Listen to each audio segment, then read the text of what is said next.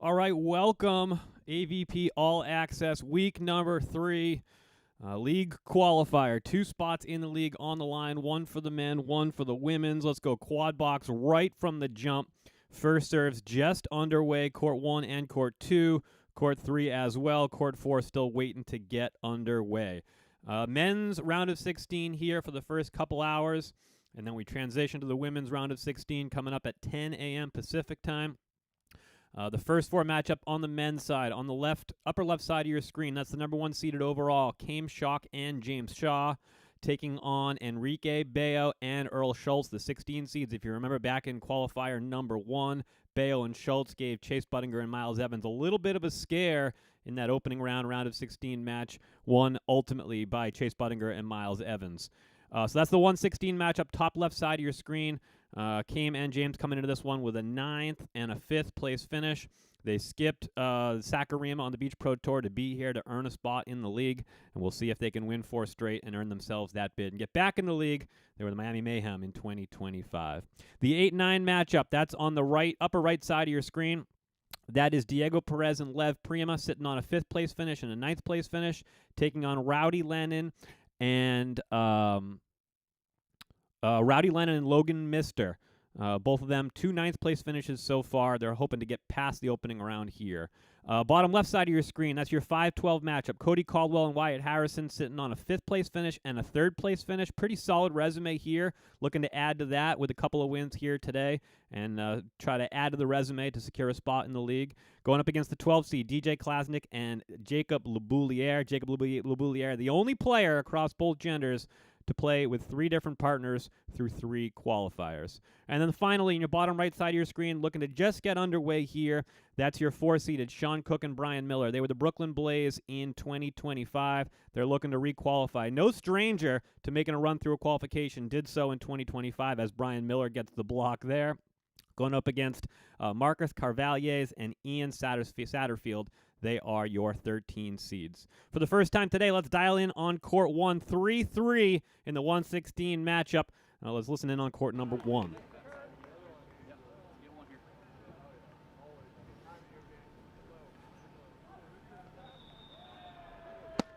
So 3-3. You got Kame and James in the near ground. 4-3. Score just changed on me. Kame Schock is the server in the white hat in the near side.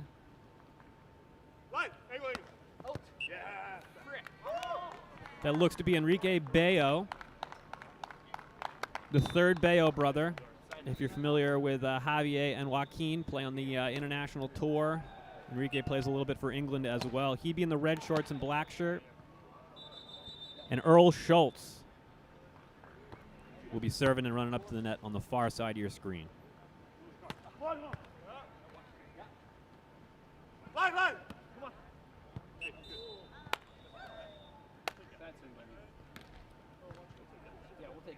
That one just wide. Kame and James up 5-4 early.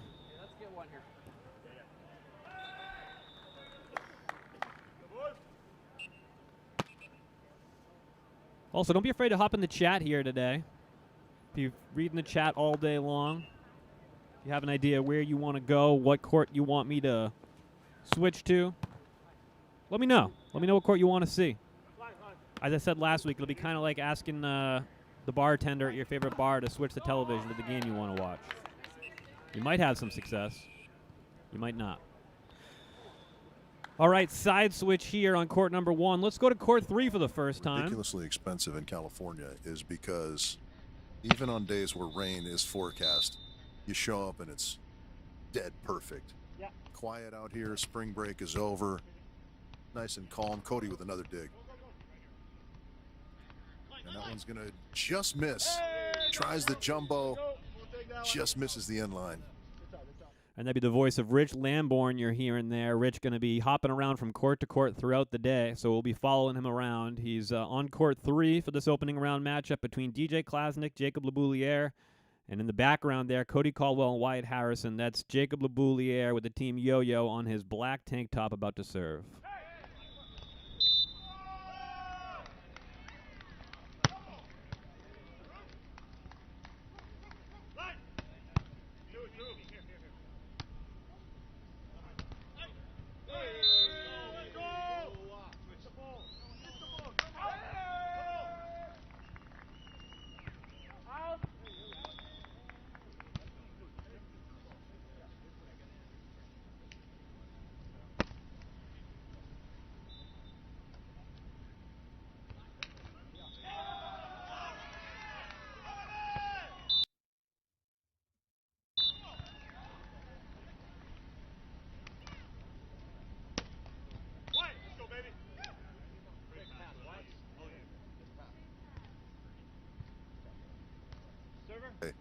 there from Caldwell Harrison.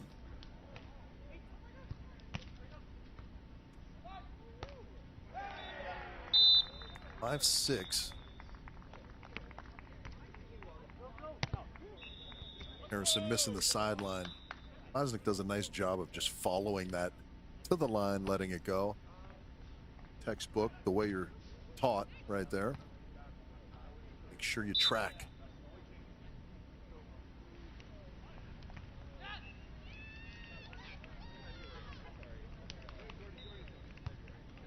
A little shot set, and that one misses. Harrison had the open sand.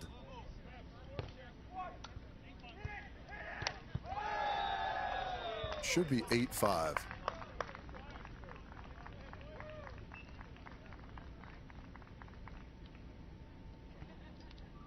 Klasnik Laboulier continue the run here. That was a good short serve on the last off right here. Let's switch over to court 4 really quick. 6-5 right now. Brian Miller and Sean Cook on top of Carveliers and Satterfield. 6-6 now. That'd be Sean and Brian in your foreground there. Sean Cook in the black anti-defense defense club t-shirt. On the left side there, that's Brian Miller in that gray tee with the pass and now the swing is Brian Miller. Can't quite get that one to climb over the net. And it's an earned point for Carveliers and Satterfield up 7-6.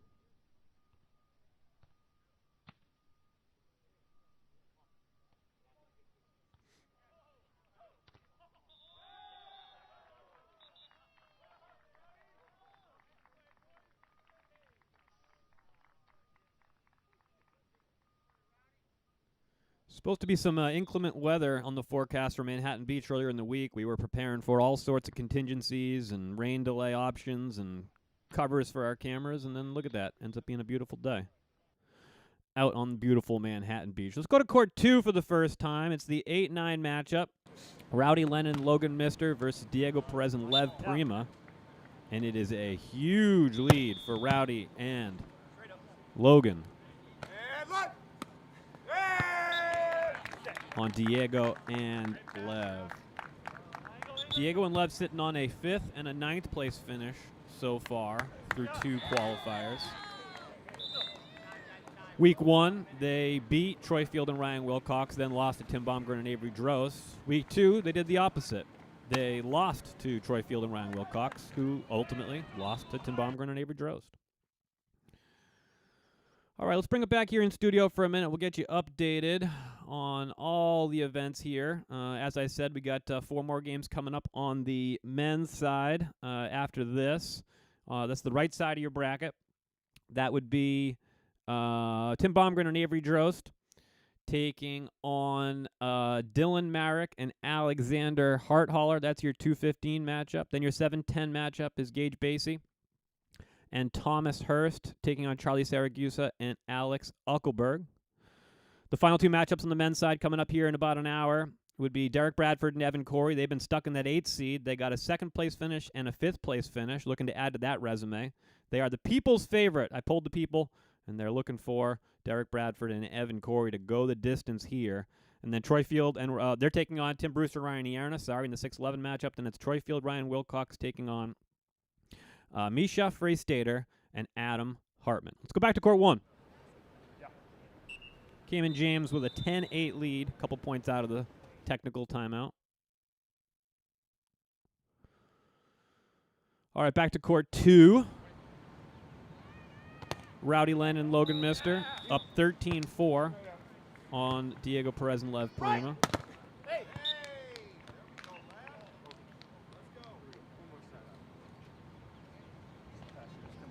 Back to court 1.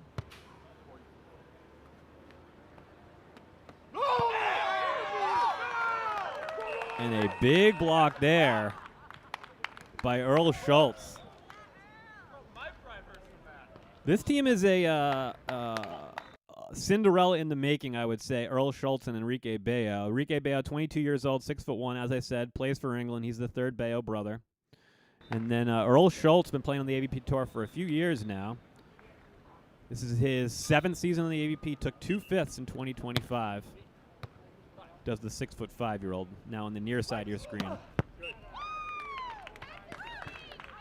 Playing at the net. 11-10.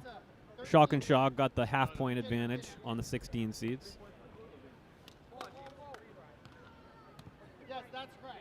I'm messing with her. You're good. Is he good?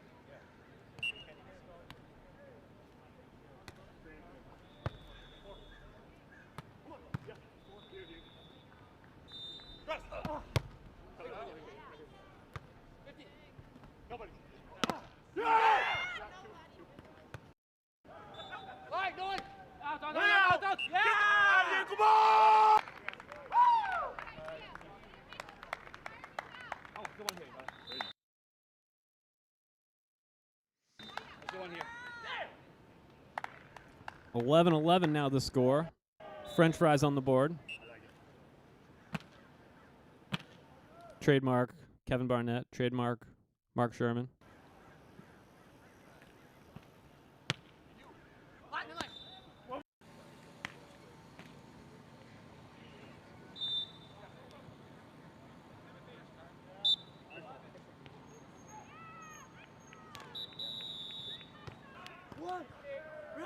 Back to court one here. 12-11, Shock on Shaw on top. Bayo and Schultz.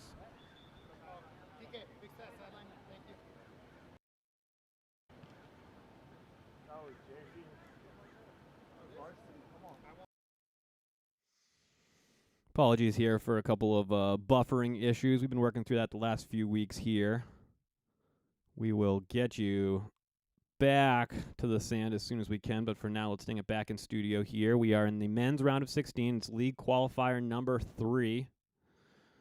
We've been through 2 weeks of this already, and we've already crowned or given out 2 bids to the league in both genders. On the men's side, qualifier bids, top right of your screen there, Miles Partain and Paul Lotman for winning week 1. Taylor Crabb and Andy Benish for winning in week 2. They are moving on, and they will be in the AVP League. Of course, Taylor and Andy went to Saquarema this past weekend, so they were able to qualify for the AVP League in week number 1 and then immediately fly to Brazil. They ended up going 0-3 in pool play and barbecuing. But it's a young partnership. It's going to take a little bit to get going. And then on the women's side, a couple of bids already handed out. Betsy Flint and Kylie DeBerg for winning week 1. They upset Kelly Cheng and Megan Kraft in that explosive finals. And then in week 2, they ended up defeating Tony Rodriguez and Molly Shaw. Kelly's partner from last season, ended up beating her in the finals to qualify and claim a bid in the league. All right, we got our first set point over on court 2. Let's head out to court 2.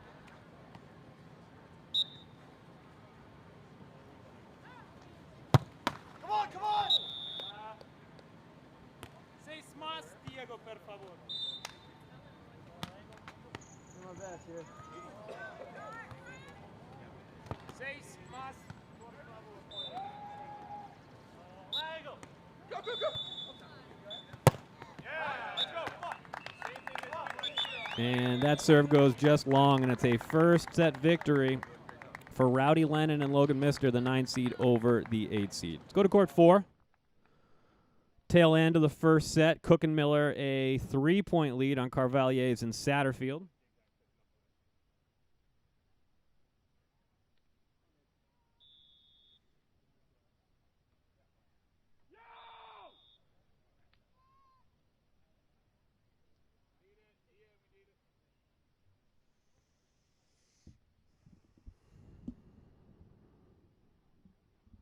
Just let me know when we do a quad court view. Trying to stay hydrated today. That's from Kevman3703. Appreciate you, Kevman, for following along here. Yes, of course, anytime we go quad box, that's a drink.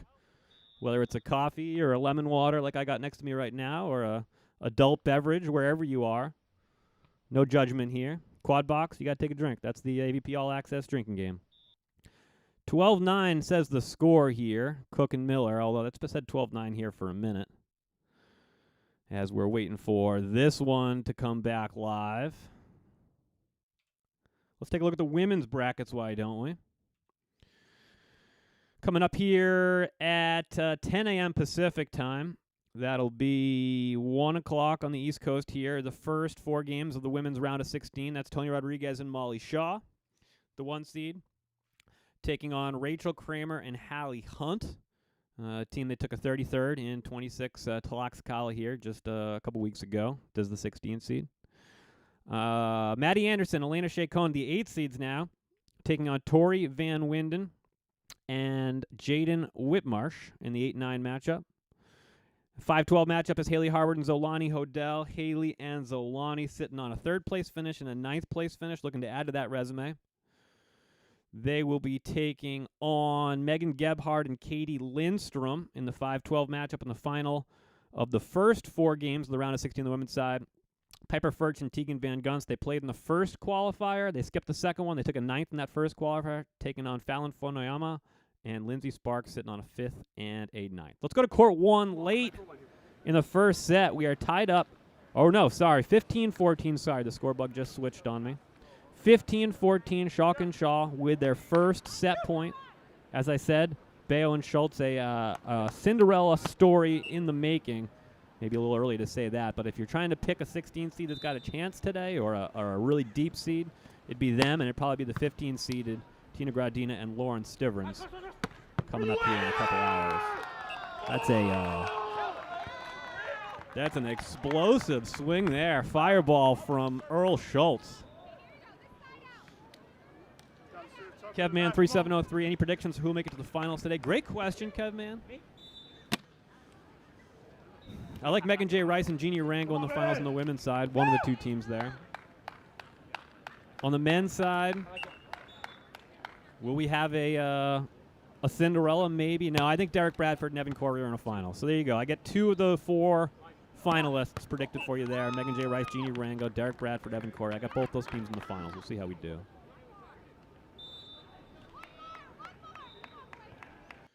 $16-15 now here on court 1.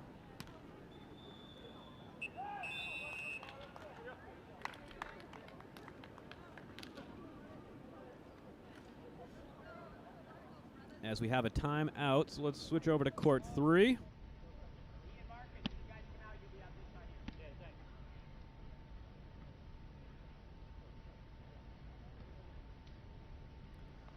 That appears to be Cody Caldwell at the service line here, right in the foreground. DJ and Jacob won the first set. 15-9.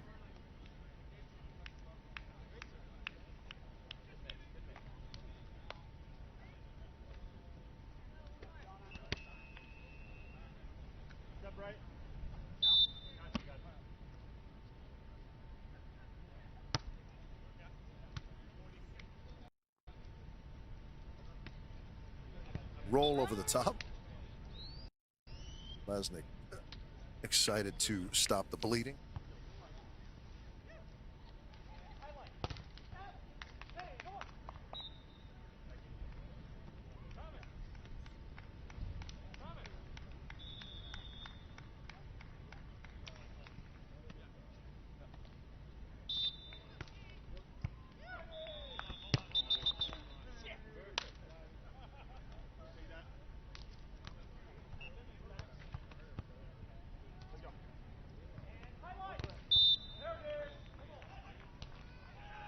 So that's Jacob Labouliere there at the service line, running up to the net on the near side.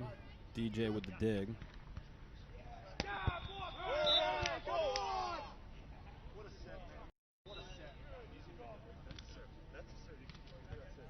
All right, back to court 1 here. Late bonus volleyball first set as the 16 seeds putting a little bit of a scare into Cayman James early. The jump set for James Shaw pulls the block of Earl Schultz.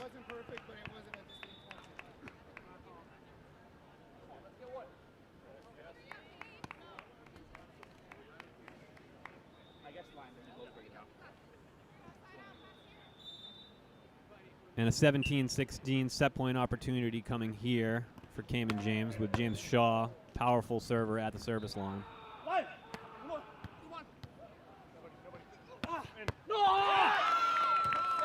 And that'll do it. That's a first set for Kame and James. Enrique Bayo not quite able to get to that one.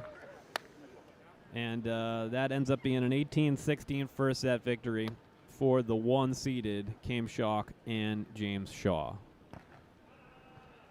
We go back to court 3.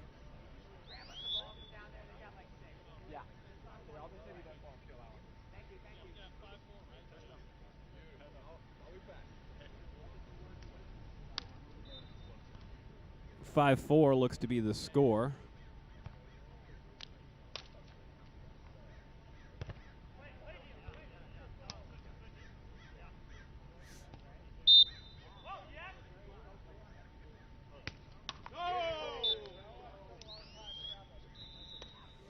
And a side switch at 5-5. Let's go out to court number 2.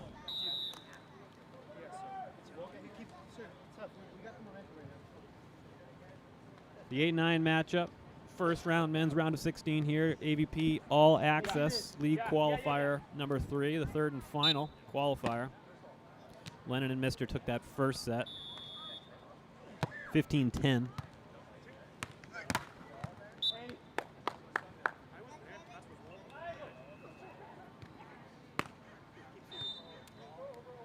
Focusing. Only easy balls.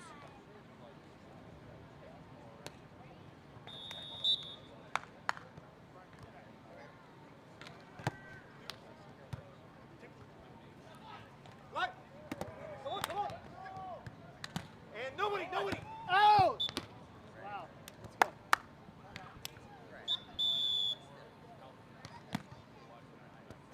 Let's go. All right, we're into the technical timeout here. Second set on court number 2. A good opportunity to go back to court number 3. Klasnik Leboulier, winners of the first set, 15-9. Yep. Deadlocked at 6 apiece now with Cody and Wyatt. Cody and Wyatt, 5th place finish in last week's league qualifier, a 3rd place finish in week number 1, losing the semis to eventual champion Miles Partain and Paul Lottman. Cody, a member of the 2024 Brooklyn Blaze with Sean Cook. Wyatt, a member of the 2025 Austin Aces with Avery Drost, though they went 0-8 in league play last year.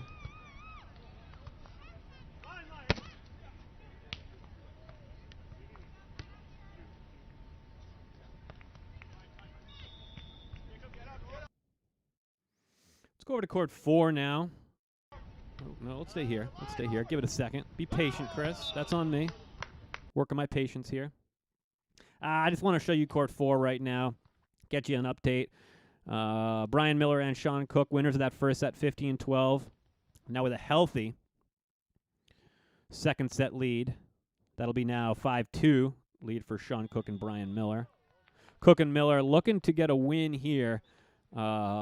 2 straight 9th place finishes for Cook and Miller faced off against the Canadians, Johnny Pickett and Sam Schachter, in that 6-11 matchup in both qualifiers 1 and 2.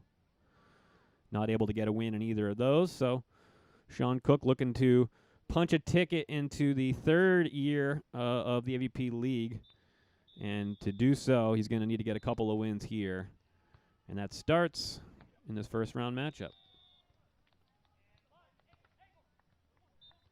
Sorry for the lags there on court 4. Let's go back to court 3. Court 3 goes to its technical timeout. 2, but it is Klasnik Leboulier.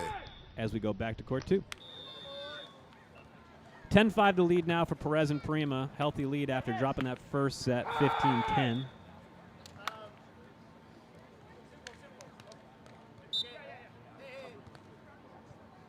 Yeah, some questions on the internet, the lagging here. That's happened the first 2 weeks. It's kind of challenging to get it bootstrapped up in the morning, but usually we get about halfway through this first round matchup and things start to clear up. I mean, communication with the on-site producer, and he's confident that we are working on it, and you should get 9.5 hours of uninterrupted, high-quality beach volleyball coming at you here. 9.5 out of 10 ain't bad. We'll take that. High angle. Come on, play. I'm here. Nice little rescue there by Lev Prima on the far side of your screen. In that orange t-shirt, that's Lev. His partner Diego Perez in those yellow shorts at the net. Nobody! Can't take advantage of an open net there for Lennon and Mister. And it's now looking like this one's going to go 3. Perez and Prima with a 12-5 second set lead.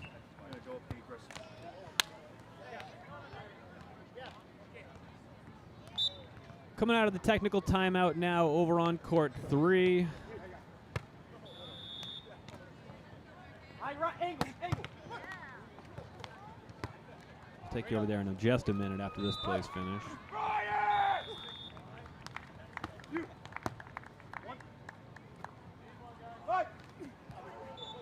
What a rally here. Rally of the day we've seen so far. And Diego Perez ends it with a heavy swing. Can't be dug there. Let's go to court 3. 9-7 the score now. Klasnick and Leboulier looking to side out to at least a medium upset. Klasnick was calling the right thing. Just couldn't get in position to retrieve it. Nice put away from Wyatt Harrison.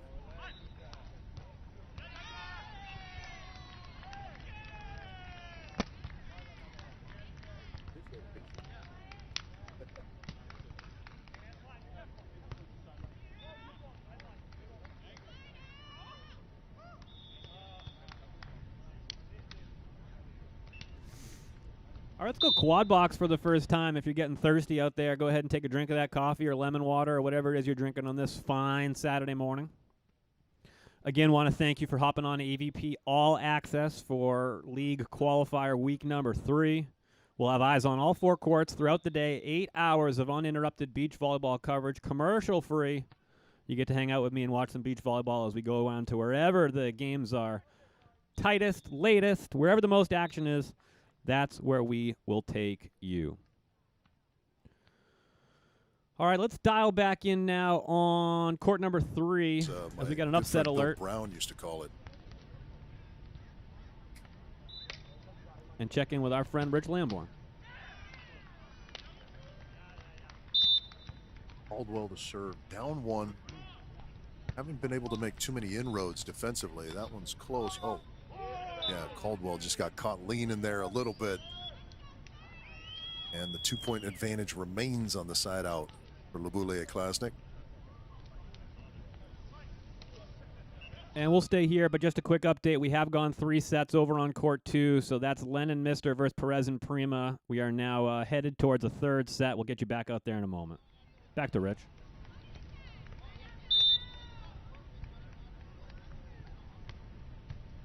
That one fired into the net. Well, now it's starting to get dire with each side out that Leboulier Klasnick post. Here, Caldwell Harrison need to come up with something. That's a classic stall tactic by DJ. Wyatt's not happy, so then Cody goes and wipes his glasses in retaliation. Gotta love it.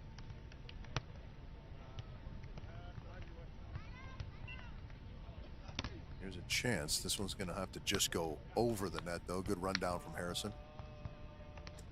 And that's a nice scoop. Opportunity here. That one's well off the net, however. A little short. Caldwell's there, but just pops it over the net. Now Leboulier, and he just goes over the top.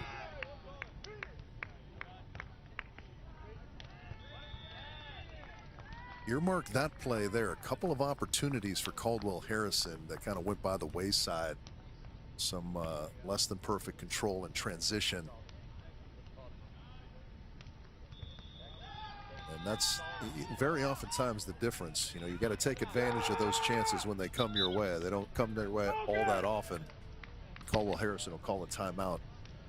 Okay, we got a timeout there. Strategize a little bit, perhaps. Thanks, Rich. Let's go to court 4 now. Cook Miller on top, 11-6. Second set, looking to close this one out and make their first quarterfinals in an AVP League Qualifier this season.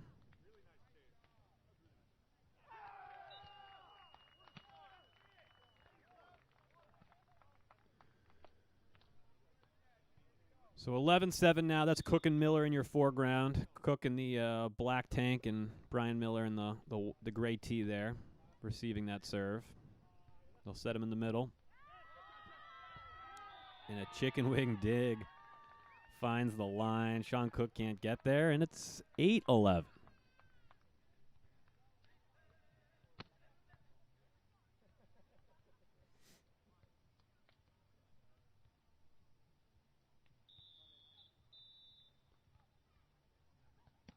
As I said, Sean Cook and Brian Miller, no stranger towards taking advantage of a league qualifier, did so in 2025. A couple of good performances earned them a spot in the league last season. Played for the Brooklyn Blaze. Went 1-7 though, 1-7 in the 2025 Brooklyn Blaze. So looking to get back in the league and improve on their 2025 performance.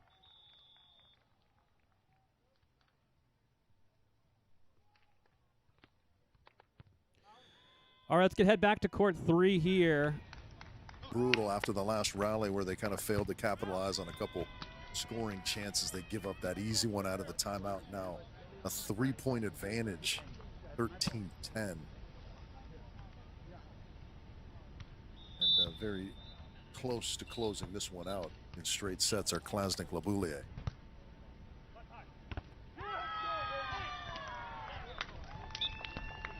That one's going to go over the top and down, so have to think Harrison Caldwell need at least one here. At least one. They'd love two.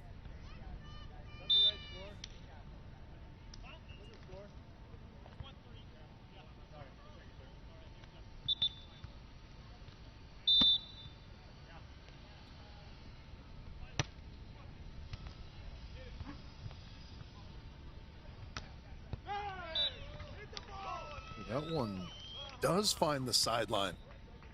Klasnick continues to remind himself to hit the ball. He does, and he does so perfectly. Gets them to match point here. Not that it's surprising necessarily. This is a very evenly matched game, but always difficult to beat teams in straight sets, especially when evenly matched. It's been a very steady, consistent performance thus far from Laboulier and Klasnick, and now they're just 1 point away from moving on to round 2. And there it is. The ace closes the deal. Coach Dan loves it.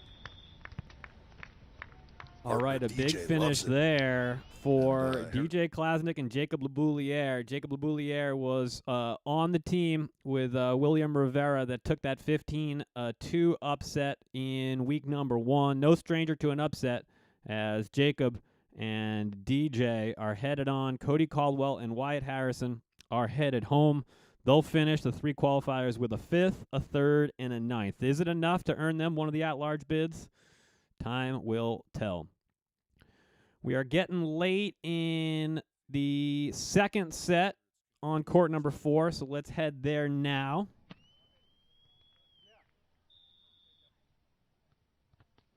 Cook and Miller with a 13-11 lead can side out to a victory here, and they get their first match point, 14-11. Took the first set, 15-12. Cook and Miller looking to advance to the quarterfinals for the first time in a league qualifier this season. Make sure you stick around here. We'll be on the air up until the beginning of the men's finals. So we got a long way to go. We'll be taking you where all the action is, whipping you around to the best courts, the most action throughout the course of the day. It's a match point opportunity here for Cook and Miller. And the knuckle dig by Sean Cook. We love a knuckle dig here, and a jumbo gets Sean and Brian the 15-12, 15-11 victory over the 13th-seeded Marcus Carvalhais and Ian Satterfield, and they are moving on. They will face DJ Klasnick and Jacob Laboulier in the quarterfinals coming up here at noon on the Pacific Coast. Let's go back to court 1. 12-11, the lead now for Bayo and Schultz after taking Schalk and Shaw to a 16-18 first set victory for the 1 seeds. And we have a challenge call that goes the way of Cayman James to lock it up at 12 apiece.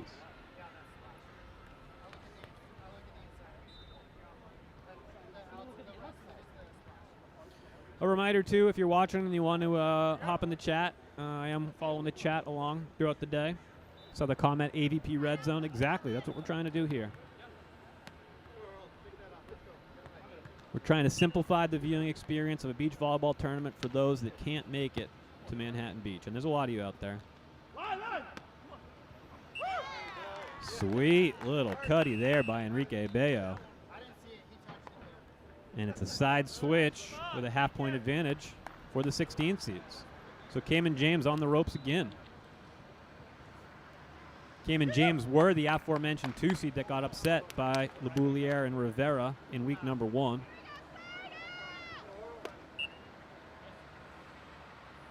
So an unpleasant position they may find themselves in again here. But a long way to go before we get to that. 13 apiece.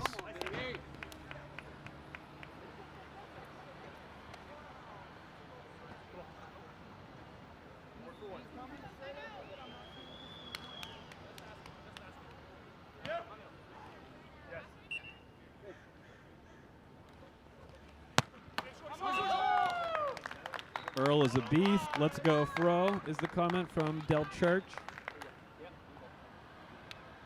Die Church, excuse me. D-A-I. Not to be confused. 14-13. Bayo and Schultz have a set point opportunity to force a third on the 1 seeds. That's Earl Schultz serving at Cam Shock. Great dig there by Enrique Bayo on a hard Came swing. And Enrique Bayo finds the line. Came can't get there. And we are going 3 in the 16-1 matchup. We've been here before. We've been 3 sets in the 1-16 matchup, but we haven't had a 16 seed beat a 1 seed yet in one of these AVP League qualifiers. Could that be today? We warned you at the beginning that Enrique Bayo and Earl Schultz put a real scare into Chase Buttinger and Miles Evans back in week 1. That was a 3-set victory ultimately for Buttinger and Evans in extra time. Can Enrique Bayo and Earl Schultz shock the world, knock out Cayman James, and force Cayman James into a situation they don't want to be in, where they're hoping for a little help from the AVP with one of the remaining at-large bids? Let's go to court 2 while we wait for this 3rd set to get underway. Perez and Prima in full control in the 3rd set, 10-4.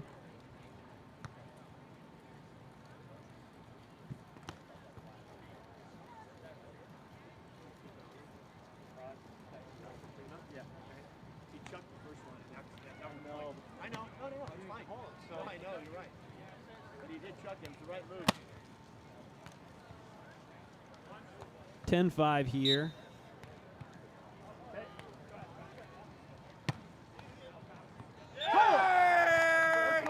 And a much-needed ace for Lennon and Mister makes it 6-10. They got some work to do here.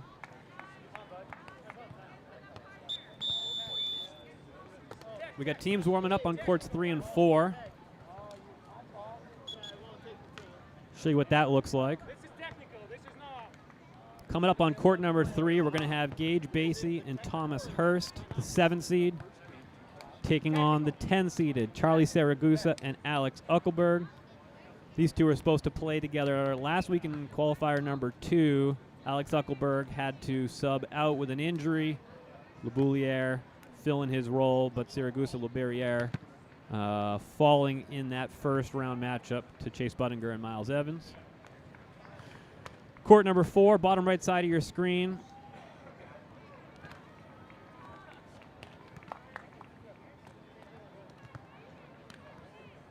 That's Alexander Harthaler and Dylan Marek. They'll be taking on Tim Baumgren and Avery Drost. Tim and Avery have probably the sneaky best resume through 2 weeks of league qualifiers, taking a 3rd and a 3rd so far. They've been solid. The vets showing their experience ended up losing in week number 1 in the semis to Bradford and Corey. Ended up losing to Chase and Miles in week number 2, also in the semifinals. Let's go back to court 1, where our third set is Week underway. number 3 of the qualifier. And back to Rich Lamborn. And Shaw and Shulk. Enrique. That's a really quality set. Go for this one on 2. That one is going to be wide. Just missing the mark. Schultz had the right idea, the right shot. Just barely wide. And already Kame and James have their backs up against it here in their pursuit of qualification for the AVP League. That one's going to sail wide. That weapon, that serve, I should say, is a big weapon, potentially, for James Shaw. There are very little, if any, elements here to help with that this morning. It is calm as could possibly be. That was well disguised. That looked like the jump set was coming. It was like the jumping version of kind of, you know, what they teach you as a setter, to keep both hands high and then at the last minute, go with it if you're going to hit. He did that in the air. That was impressive. We go double box here, keeping an eye on both courts 1 and court 2. 11-7, Perez and Prima on top in the third set on court 2. That finds the sideline for Kike. That is one of the cooler abbreviations of a name, Enrique Belt.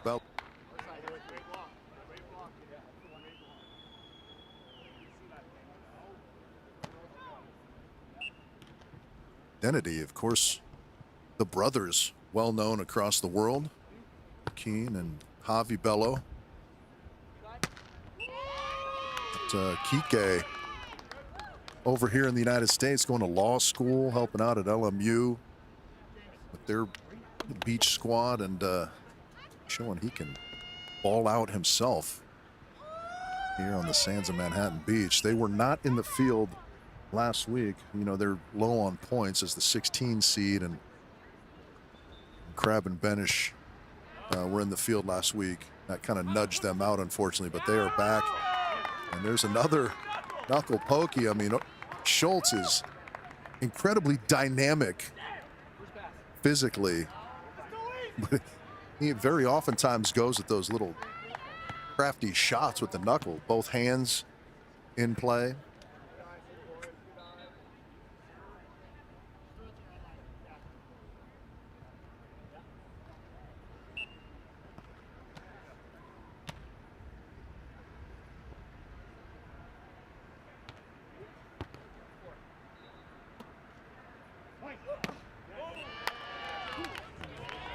And Kame getting that one off the left hand of Schultz there at the net.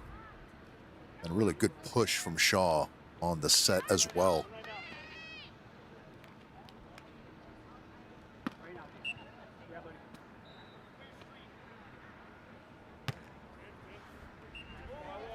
That one's going to sail wide.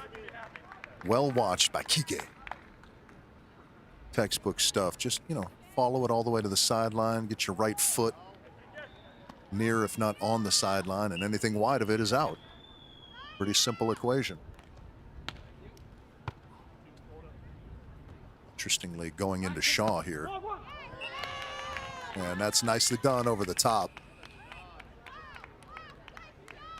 All right, I'm going to take you over to court 2 here as we have our match point for Perez and Prima.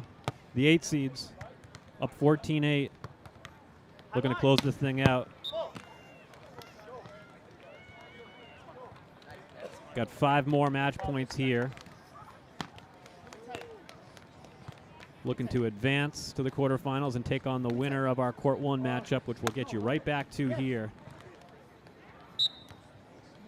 at the conclusion of the 8-9 matchup.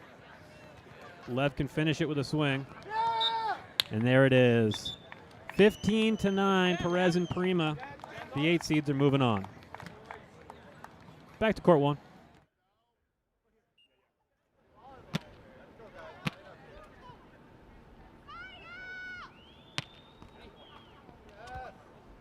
Short right off the top of the tape.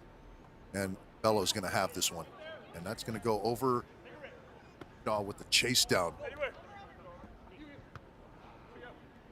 Yeah, this is a tremendous recovery from Shulkin Shaw.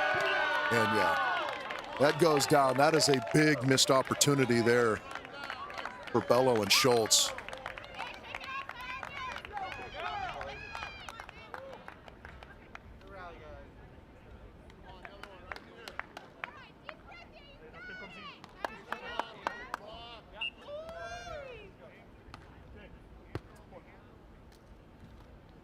That's one you would love to have back. Just tried to be a little too cute. That is a great cut shot from Bello.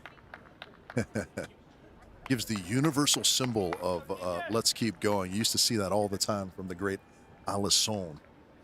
He just kind of whined his big paw in that circular motion saying, yeah, hey, next play, next play. Alisson spinning. Oh yeah, that is a net fault from Shaw on the tight set. Thought he was going to get some contact with the Schultz block. He did not. And oftentimes the result of that is you kind of follow through too strongly into the top of the tape.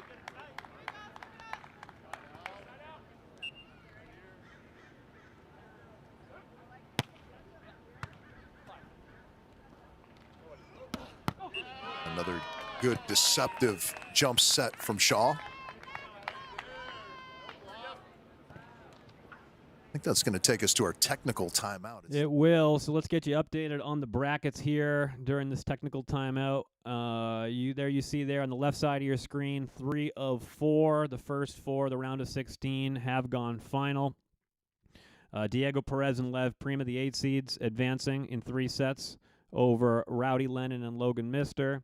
Cody Caldwell and Wyatt Harrison exiting qualifier number 3 with a 9th place finish. That gives them a 9th, a 5th, and a 3rd on their resume as we start to turn our attention to the at-large bids. Who's AVP going to choose to fill the final spots? But DJ Klasnick and Jacob Labouliere with the win, they still are in the running for a earned bid. All you got to do is win 3 more here today, win the tournament, and they can claim one of the final spots on the men's side in the AVP League. And then in your 4-13 matchup there, Sean Cook and Brian Miller, straight set victory over Marcus Carvalhes and Ian Sattersfield. That gives them their best finish of all 3 league qualifiers. 2 nights so far. The worst they can do now is a 5th. And looking poised here to make a run, hopefully to a semifinal, and add to that resume. Back to court number 1, the final points after the technical timeout of the 1-16 matchup. And we go back to Rich. And that is nicely done, James Shaw. Again, Schultz, I like the decision, but he's just a little bit, it's not even tentative, it's just a little bit soft, I think.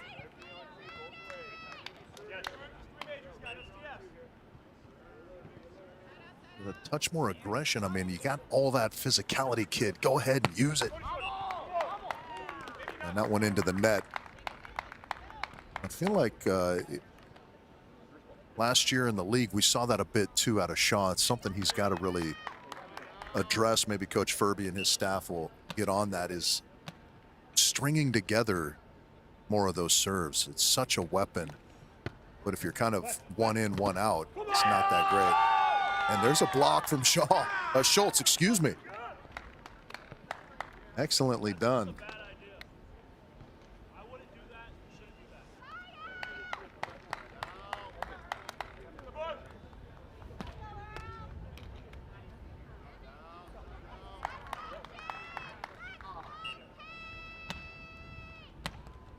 Schultz will serve again. This is a battle here in the 3rd. It is single elimination, so there is no coming back should you not win this serve. Kike, great running dig, goes back over the net. Kame will have a shot. And he does find some open line. That's a little bit of a mistake if we're being harshly judgmental by Schultz there. You got to not let that line be open in that instance. You could see Bello was sitting in the angle. Letting the easy out is not what you can do as a blocker. Ooh, Bello had the open sand, just tries to Chop it a little sharp and misses. Clearly some Schalke Shaw fans not pleased with that set.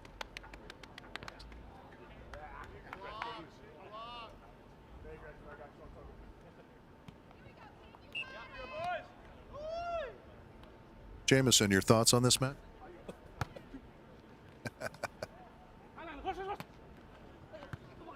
And that's another soft shot. That's gonna find the sand again. I mean, how he found the perfect bisection of Shaw and Schalke on that, amazing. I still love to see him be a little bit more physical. He's up so high. You don't get extra points for putting balls away with your feather pen. And that one, ooh, he was in good position that time. Just jumping a little bit laterally, lost a touch of the height. Came able to rattle it off the top. Now 12-10, Schalke and Shaw. This is, again, first round. This is the 1 seed versus the 16 seed. And Bello and Schultz continue to cause problems for everyone they have faced in the 1 seed. That is just wide.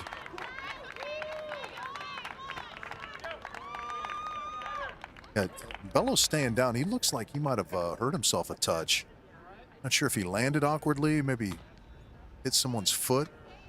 He is not moving right now and kind of wiggling that right ankle.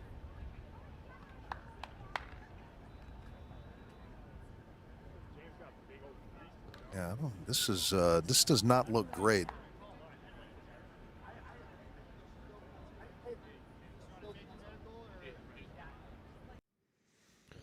All right, well, we got a medical there. We'll bring you back quad box to show you courts warming up. Top right side of your screen there, that's going to be Brewster, Ierna, and Bradford and Corey on court number 2.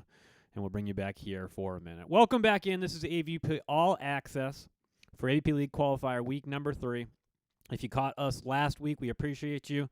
Make sure you give us a like and a subscribe. Let the AVP know that you're enjoying this new way to watch a beach volleyball tournament. We wrap you around to the best action, the most going on. Wherever the action is, that's where we go here as we take you all the way up until the beginning of the men's final. So we'll be here through the semifinals for both the men and the women. The first 4 of the men's round of 16 is wrapping up now. We've got 1 left here, and we have a medical timeout for Enrique Bello. The score in this one, 13-10. Cayman James on top in that third set. Cayman James won the first set, 18-16. And then it was Bello and Schultz who took that second set, 15-13. And now it's a 13-10 third set lead for Cayman James. They are the 1 seed. As I said, they are in a position they've been in before, taking the distance as a 2 seed in week number 1 by Jacob Labouliere and William Rivera. That one ultimately won by the 15 seeds. Cayman James looking to avoid another big upset and move on as they are your...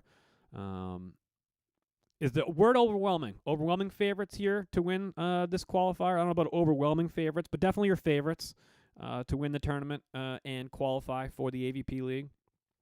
Looks like we are coming back out of this medical timeout, so we'll send you back to court number 1 for the final points of the 4th game of the men's round of 16. And back to Rick. Here, particularly for Schultz and Bello, they've played so well in this match. Just missed that one, and to be dinged up a little bit. Yeah, that one's going to be right in Kame's lap. Chance to send it to a match point. Not yet. Bello. And what a shot that is. Injury or otherwise, the kid's going to side out.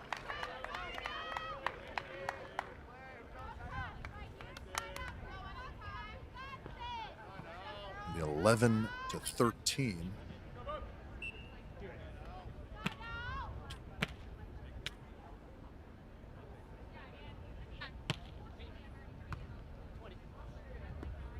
Schultz, yeah. It's going to be Kame. Oh, just slipping that under the left hand.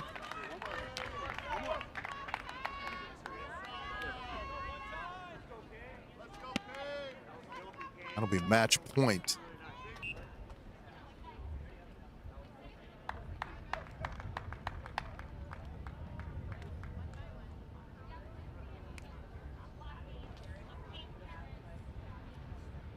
Schultz and Bello will call a timeout. Okay, well, we got a timeout here. We'll bring you back in studio. I did just get a note from the producer. Have a couple of little lagging issues here over the course of the last few minutes. It was a volleyball that hit our router on site. So these are the things that when you're trying to produce a multi-court volleyball tournament, sometimes, you know, a flying volleyball hits an important, integral piece of equipment, and you have to deal with a little bit of reconnection issues, but we're working on it right now. And we are in a timeout. Bayo and Schultz took their timeout. 14-11, third set. Cam Shaka and James Shaw here now will have 3 match points to send them to a quarterfinals. We're watching on court 2. Tim Brewster and Ryan Ierna warm up for their match against Derek Bradford and Evan Corey. That would be your 6-11 matchup. So Derek and Evan moving out of the 8-9 matchup. Back to court 1. And Bello again sneaking that one underneath. And we'll go have a look at the Brewster, Ierna, Bradford, Corey match. Right after this one ends. Could it be this play? It could be. Couple match points here for the 1 seeds. It'll be Shaw with the first opportunity around to the right side. And a little baby line will do it. That wraps it up, a 3-set victory, another tough test for the 1 seeds against just a tenacious team in the form of Enrique Bello and Earl Schultz. Continue running into 1 seeds, but man, they put up a good fight. And we will head over to court 2. A good fight indeed. Thank you very much, Rich. We appreciate it. It is the end of the first 4 of the men's round of 16 and the beginning of the last 4 of the men's round of 16 coming up here. As we bring you back quad box, teams warming up here. Courts 3 and courts 4 should be getting underway just about any moment now. They've been warming up for about 10-15 minutes. Bradford and Corey versus Brewster and Ierna over on court 2, top right of your screen. That'll get underway in a few minutes after that, although I think we're getting pretty close on that one as well. We are at 11:59 here on the East Coast. That would be 9:59, 8:59, 8:59. Sorry, not good with time zones. 8:59 on the Pacific Coast on the sands of Manhattan Beach as we wind our way through the final single-elimination 16-team qualifier for the AVP League. Let's take a look now at the what is at stake and where we are as in terms of the AVP League, who is in and who is on the bubble. We'll start with the men.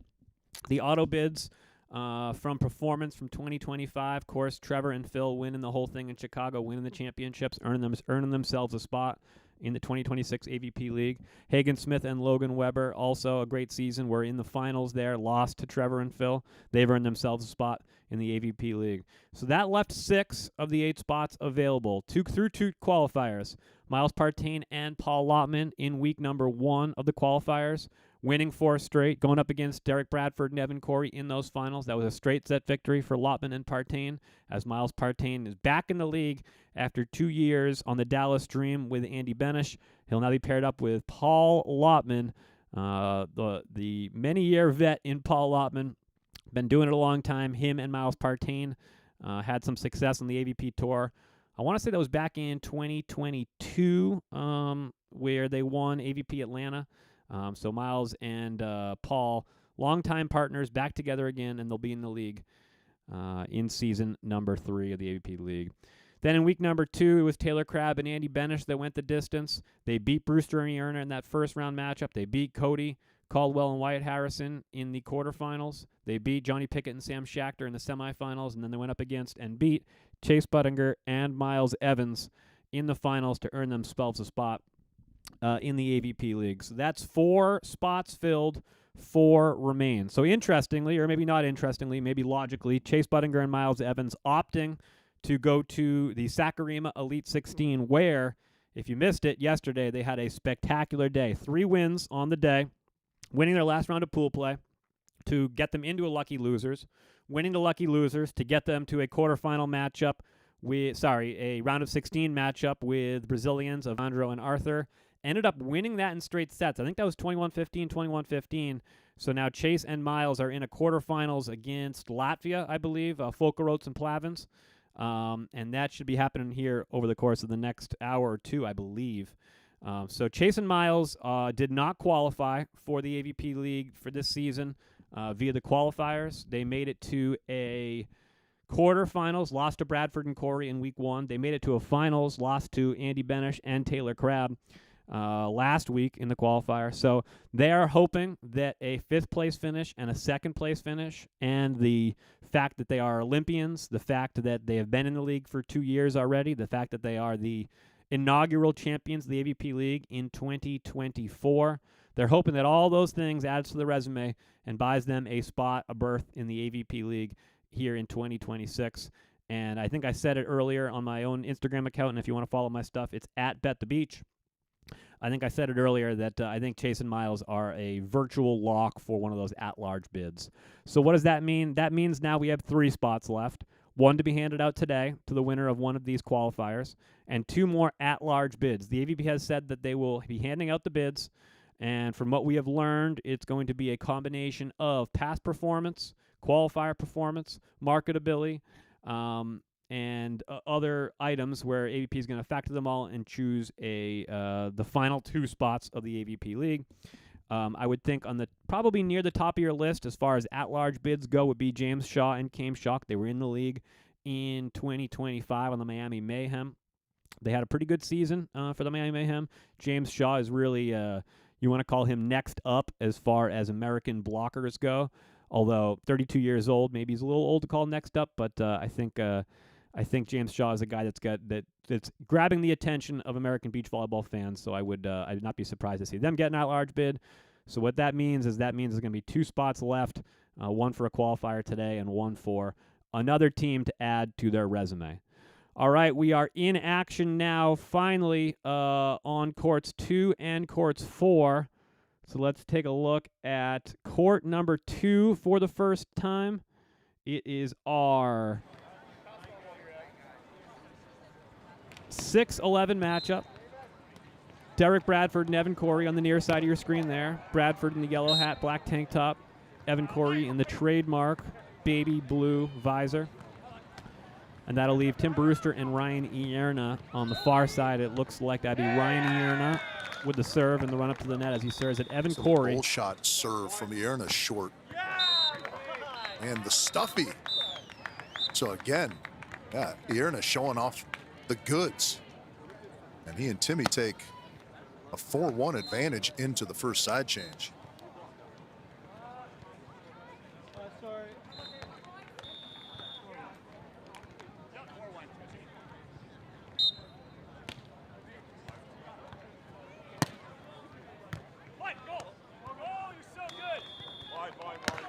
That one's interestingly allowed to go. Yeah, Timmy's going to have a little conversation. And you have to say that he's correct. I'm not sure if anyone considers that encouraging when the official goes, yeah, I saw it. Well, then where was the whistle is obviously the rebuttal to that. Bradford going down the line at Ierna. Little tempo set. Ryan just slaps it inside the left hand of Bradford.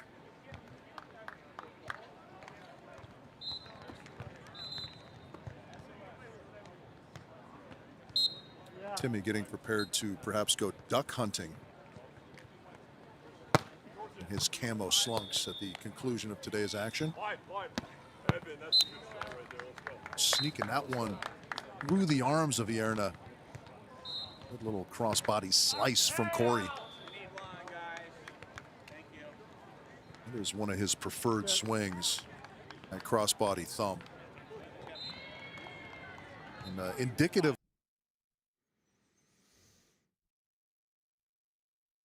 of what a beautiful day it is for beach volleyball. Derek Bradford not even going with the full sweatpants here at just after 9 o'clock in the morning.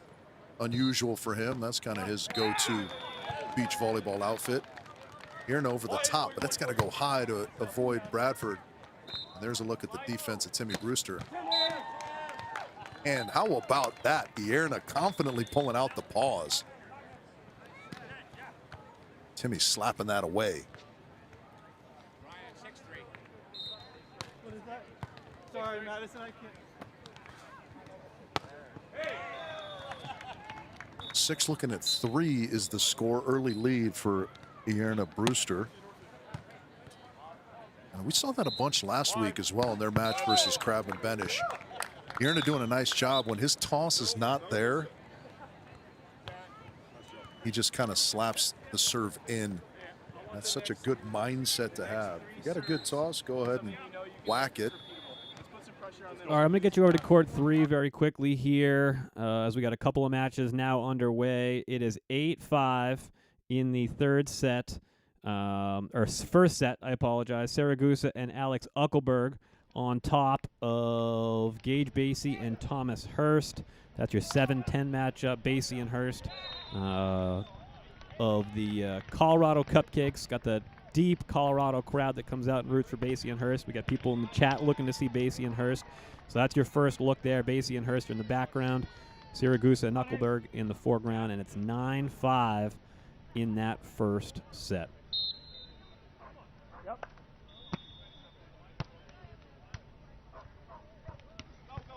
Yeah. Yep.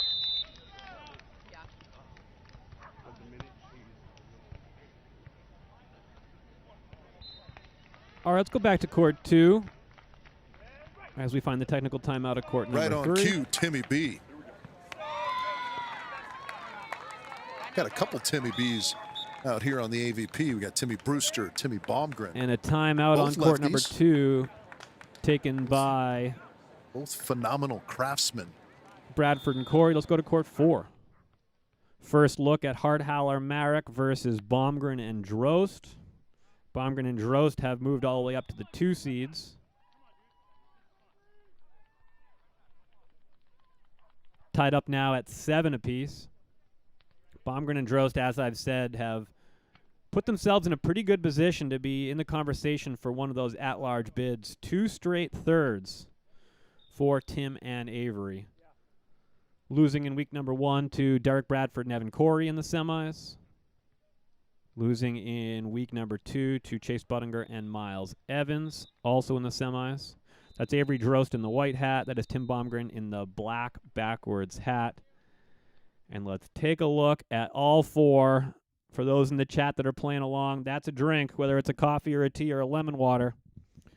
Anytime we go quad box, take a drink of that beverage. So we got 3 games underway, courts 2, 3, and 4. We're still waiting to get underway in court number 1. Don't be fooled by that scoreboard.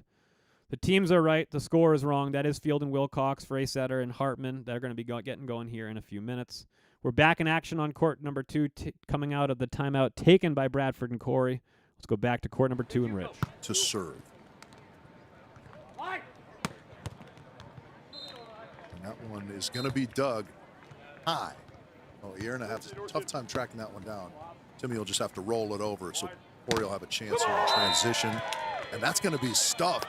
Good move, rattles the arms, but finds the sand on the Bradford-Corey side. And he's continuing to roll the Brewster-Ierna direction. Here we go, you got 2.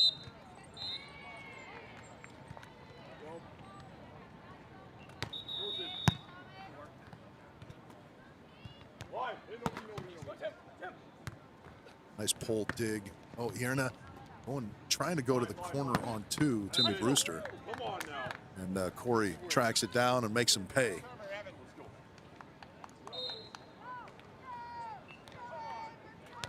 Let's go now. Look at your block. Hate to accuse people of impatience. That might have slightly been in that category there for Brewster.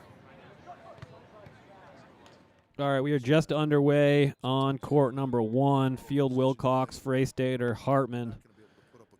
1-0 early there. We'll go back to court 2 here. Just wanted to let you know we are in action on all 4 courts now. Back to court 2. Another one-arm stab on the side of Ryan Ierna. And that is a wonderful fall-away cut shot and a little Steph Curry shimmy. Who knew the kid had the shoulder mobility like that? Here for Ryan and Tim from the great Denise Austin. Thanks for hopping in, Denise. Sexy indeed. Sexy shoulder shimmy, if you like alliteration. All right, let's go to court 3.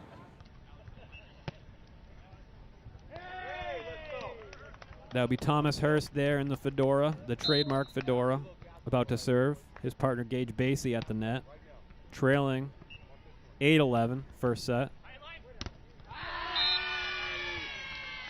And that's a big block there by Gage Basie, brings them to within 2. On the side switch, let's go to court 1, where Ryan Wilcox has a swing. And a little miscommunication there. And the first side switch on court 1. So we got 4 courts in action now. Back to court 3.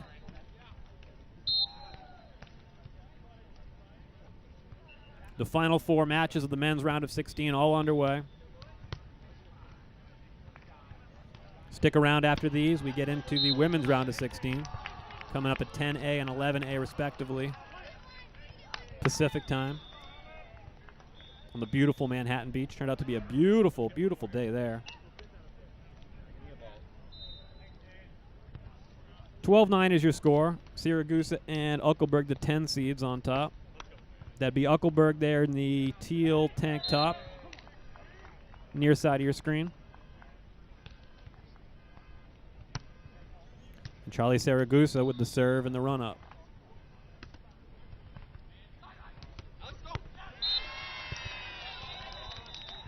Great set there by Thomas Hurst.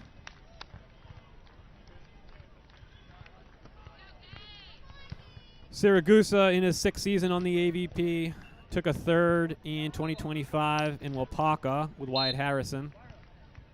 Alex Uckelberg, his 6th season on the AVP as well, took a 1st at the end of 2025 with Logan Weber.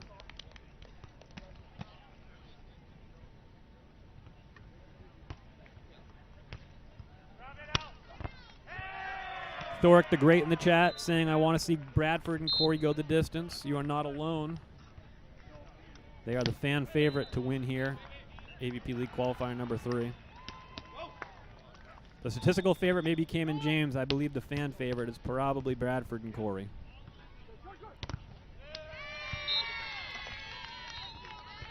As that swing by Thomas Hurst finds the hands of Charlie Siragusa and gets them to within 2 at 11-13. Siragusa and Uckelberg in a good situation here as the 10 seed can side out to a first set victory.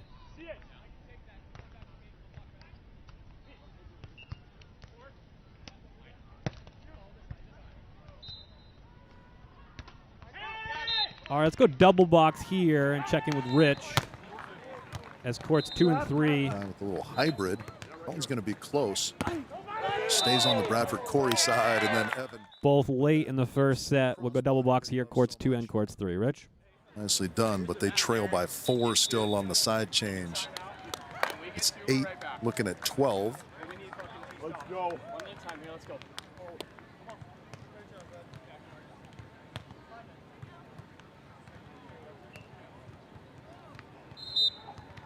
Yeah. Yeah.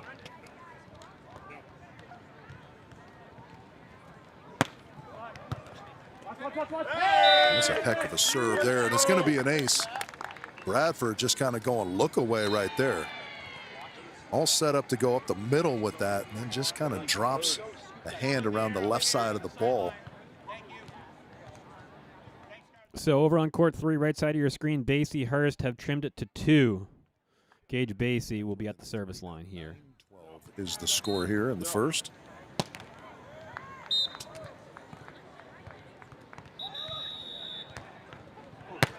Tomahawk dig by Basie and a put away by Hurst gets him to within 1. Angle on that serve here. That one's going to miss. Let's go. So let's see a timeout here. Nice job. Yes. We will indeed. And we got timeouts on both there. Let's go to court 4 for the tail end of set 1.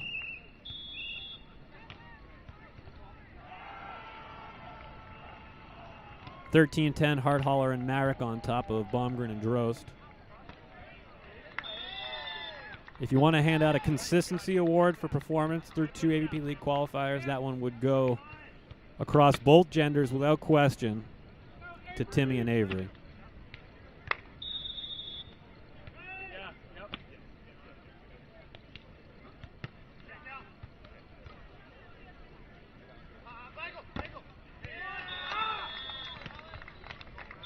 And that said, on the side switch now, we'll have 3 set points for the 14 seed. Sorry, the 15 seed.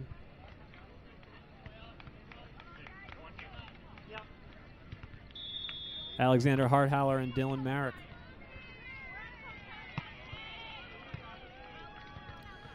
Back to the sands on courts 2 and courts 3, so that's where we'll take you. 12-10, Brewster and Ierna on top on the left side of your screen. 14-13. League play. Siragusa Knuckleberg on top, right side of your screen. 5s, technical at 15 total. And that is a really, really nice swing from Ierna. Disguised until the very last moment. And he just pulled that across his body. And that's a first set victory for Siragusa and Uckelberg, the 10 seeds over Gage Basie and Thomas Hurst. Let's dial in on court number 2. 13-10 now, Timmy.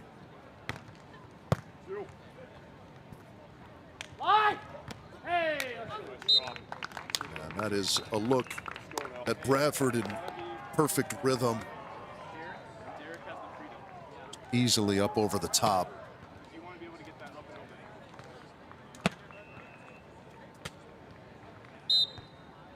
No. Yeah. Be aggressive, Derek. Be aggressive there. Again, working it into Ierna on the left. And that knuckle pokey is going to fall. I showed it early, but Corey was kind of camped out in the cross court. Can't track that down. 14-11, 3 set points here. Brewster Ierna, set number 1.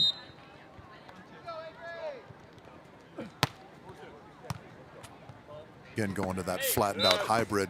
Bradford smooth and easy on 2. Yeah, don't be fooled by that scoreboard there. We are still in the first set. I think it's now 14-12. Brewster and Ierna. There you go. However, is to get it off the body of whoever you're serving. In this case, it was Corey. Any serve that's kind of right at any of these players is going to be relatively easy.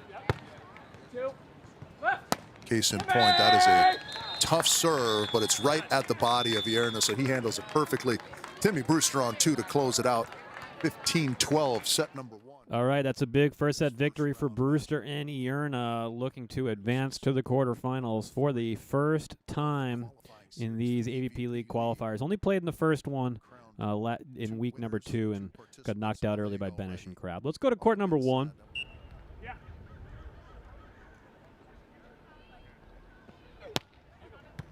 Troy Field, Ryan Wilcox on top, 10-8 against Freystater and Hartman. Touch it.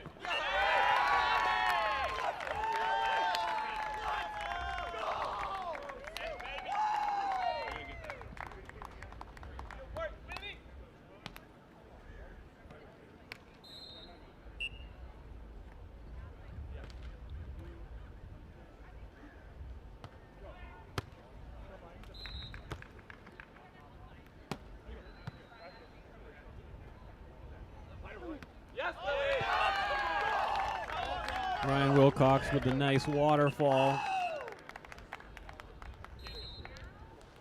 Over the big block of Misha Freystater. 6'8" for Freystater, 35 years old. This is a team that competed together for the majority of the 2025 season. 7 AVP events last season, took a 5th in AVP Virginia Beach in Freystater and Hartman.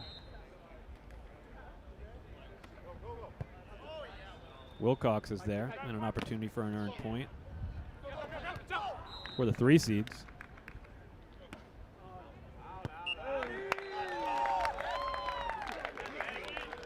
That one long. No touch by Troy, and the lead balloons to 5 at 13-8.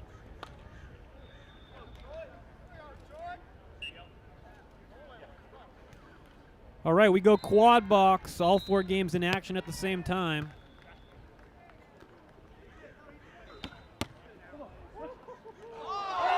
Another dig and a nifty little option knuckle over the shoulder kill by Troy Field. And Field and Wilcox, the 3 seeds, are feeling it now. How about a block? We saw a little magic last time. How about a block?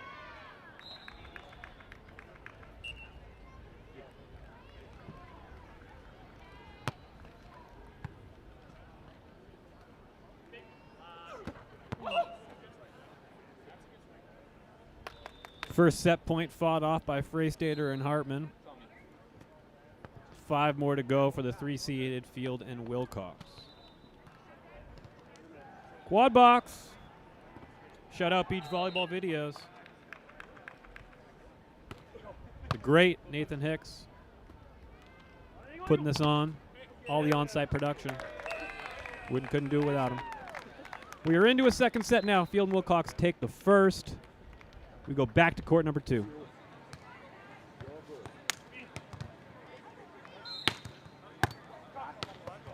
This one right into Corey. He's going to go around to the left side. Ierna's going to have a touch on it. Oh, boy. A little bit of miscommunication there. That is such a tough play as a blocker. You touch the ball, you turn, and you feel like it's your job to go track it down if it's anywhere within your reach. And that was for Ierna, but the bad news was Brewster was all over that and would have had a better play on the ball. So a little bit of a missed chance there.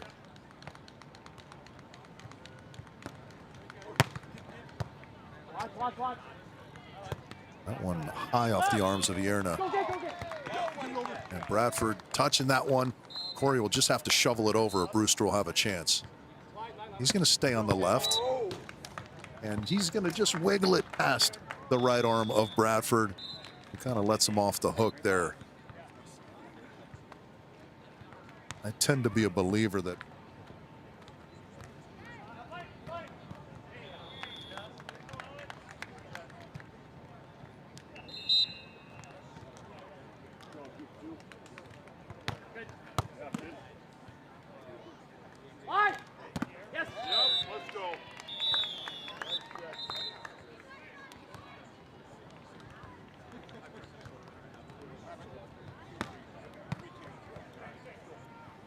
all 4 courts in action. Now in the second set. Basie, Hurst, Siragusa, Uckelberg locked up at 5 apiece.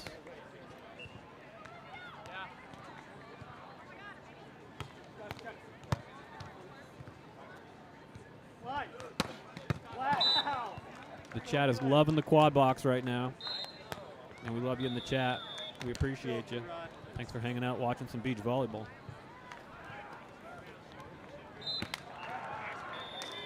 Let's check in on court 3. As fan favorites, Colorado Cupcakes, Basie and Hurst trail Siragusa and Knuckleberg 5-6 second set after dropping the first. 15-13. Basie and Hurst victims of tough seeding in the first 2 qualifiers, going up against Derek Bradford and Evan Corey in that 8-9 matchup 2 straight weeks. Looking to shake off that curse and advance to their first league quarterfinal. Gonna have to win 2 straight sets here to do so after dropping the first.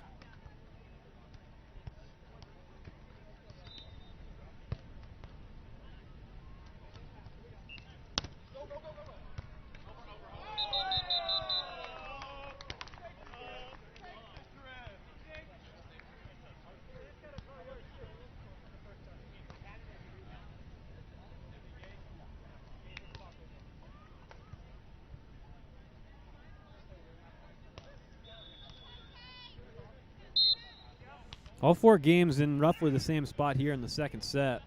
So we may have a busy few minutes as we whip you around to the finals of all 4. Unless a couple of these go 3, which is more than likely at least one will, with a couple of upset first sets taken by the lower seeds.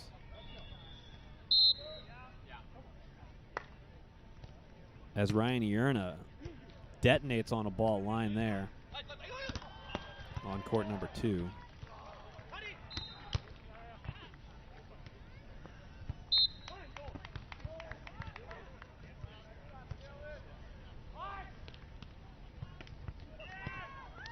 Check back in on court 2.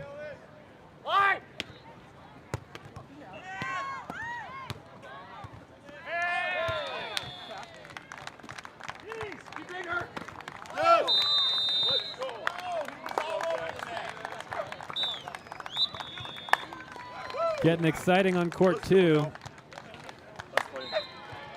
Will be now 5-5. No, sorry, 6-4. Bradford and Corey with the 1.5 point advantage.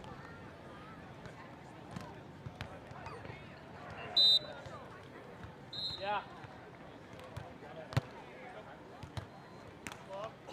Come on.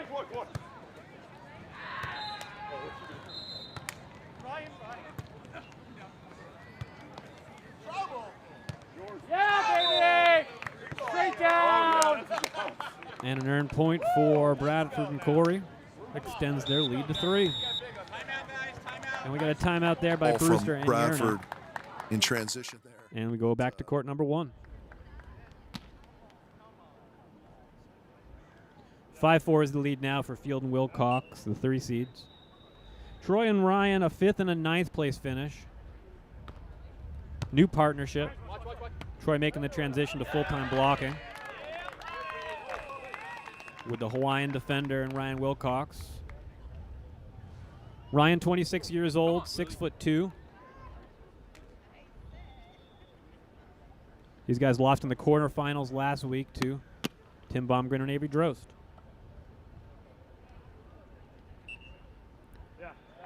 Speaking of Tim and Avery, dropped the first set, trailing 6-7 over on court 4. Currently.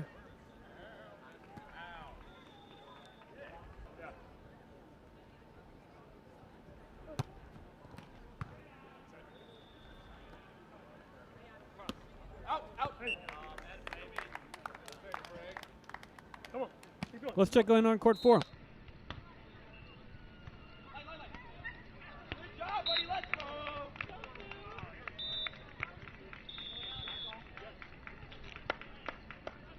8-6 is the lead for Hardholler and Dylan Merrick. Dylan Merrick has played in both qualifiers so far. Played with Marcus Carvalhes in both weeks 1 and 2. They took 9th in both and lost to Baumgren and Drost in both. So Dylan's in a situation where he could get knocked out in the round of 16 3 times to Tim Baumgren and Avery Drost. Back to court 2.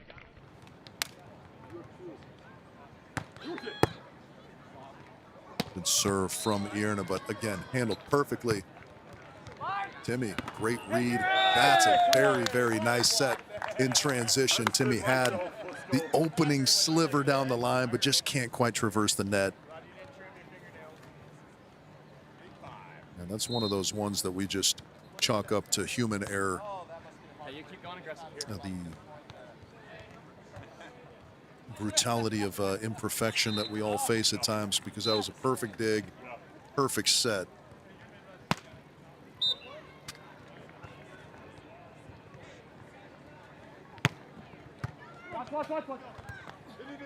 That is going to go over to the Corey Bradford side. They've got a shot here.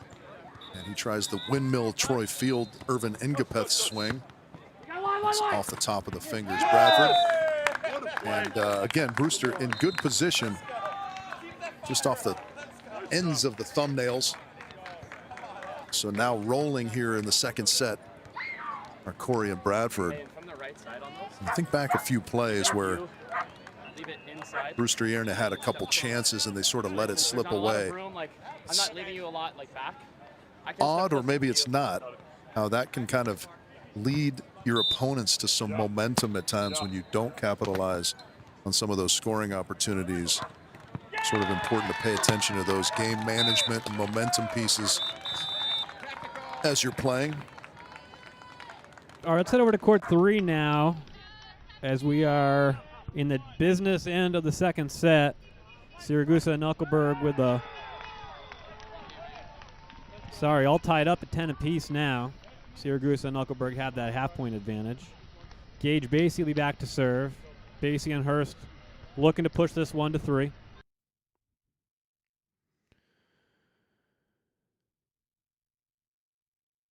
As we work you up until the beginning of the men's finals here from the studio, from the AVP All Access Studios.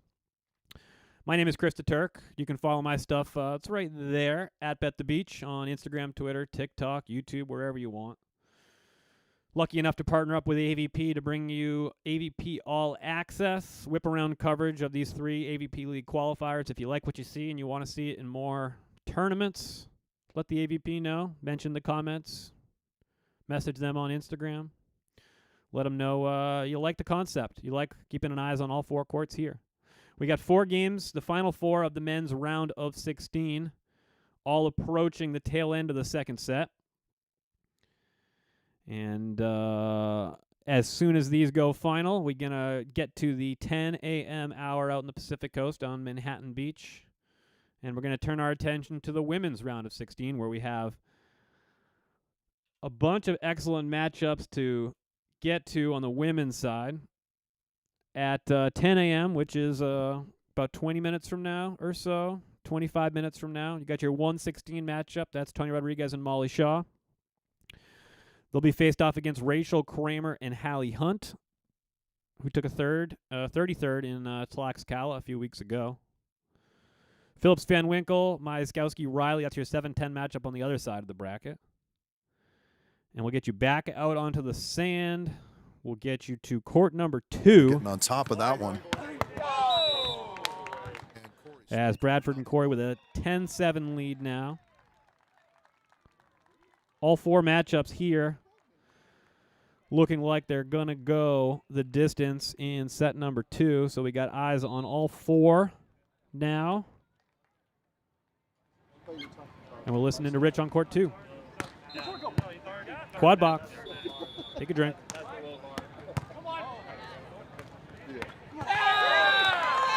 Nice put away there. Great spear in the backcourt from Corey, and Bradford there to clean it up at the net. So things continuing to roll. Looking like this one's going to go 3, so let's get you to court 3. Where Gage Basie and Thomas Hurst have extended their lead to 2 and are looking to side out to force a 3rd and critical set. Winner moves on to the quarterfinals. We got an update from Sakurima from the great Denise Austin. TKN, Cruz and Brasher dropped the first set in Sakurima. Versus Ittlinger and Grun. Sandra Ittlinger. Great German team there. TKN dropping the first set. Thank you for the update, Denise. Thomas Hurst slices a sharp angle and tags the line to keep the lead at 2.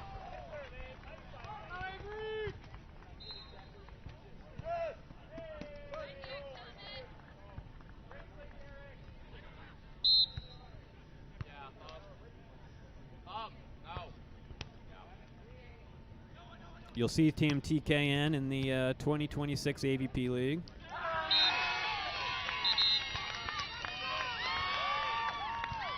As they are one of 3 automatic bids handed out based on 2025 performance.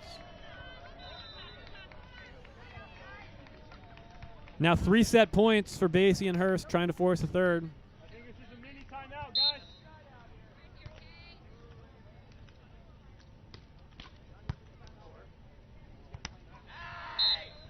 And that swing by Charlie Saragusa goes wide, and we are going 3. Back to court 2.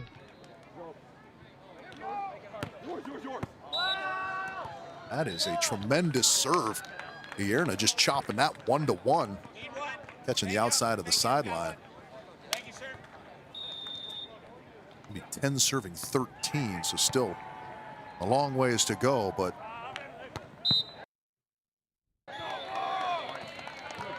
begins with that first one. And that's picked up. Nicely done, Timmy. Out wide. And he somehow finds his way inside the block of Bradford. So I think they're going to call a timeout. Now just ahead by 2. 2 away from the finish line here in the second. But this. All right, well, we have a moment here. Let's go to court 4 as Bradford and Corey take the timeout as their lead dwindles to 2. Tim Brewster doing an excellent job working his way around the block of Derek Bradford. We're to court 4 now, late second set. Baumgren and Drost 13-11, trying to force a third set as well.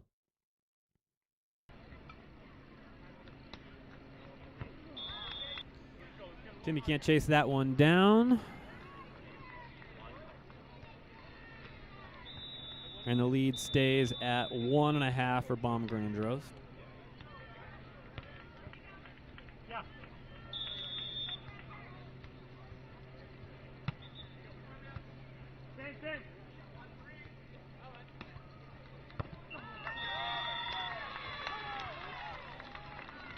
And it's a nice little jumbo there by Avery Drost to award them 2 set points.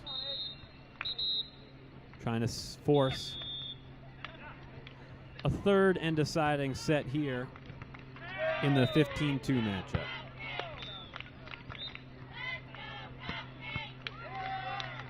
And Avery's there with the dig. Set a little bit off. Doesn't matter. Tim and Avery forcing the third set. Let's go back to court 2.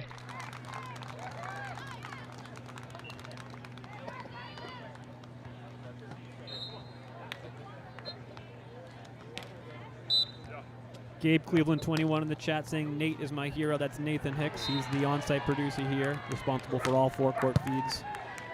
Bradford into Timmy, little step in, trying to keep alive. Oh, that is picked up by Corey. And he's going to get swatted, or at least touched by Ierna. Another chance for Brewster in transition. A bit more traditional setup, but Corey's got this one as well. Ierna now out wide, little, oh, okay, miscommunication. The Adrian Karambala knife hand. And that one's going to get blocked, so yeah, that was another one of those long rallies where there were some questionable contacts from both sides. And it goes the way of Brewster, Ierna, and Timmy now to keep his team alive here in the second, trailing by 2, 12-14.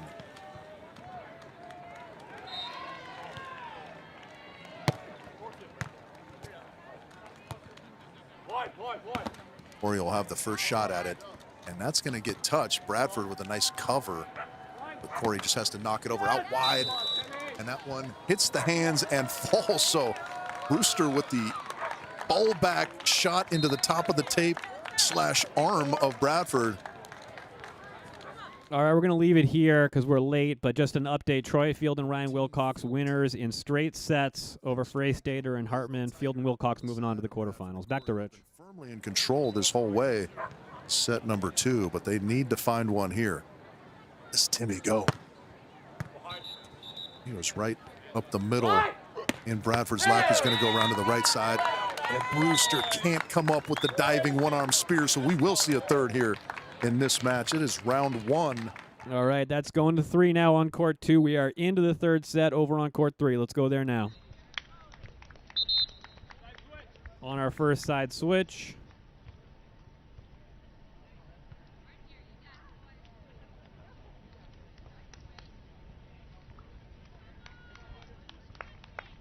Siragusa and Uckelberg up 3-2 early third set against Basie Hurst.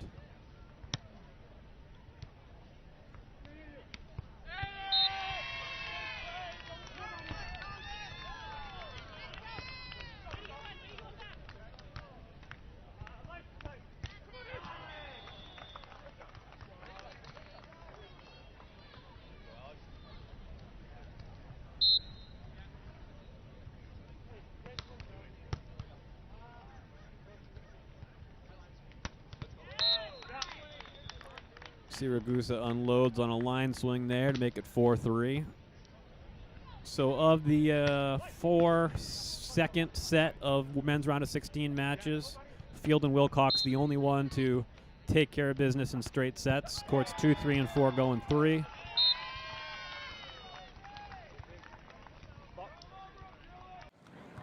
And here's a look at 2, 3, and 4.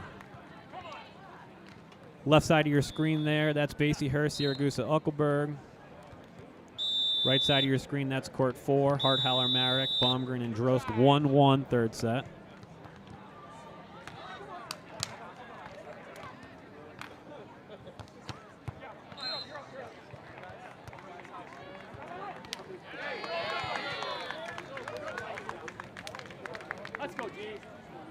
As the players take the sand on court 2 for the start of set number 3, Brewster, Ierna, Bradford, Corey.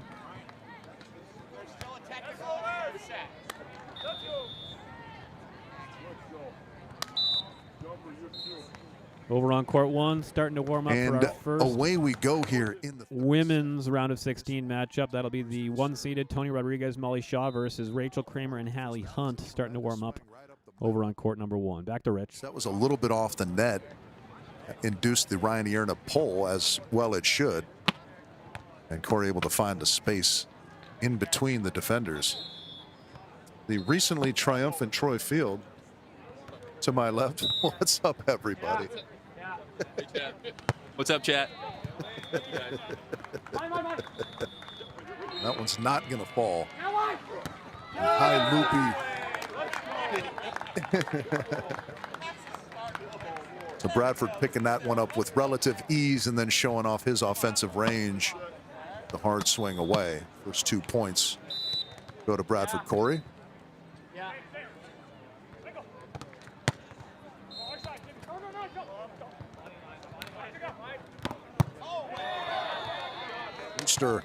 Heavy heat, but Corey. Another dig, but it goes over the net. That one tight, and Brewster outmanned at the net. Bradford cleaning that up. Bradford doing a nice job keeping that rally alive with a couple of digs. So Bradford and Corey off to a nice 3-0 lead there on court number 2. We'll send you to court 3. Basie-Hurst on top of Siragusa, Uckelberg 6-5.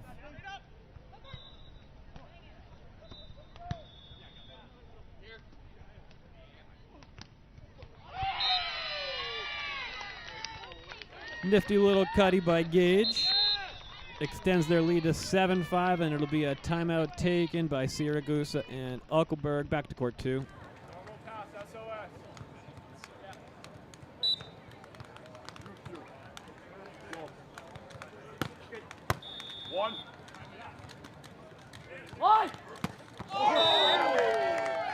Yeah, there's a look at Bradford. Yeah, he's just going to point to the angle that he generated on that swing.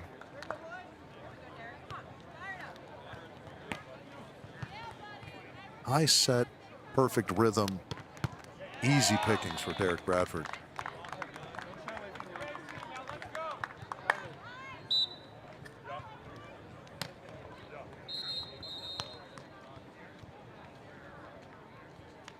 Winner of this match plays Wilcox and his partner, I think Field is his name. That'll happen at 12 p.m. local time. Here are our quarterfinal matches. And that'll be on court 3 if you want to tune into that. Still are looking to find his ball. That is a tremendous short serve from Tim. I think off his hand, he wasn't sure if that was going to get all the way there. It certainly did, and it was next to untouchable as they claw back within 1.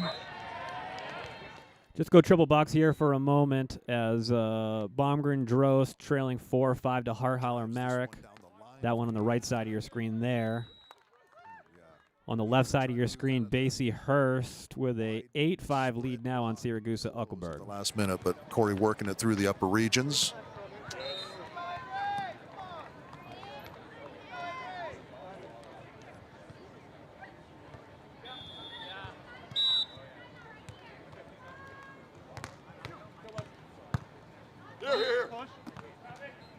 Brewster a little deep in the court. And he gets stuffed by Derek Bradford at the net. And that was a tough chance from the get-go.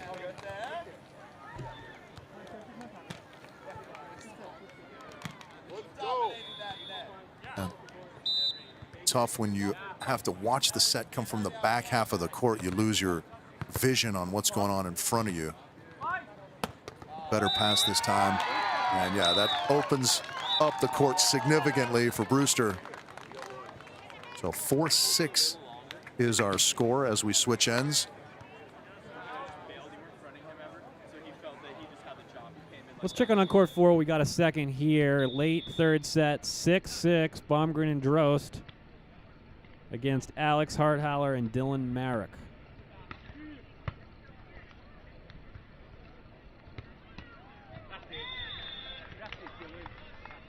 Harthaler, Marek get the side out and the half-point advantage. Back to Bradford Corey. One he Bruce drags Lanier down a court little 2. too much, but it comes from such a high point that he's got plenty of room to do that. Still gets it to dribble over the net. Just float it. Just float right now. From the line.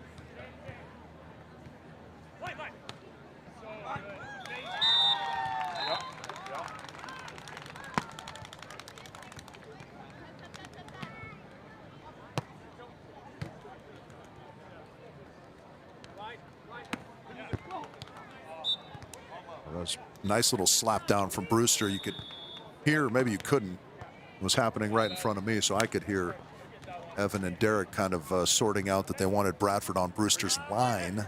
And he certainly was. And Brewster finding some space in the sharp cut.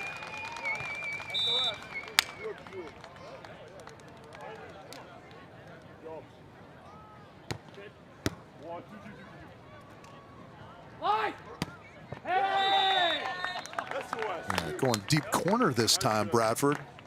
And that's a really nice little switch up there. Keep a defender like Tim Brewster guessing. It's gone with the extremely sharp angle a couple of times. So you just naturally, as a defender, start to sort of cheat that way. Bradford went a little more towards the corner with that swing. Irna again taking a lot of court out of the middle. And that one's going to be touched. Corey knocking it over on one on the move. Irna doing a nice job on 2 in transition. 6, looking at 8 is our score here. This is set number 3. Still in the first round of this qualifier bracket on the men's side.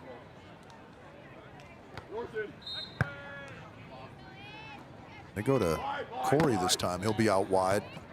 And that one's going to go off the hands. Timmy's got it. Irna just has to roll it in to Bradford.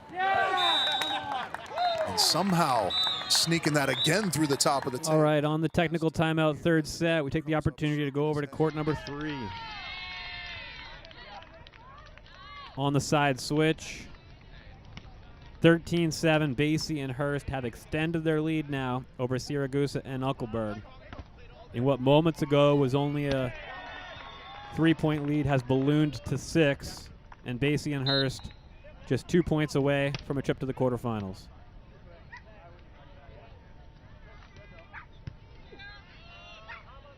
That's a start.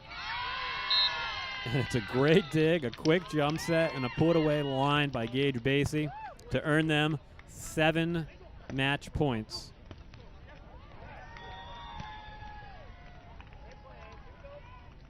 And just one more will earn them a trip to the quarterfinals.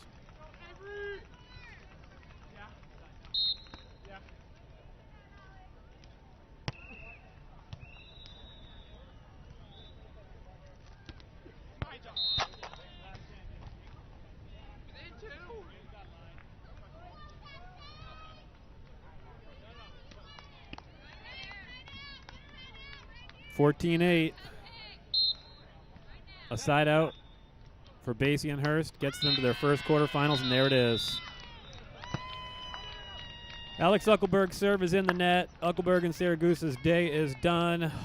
Their hopes of winning 4 straight and earning a bid into the league this season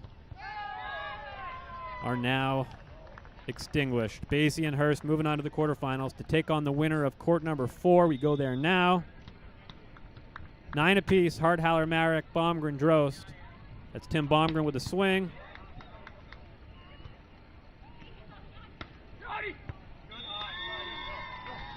And a 10-9 lead. Back to court 2. 10-6, Bradford Corey on top. The serve is to Tim Brewster. Again into Brewster. He's going to go around to the left side this time. And that one off the fingers of Bradford. Again, nice diving overhand dig, Ierna. And that one's going to sail long. Yeah, the mistakes just mounting a bit for Brewster and Ierna, just the wrong time.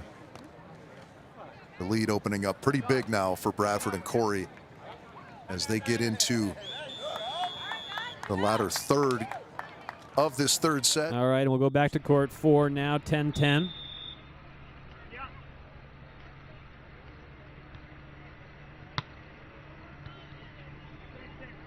The serve is at Avery Drost, who swings over to the right side.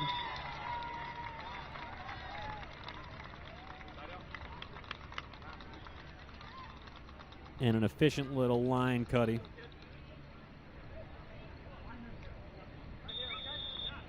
Gives them the half-point lead.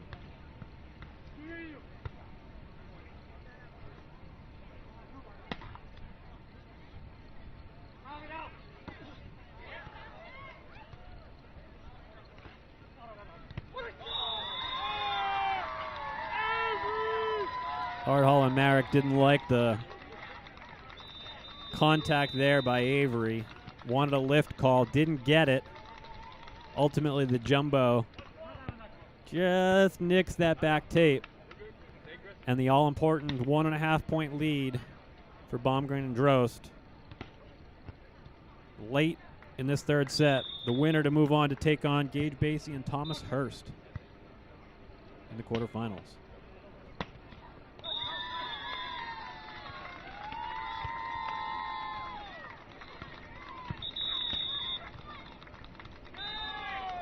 All right, let's go back to court 2. Only come off the bus a little bit, unfortunately, for Brewster and Ierna.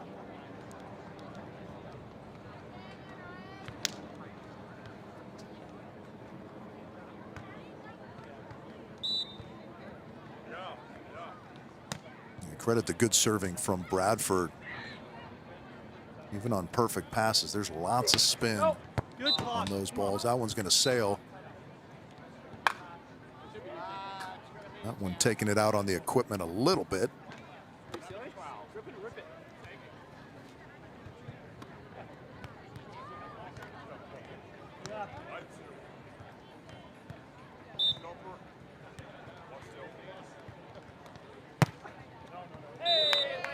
Oh, Timmy going for the sideline, just barely misses. 13-7 is our score here. Bradford and Corey just 2 points away from advancement. Showdown with Field and Wilcox in the second round of our 16-team single elimination qualifier bracket here. Week number 3 for the AVP League. The stakes could not be higher here. Only one more spot available. And then you're kind of praying to the gods of the wild card. Well, that one's going to trickle off the top of the tape.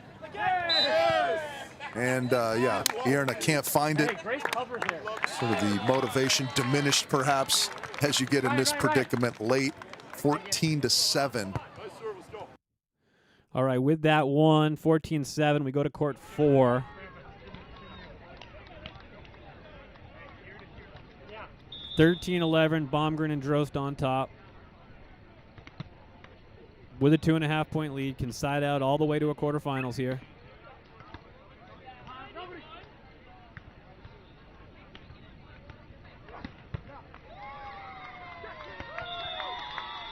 And they are now 1 point away on the side switch from a 3-set victory over the 15 seeds and a quarterfinal matchup in 2 hours with Gage Basie and Thomas Hurst.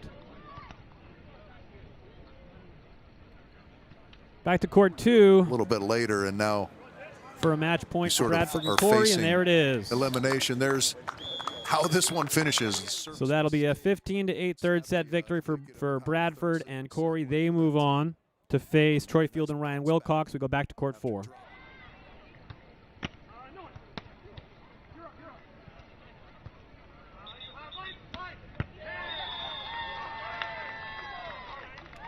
First match point fought,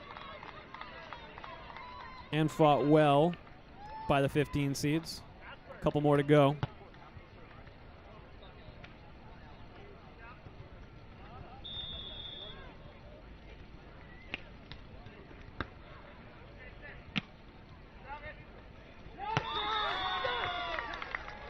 And that'll do it. A 3-set victory for Tim Baumgren and Avery Drost. The most consistent team through 2.1, 2.2 weeks of AVP League qualifiers.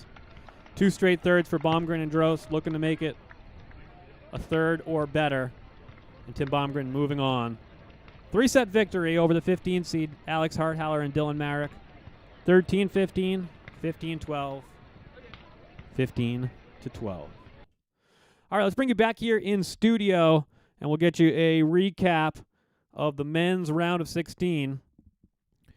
As we have all 8 games gone final, we are now watching the women on court number 1, court 2, and court 3 get warmed up. Court 1 just about to get underway.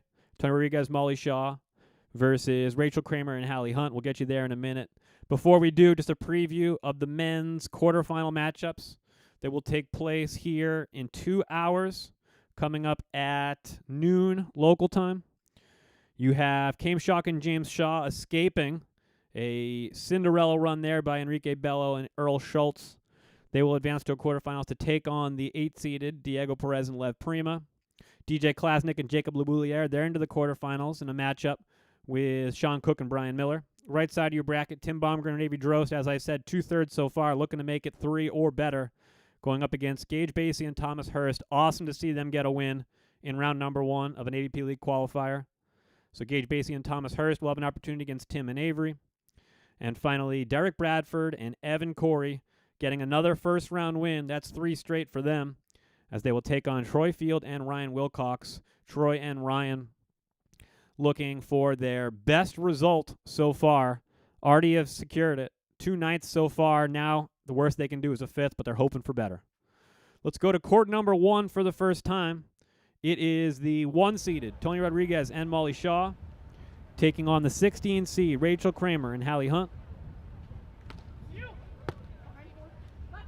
And it is 1-1 early in this first set.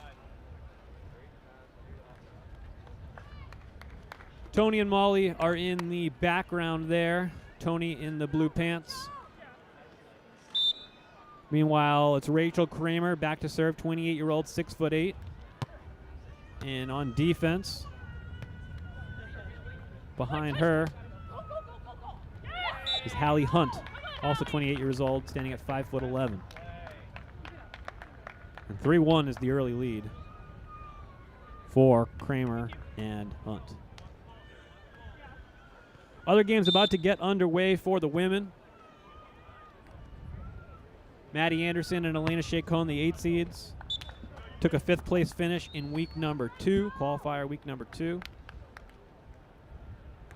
Eventually lost to the champions, Kelly Cheng and Megan Kraft. They will go up against Tori Van Winden and Jaden Whitmarsh. They are your 9 seeds. The 5-12 matchup on court 3 is Haley Harward and Zolani Hodel. They're sitting on a 3rd place finish in week 1 and a 9th place finish last week. They will go up against Megan Gephardt and Katie Lindstrom. They're your 12 seed. And then in your 4-13 matchup, it's Piper Furch and Tegan Van Gunst. They played in week 1, did not play in week number 2, took a 9th, but keep an eye on that team. Explosive young team for the United States. They're going up against the 13 seed Fallon Phenoimana and Lindsay Sparks. Took a 5th in week number 1 with that big 15-2 upset victory over Tony Rodriguez and Molly Shaw. And then took a 9th last week, did Phenoima and Sparks.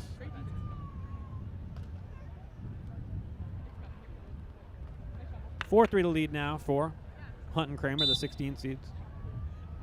We still have not seen a 16 seed upset a number 1 seed in these AVP League qualifiers. We waited, what, 30, 40 years in the NCAA March Madness men's NCAA tournament to see it happen, and then it happened twice in 3 years. Well, it's only been 2 years of these 16-team single-elim qualifiers. We saw our first 15 upset at 2 in week 1. It happened twice. Jacob Leboulier and William Rivera upsetting Cayman James. Funomoyama and Sparks upsetting Tony and Molly. So 2 15 seeds beat a 2 seed in week 1. Didn't happen last week. But we have not yet seen the 16-1 upset. Jamin Kame surviving a 3-set battle with Schultz and Bayo about an hour and 10 minutes ago. Can Tony and Molly hold serve here, dispatch the 16 seeds, and move on to another quarterfinal?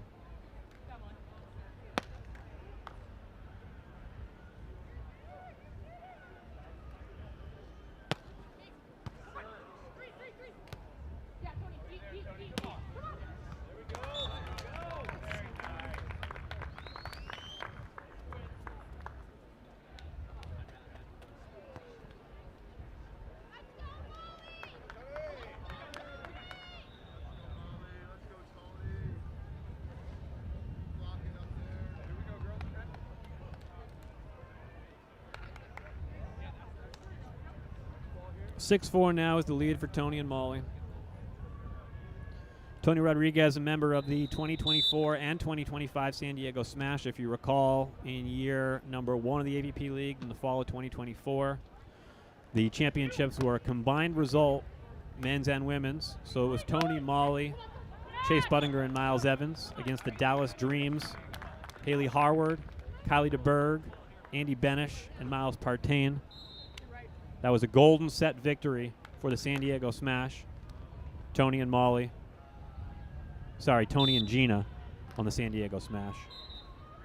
Meanwhile, Molly Shaw, member of the 2025 Miami Mayhem, with partner last year, Kelly Chang. Tony and Molly at the conclusion of the 2024 season on the International Beach Pro Tour.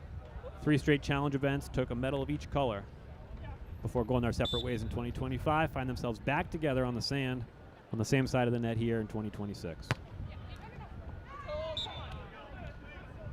We are underway over on court number 3. Let's look in over there. Near side of your screen, that's Haley Howard and Zolani Hodel. Haley in the black t-shirt, Zolani in the red tee with the black visor. I guess they both have black visors. That doesn't help any. On the other side of your screen, that's Gebhard and Lindstrom.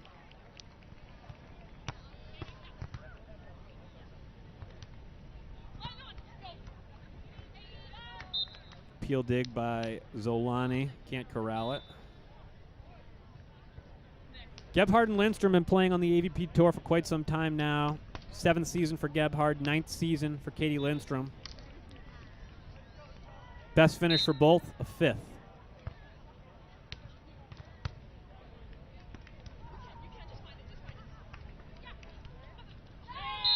We talked about Jacob Leboulier, James Shaw being kind of next up as far as young prospects for the United States on the men's side. I think you can play Zolani Hodel squarely in that category. 23 years old, 6'1". They took a 9th in Tlaxcala on the Beach Pro Tour about a month ago now. Week 1, they lost in the semifinals to the eventual champions Betsy Flint and Kylie DeBerg. Yeah.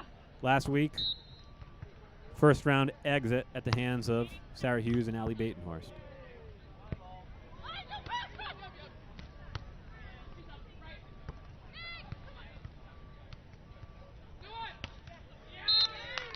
And there's that cannon of an arm by Haley Harward to make it 3-2 on the first side switch. We're underway on court. No, we are not. I got faked out. We'll stay here. Apologies. False start on the host.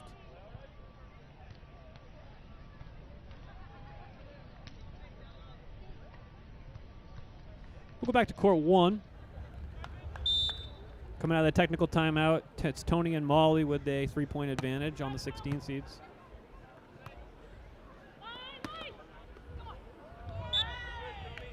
Tony coming off a shoulder injury in 2025. Was playing with Gina Urango on the San Diego Smash in the league when the injury happened. Had to sit out the rest of the season. 9 months of rehab, and she's back on the sand. True comeback story for them to make a second place, make it to a finals last week. Ended up losing in straight sets to Kelly and Megan, but a great result for a team that hadn't had much of an opportunity to practice due to the rehab of Tony Rodriguez. Tony's going to serve it long there. So women's round of 16 now underway. 2 games in action on court 1 and court 3. Still warming up on courts 2 and 4. Get that beverage ready, whether it's a sweet tea, lemonade, coffee, adult beverage. Depends where you are. East Coast, it's afternoon on a Saturday. Why the heck not? For we'll go quad box as soon as we get all 4 games underway.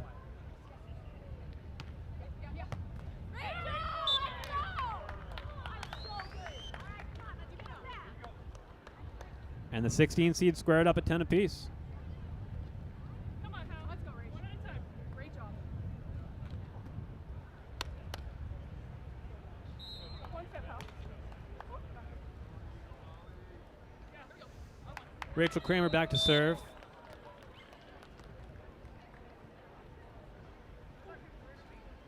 She'll run up to the net.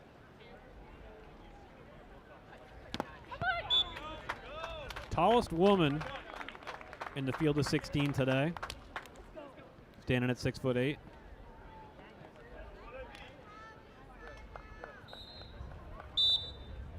When I put together my cheat sheets for these days, and I'm trying to, do my research on both players, and I'm not as familiar with the teams, like to do some research and figure out, who's the blocker, who's the defender, what's their history.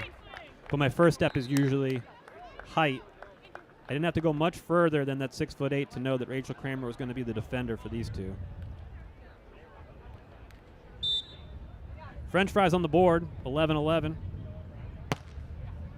Shout out KB, Mark Sherman, Rich Lamborn sometimes.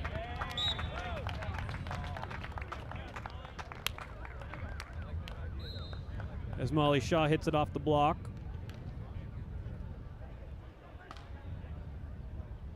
Beautiful day on Manhattan Beach today. Supposed to be originally thunderstorms and rain, which we were preparing for.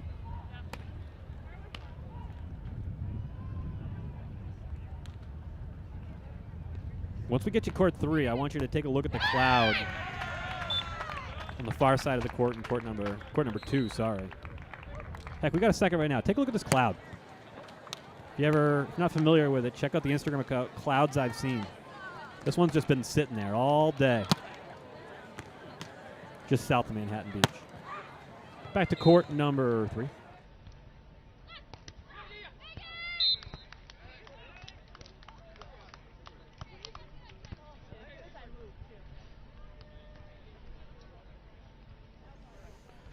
(7-5) now is the lead for Gebhardt and Lindstrom.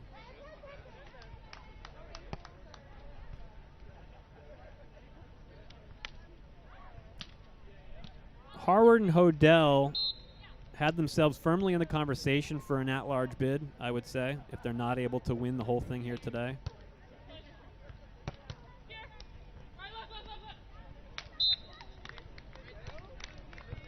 Well-located shot there by Haley. The pair took a third, as I said, in week number 1.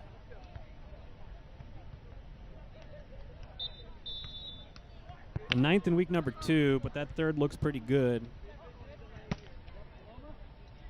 Haley with a couple of years already in the league with partner Kylie DeBerg.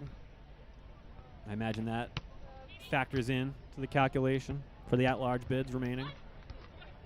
A reminder, 5 teams already in the league for the women. A 6th will earn their bid by winning 4 straight today and winning the whole thing. So that'll leave spots 7 and 8 for at-large bids. So all these teams taking advantage of their final opportunity to add to their resume in hopes of securing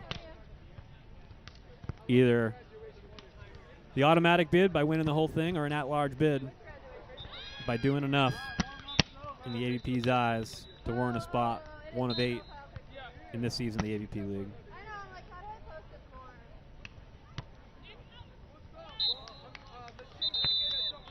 All right, we got a set point now on court number 1.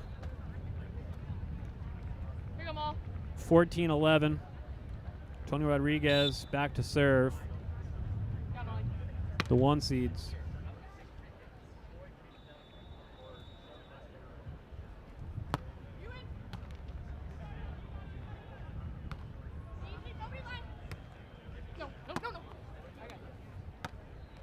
Deep, deep, deep, deep.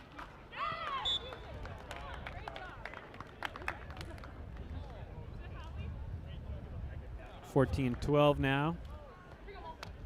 Set point fought off by Hunt and Kramer. And Tony and Molly take the timeout, not messing around here. Let's go to court 2 for the first time. On the women's side of the draw here now from Manhattan Beach, California. It is week 3 of the AVP League Qualifier Series. Last chance to get in, and we are on court number 2, where we've got Anderson and Chacon versus Van Winden and Whitmarsh. Good showdown set for you here, the top half of the women's bracket. This is the 8 versus the 9. So these are always knockdown, drag-out battles, and a little bit of a new partnership as Van Winden puts that one away on 2. Not a little bit, and a lot of bit of a new partnership. Jaden Whitmarsh pairing up with Van Winden. This week she was playing with Macy Yerger in the previous 2 qualifiers. All right, we'll go back to court number 1 here for the final points of the opening set in the 116 matchup. Set point number 2 or 3 possibly.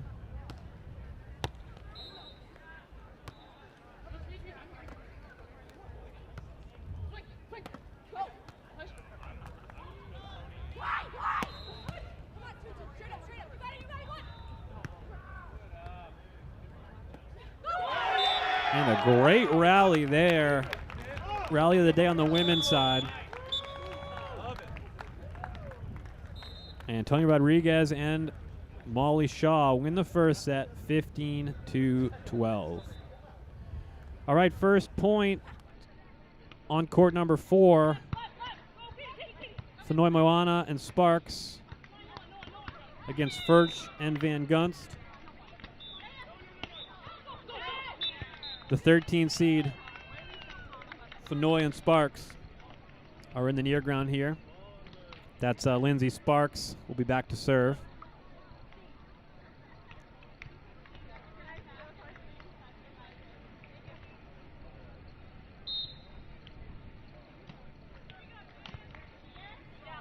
A reminder, go ahead and pop in the chat if you'd like. Let me know what game you want me to focus in on here now that we got all 4 women's first round of 16 matchups underway. I've said it before, it's like asking the bartender to switch the TV channel for you. Worth a try. Whether or not I choose to or I am able to execute on your request remains to be seen.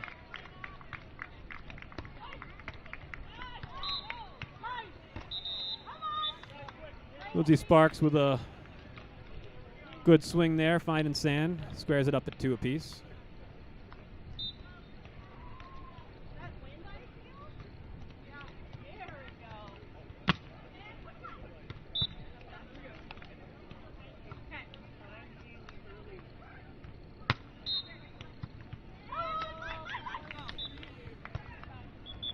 A nice serve there by Fallon makes it 3-2. Go back to court 2. Nicely done.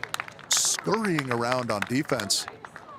Well, this is set to be a defensive battle. The likes of Jaden Whitmarsh, great defender, and Chacon showing her prowess there as well. We got a request for court 4. Let's go, Coach Lindsay. We'll get you back there in a minute. Thanks for hanging out, Melody.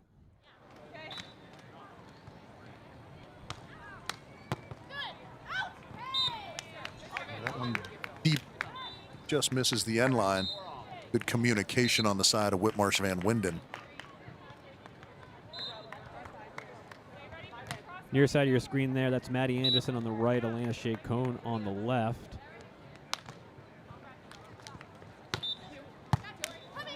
And Winden going to the jump serve again into Chacon. And that crossbody swing. Well, how about that play in transition from Jaden Whitmarsh? The sliding dig and a perfect set from Van Winden. All right, we're late in the first set now on court number 3, so let's go there. And a timeout taken by Harward and Hodel. Back to court 2. That one's going to be close. Anderson, tough chance.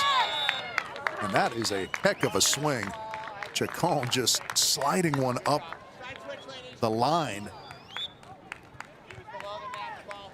Was essentially surgery right there, Elena Chacon.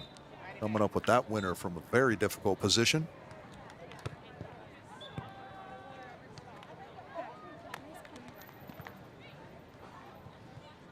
Five apiece as we switch sides here. Set number 1 in what's already a bit of a knockdown drag-out battle between these two squads. 8 versus 9 seed, round 1 of the single elimination bracket.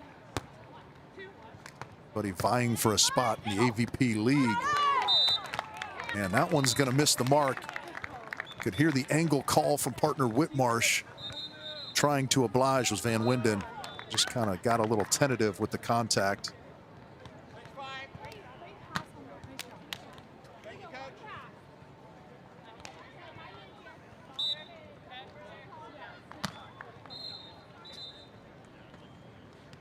All right, coming out of the timeout on court number 3. Late in the first set, Gebhardt and Lindstrom now a 2-point advantage, 13-11 on Harward and Hodel. Let's go there now.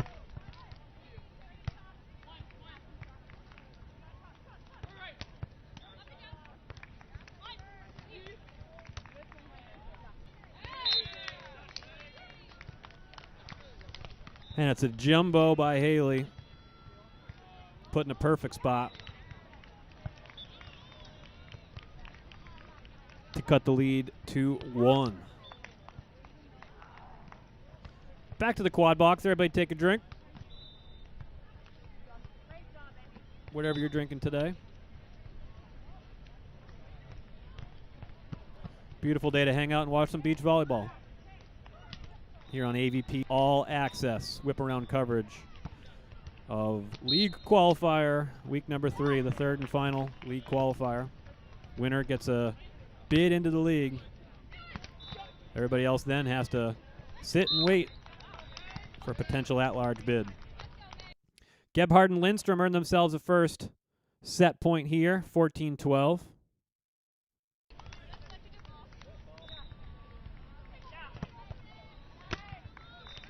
There'll be Megan Gebhardt here to serve and run up to the net. Serving at Haley. Well dug there by Lindstrom. Can't quite track that one down.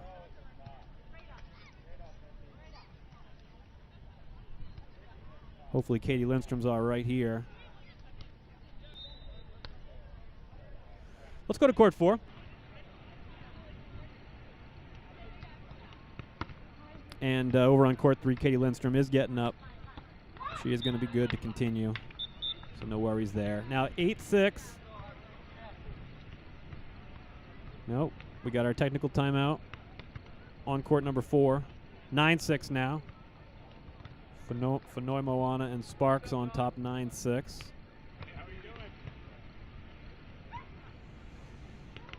We go quad box to show you a lot of beautiful sand. Manhattan Beach, California. The location of the granddaddy of them all. Manhattan Beach Open coming up. Second week in August. Biggest beach volleyball tournament in the world? Let me know what you think in the chat. I think you can make a pretty good case. Back to court 3. 14-13. Gebhardt and Lindstrom. The 12 seeds here with a set point opportunity.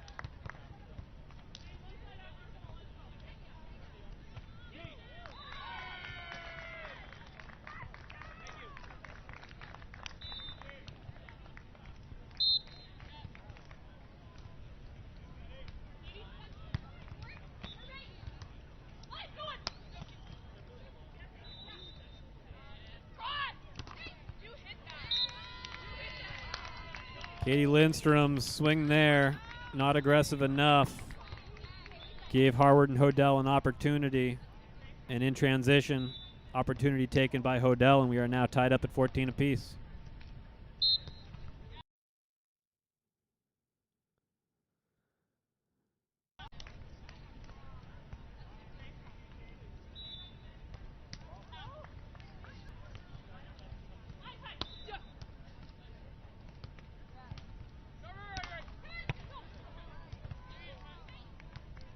Excellent get there by Lindstrom. Unfortunately, a free ball returned over to Harward and Hodel. Unfortunately for them, and it's now a 15-14 lead for Harward and Hodel, and it'll be a timeout taken by Gebhardt and Lindstrom. Let's go back to court 2.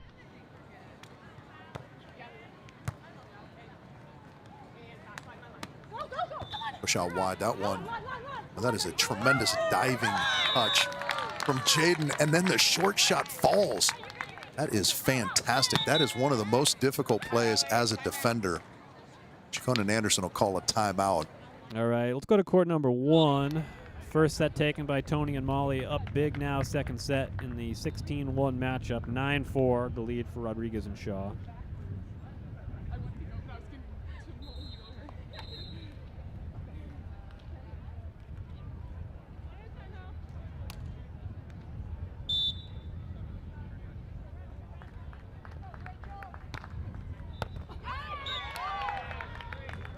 And it's an ace serve for Hunt to make it 5-9.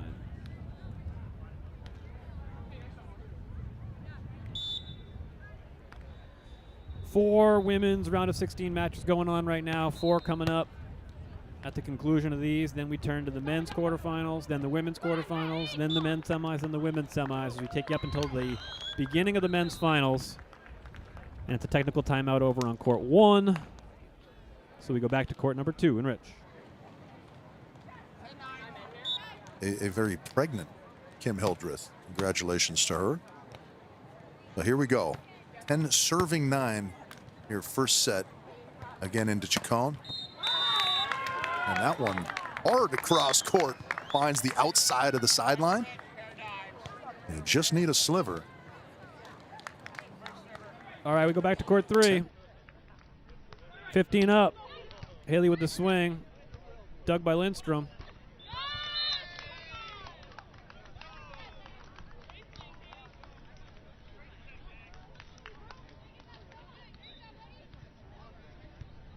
And the 12 seed will have another set point here.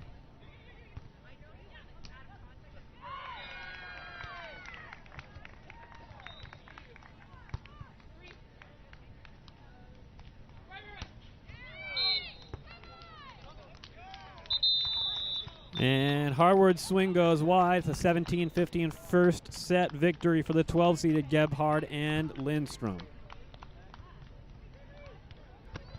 We go back to court 2. And that's going to miss wide. Chacon can't believe it. A couple of tremendous touches on the side of Chacon and Anderson, and they can't pay it off. Kind of put a circle around that play. If this first set doesn't go their way, that was a chance to get it 12-10. Instead, we got a pair of 11s.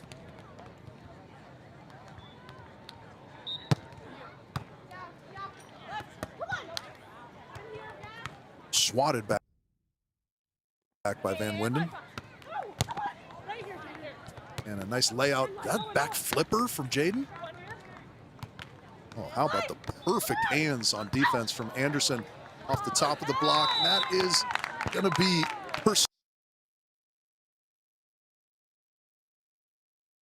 pursued but unable to beat that. The hand set on the shot mid-rally was phenomenal from Madeline Anderson. On the less driven ball, that thing has to come out perfectly, and it certainly did.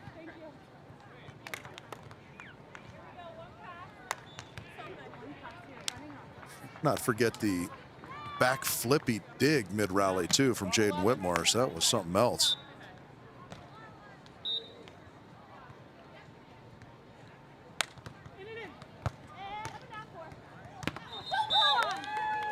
Van Winden. It's a little glimpse into how physical she can be. I mean, not disguising that she was going with that on 2 at all. Still no way of stopping her.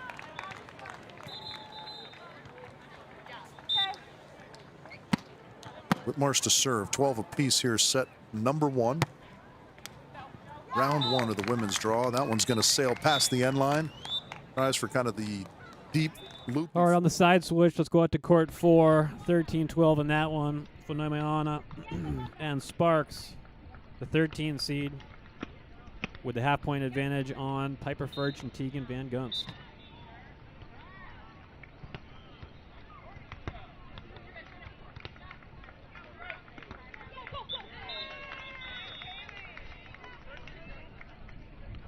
And that swing is in, and we're locked up at 13.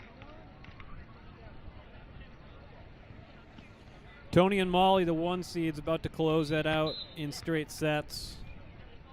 We'll head over there for their match point opportunity. We'll go there now. 14-7, Tony and Molly looking to close this one out in straight sets. Won the first set 15-12. On top now, 14-7.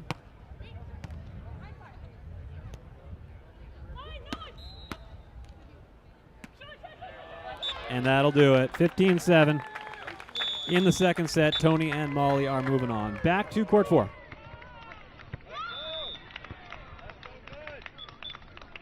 And that's a first set victory there for Fanoy Moana and Lindsay Sparks. 15-13. The 13 seeds winners of that first set. Back to court 2 and Rich. On to serve.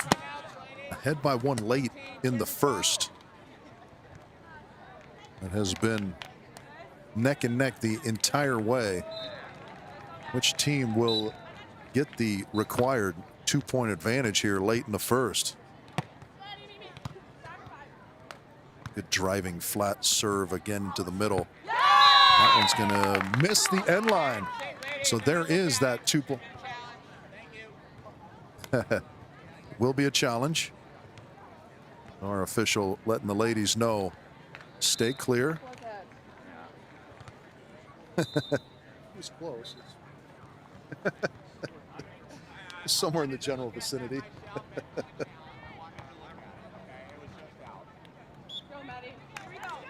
It does determine that it was long.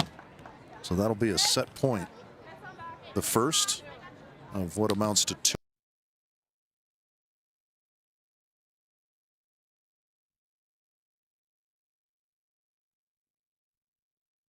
2 for Anderson and Chacon. Their flat serve at Van Winden. Oh, nice little running knuckle cutty. Jaden Whitmarsh on 2. Will still be a set point. Chacon and Anderson, by nature of that miss moments ago, they have the opportunity to side out for it here. Van Winden.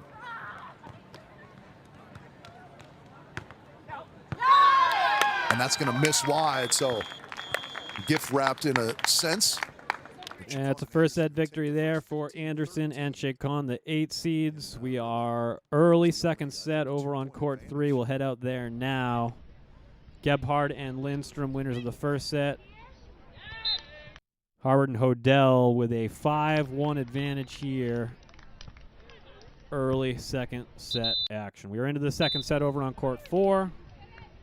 Fanoy Moana and Sparks, Furch and Van Gunst. Let's head there now.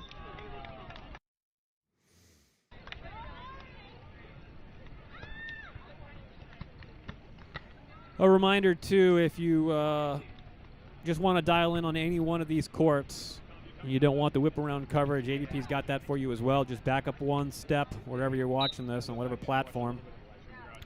And you'll see there under the live videos for the AVP, courts 1 through 4. Rich Lamborn moving around all day, so he may go from court to court on you. Right now he's on court number 2. I suspect for the next round matchups he'll be over on court number 1 for a fun matchup between Megan J. Rice, Jeannie Urango, Tina Gradina, and Lauren Stivrins. But courts 1 through 4 all covered for you throughout the day, continuous coverage. Or if you want to keep it here on AVP All Access, whip around coverage, we get you wherever the action is. The story of the tournament as a whole, all in one place. With me, your host, Chris Turk. You can find my stuff on Instagram, Twitter, TikTok, YouTube, all that. It's at Bet the Beach. You may not realize it, but every comment, like, subscribe, follow, it means a ton. So we appreciate that. Make sure to do that on this video you're watching right now. Credit as well goes to Nathan Hicks of Beach Volleyball Media on Instagram, Beach Volleyball Videos on YouTube. He is our on-site producer, the sole on-site producer, with the help of the AVP crew, Josh Glazebrook, Madison McKibben. It's a group effort here, trying to get you all the volleyball on an action-packed day and a meaningful day. The winners on the men's side and the women's side today guarantee themselves a spot in the league, which guarantees them a minimum of $20,000 and an opportunity to double that over the course of the season of the AVP League. Coming up next weekend is the first contender event. That's AVP Austin, 4-day event. I think quali's on Thursday.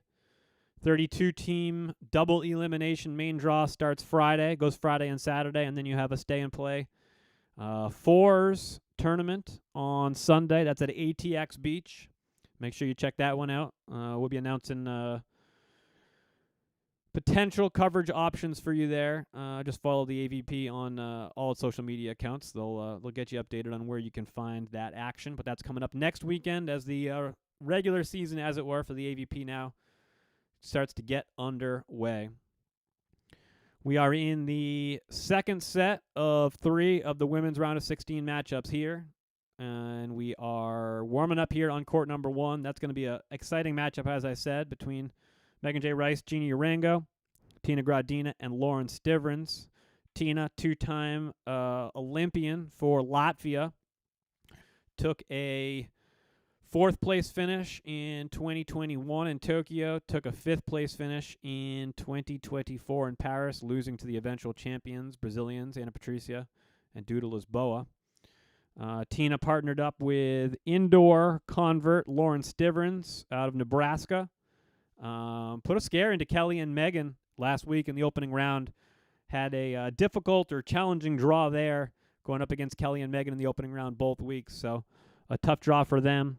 Doesn't get much easier this week in the 15-2 matchup with Megan J. Rice, and Gina Urango. All right, let's go back to court 3.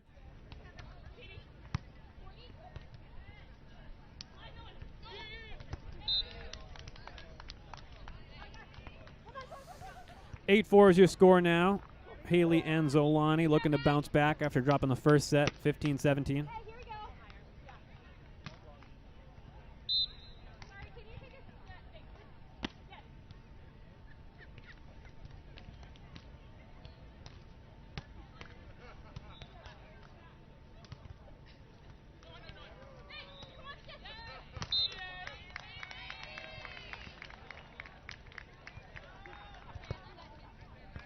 8-5 your score now. No, sorry, 9-5. Howard and Hodel looking to push it to a 3rd set.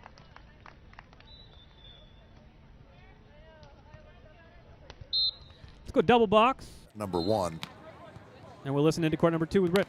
Conan Anderson continuing to work Van Winden in this one. She goes around the right side this time. Yeah, that is, I'm not sure if that was tactical or if that was I'm not going to get in front of it, so I might as well pull and try and play defense. Kind of a play from Anderson there, but Van Winden, easy put away with a wide open net.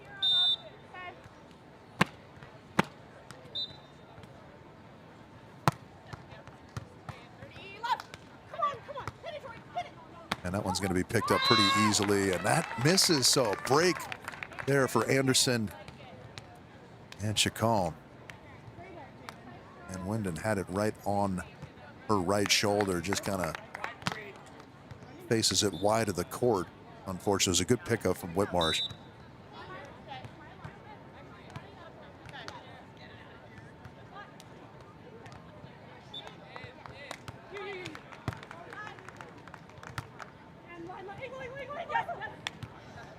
The lefty knuckle is going to be picked up. Chacon with a chance in transition. And not off the fingertips. Oh, interesting.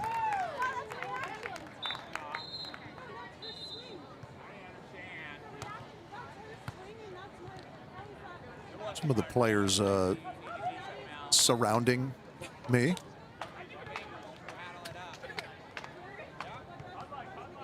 Questioning that call a little bit.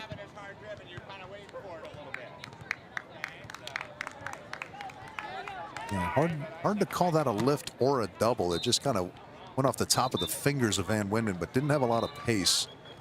That's kind of what fed into the referee's decision there. But Anderson and Chacon take the point. Nonetheless, 6-3 now is the score. Whitmarsh through the top of the hands of Anderson. Switch ends at 4-6. Let's go over to court 3 now. 10-6 the lead for Howard and Hodel.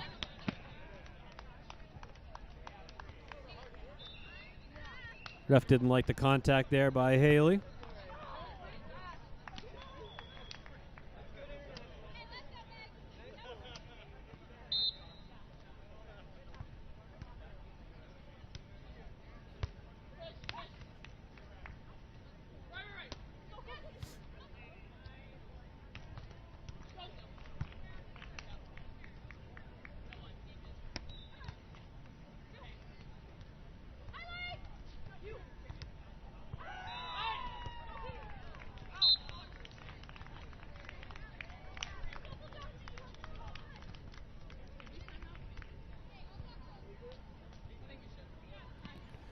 Howard and Hodel take the timeout. We'll go back to court number 2. Had some pop on it from Van Wyndon.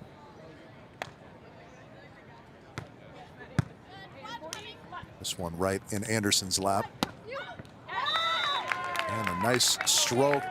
The line was wide open. That was the play that Van Wyndon and Whitmarsh were trying to bait her into, but just a better swing from Anderson.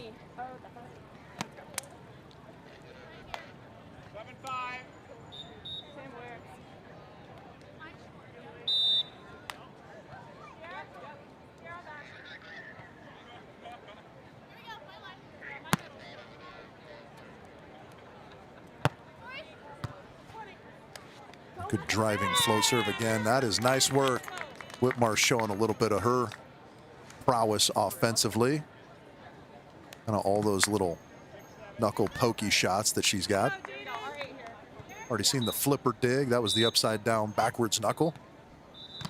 And it's 6-7.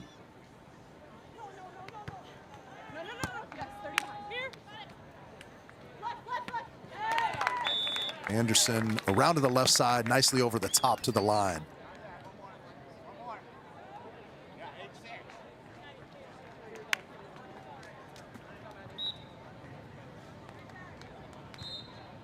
Good opportunity here to go triple box, 3 games in action.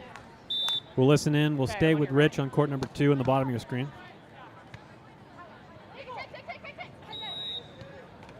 Oh, that one just through the hands. Anderson in the right spot. Doesn't have kind of the press necessary to get that block completed. Technical timeout on court 2. We'll go to court 3.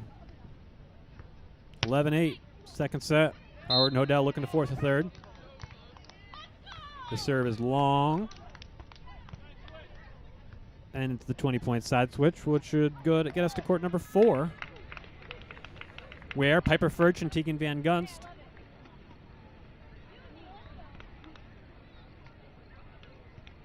lead Fenoy, Moana, and Sparks 10-8.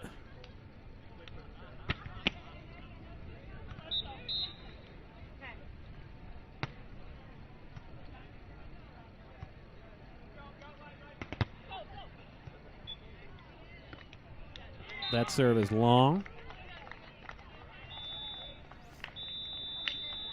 11-8.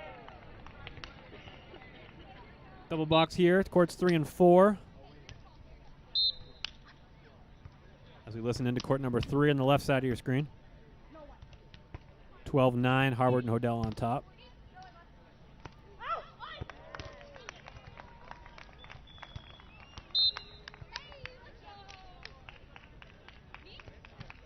And Gebhardt and Lindstrom get it to within 2.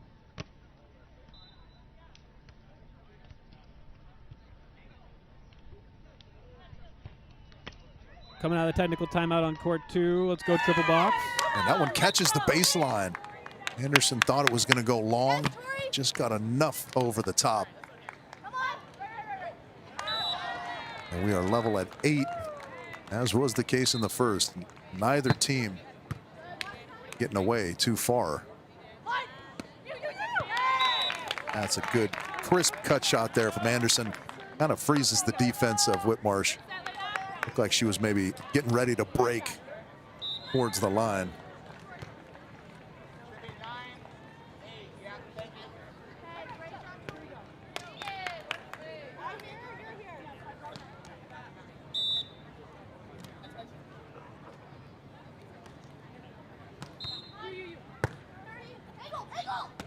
This time they're going to Whitmarsh, and Chacon's going to pick up the option.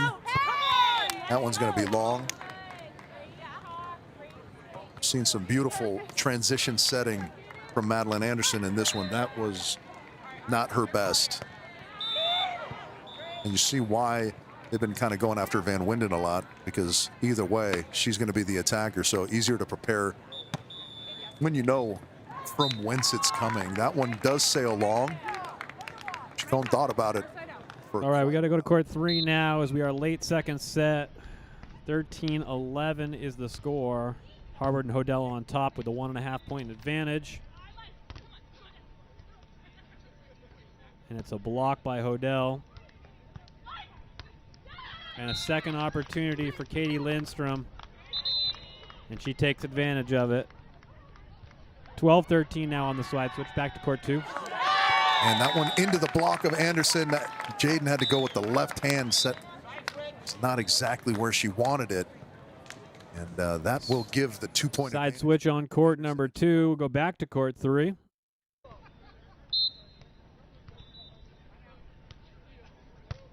The serve is at Haley Harward.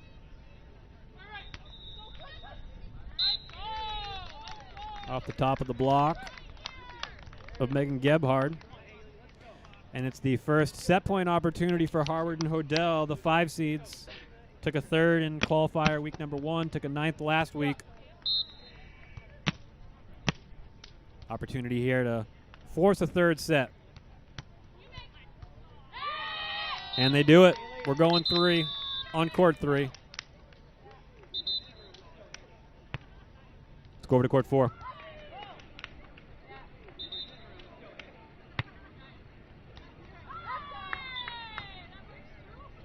And it's an ace serve for Piper Furch. Gives them 4 set points.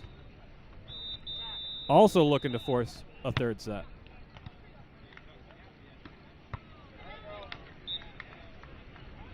Lindsay Sparks says, not yet. Hold your horses.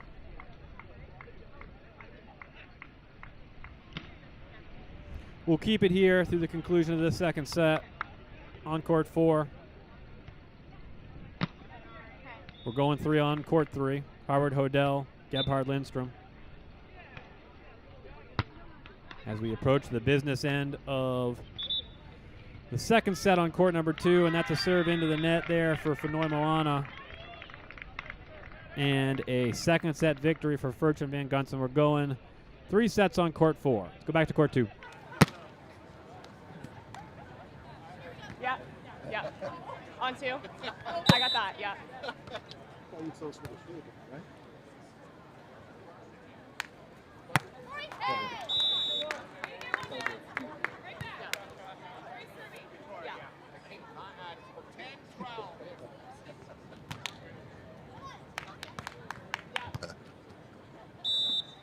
That service miss takes Van Winden and Whitmarsh to within 2, and Tori back to serve. Another good one, 1-1. Anderson, and she's going to get that to fall off the top of the tape. So good fortune there for Anderson and Chacon. Our volunteers doubling as ball shaggers and fans of Anderson and Chacon on that play. 13-10. Another hard flat float serve from Chacon. Van Winden picked up out of the middle, scurrying around to the left side, and the knuckle pokey deep away. Falls for Chacon, and now 4 match points for the duo, Elena and Madeline.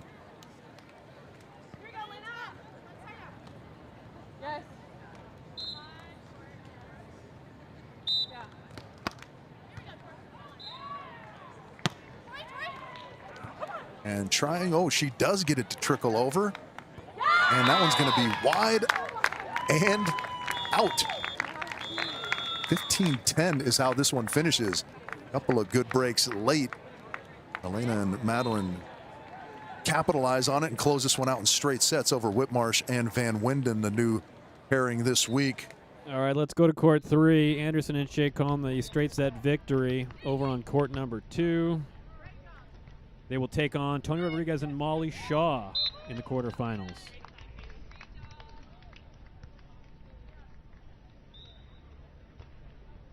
A couple hours from now. So we're still in action on courts 3 and courts 4. Third set. Let's take a look at them both here.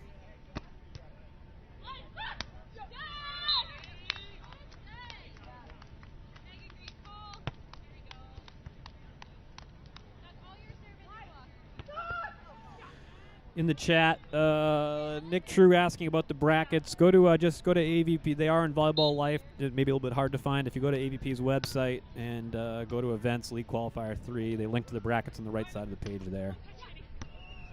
First break in action 2. We will we'll update the women's brackets for you here. So if you want to just stick it here, good opportunity right now. Let's do it right now. Let's take a look at the women's brackets.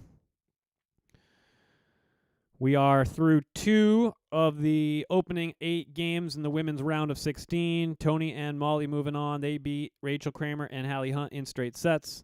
Anderson and Chacon, you just saw that one go final. That's a straight set victory over Tori Van Winden and Jaden Whitmarsh. Currently, we are watching and following courts 3 and 4. That's Harvard Hodel, Gebhard Lindstrom, Piper Furch, Tegan Van Gunst, Fanoy Moana, and Lindsay Sparks. Back to the action on court 3 and court 4. Howard and Hodel up 3-2.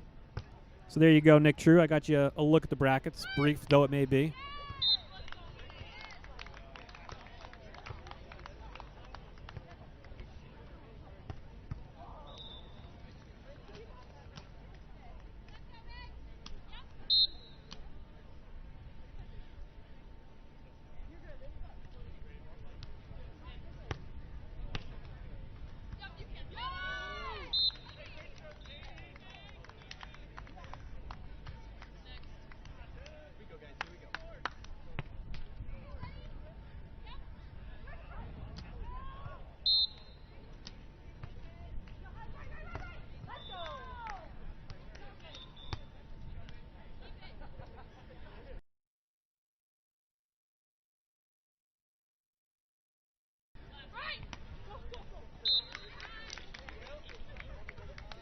Nice little jumbo roll shot there by Hodel.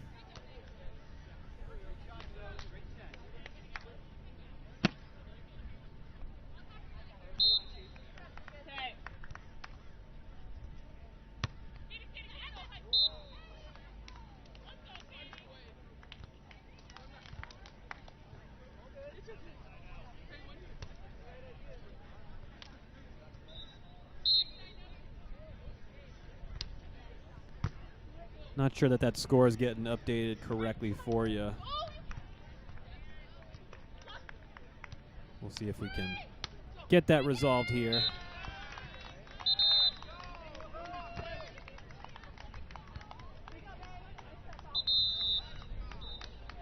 I think that was a side switch and a timeout taken there by Howard and Hodel.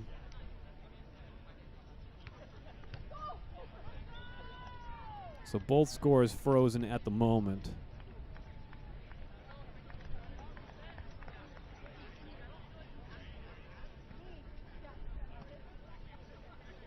Let's go to court 4.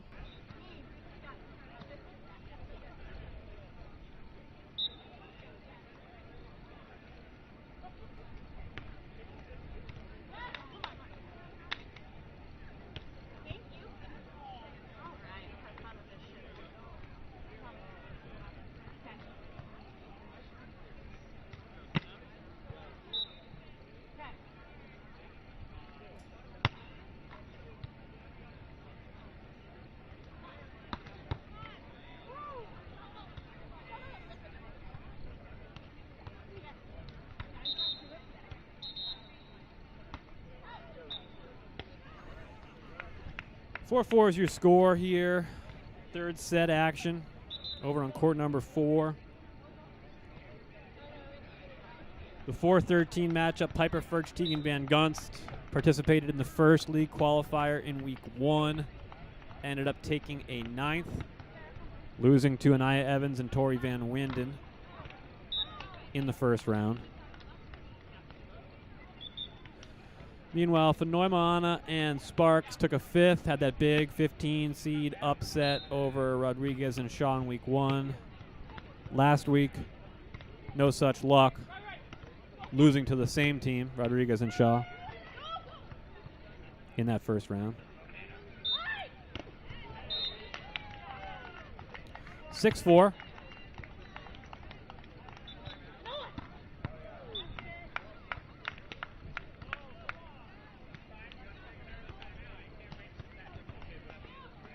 We go double box again.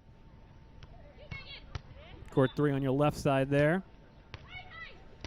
Megan Gephardt with a swing, but it's a big block from Zolani Hodel. Did we give it to her? Call that a monster block.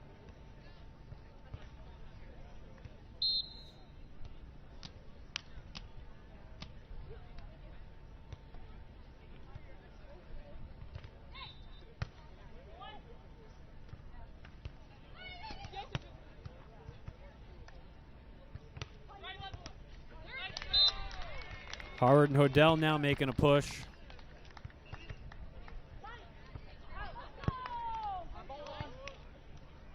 Good timeout called by them. Been productive coming out of that timeout. Taking a lead now at 7-6. Right side of your screen. Now 8-5 for Ferch and Van Gunst. And Fenoy and Sparks take their timeout, so let's dial in on court 3.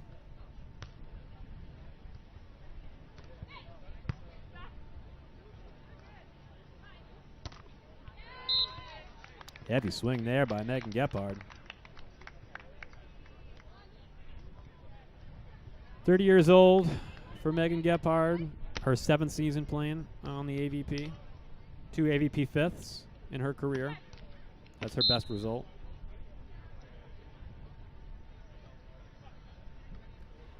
Seven up now, 1 away from the technical third set.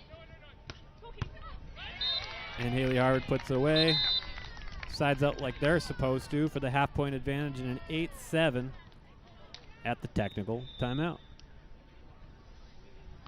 All right, let's go quad box here so you can see what's coming up. Over on court 1, Chloe Loreen and Corin Quiggle. They are your 3 seeds. 2 third-place finishes for Chloe and Loreen. Besides Molly and Tony, Chloe and Loreen have the best resume here through 2 weeks of league qualifiers, taking 2 consecutive thirds. On the way in week 1, they beat Gessner and Riley, Rice and Urango, before losing to Cheng and Kraft in the semis. In week 2, beating Macy Jerger and Jaden Whitmarsh in the first round, and then beating Sarah Hughes and Allie Batenhorst. A good win for them, for Loreen and Quiggle, to make it to the semifinals, where they would once again lose to Kelly Cheng and Megan Kraft. Kelly and Megan not in their way this week. They'll be in, or they are in, I should say, Sakurima in a, well, they were in a round of 16 matchup early We're going to need Denise Austin to get back in the chat and give us an update there. But Chloe and Corinne, sitting on 2/3, have a pretty good resume. And they're coming up here on court 1 against Froling and Harnett. Back to court 3. Coming out of the technical timeout, third set. All tied up at 8 apiece.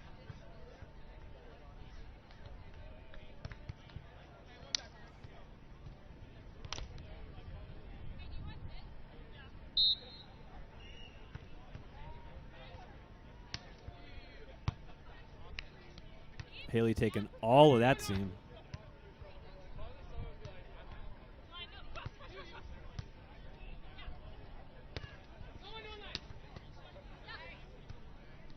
Nice peel dig there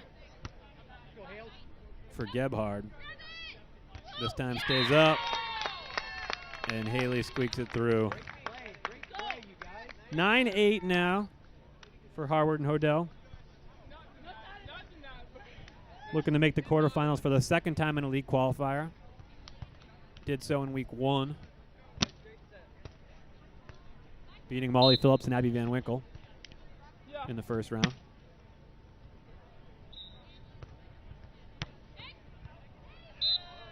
We go double box again here as we're back in action on court 4. Coming out of the technical timeout there. Furch and Van Gunst starting to run away with it. Now a 10-6 lead with Fallon, Fenoy, Moana back to serve. A lot of eyes on Furch and Van Gunst this year as far as a new young team to keep an eye on, explosive style of play. We saw him in the qualifiers in week 1, but we didn't see him for long. Took a 9th first round exit. Did not play last week.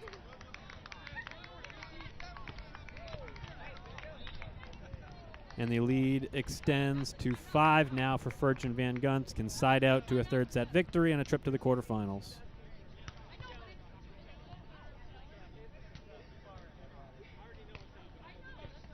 Far out, man.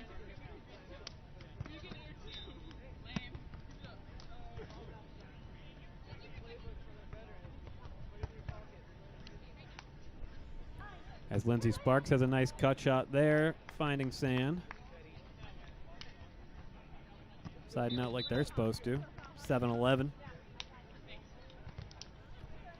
We are now about to get underway over on court 1. Lorene Quiggle versus Froling and Harnett. We'll get you there following the conclusion of these third sets on courts 3 and 4.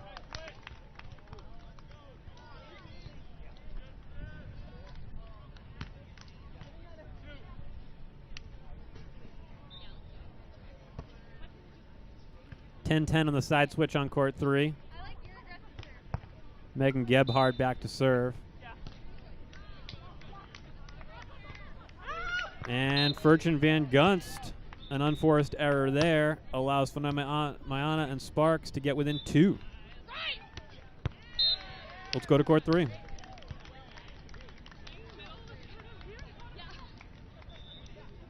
(10-10) now. 11-10, sorry, Harward and Hodel.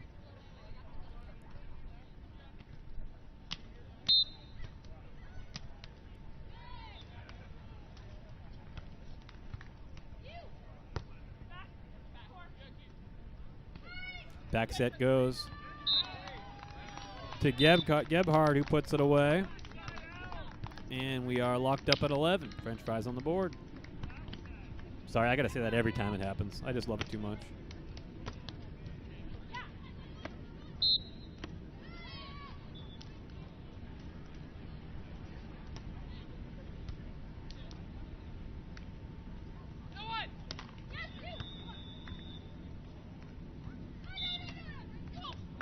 Haley with the nice dig there.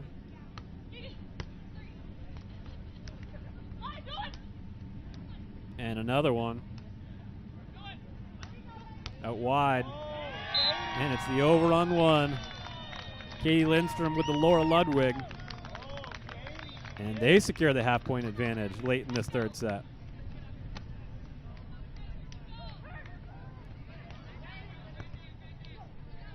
Double box again as we're back in action over on court 4. The lead now 3 for Furch and Van Gunst, up 12-9.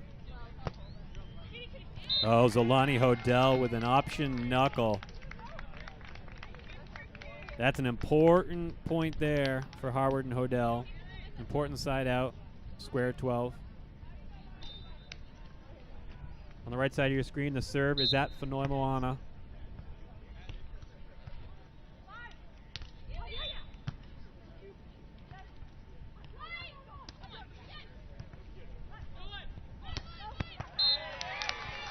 A heavy seam serve there by Haley.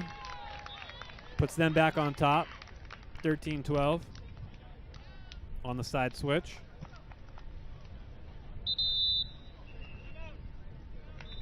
And we got a timeout. Let's go to court 4.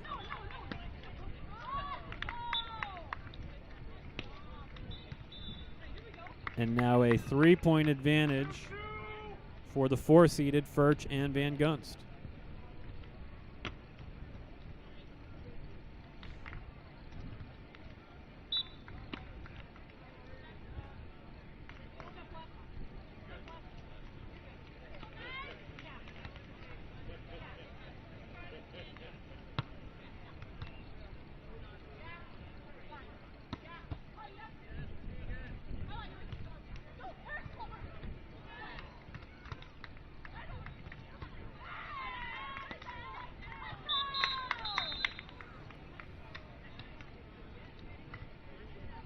That one was in.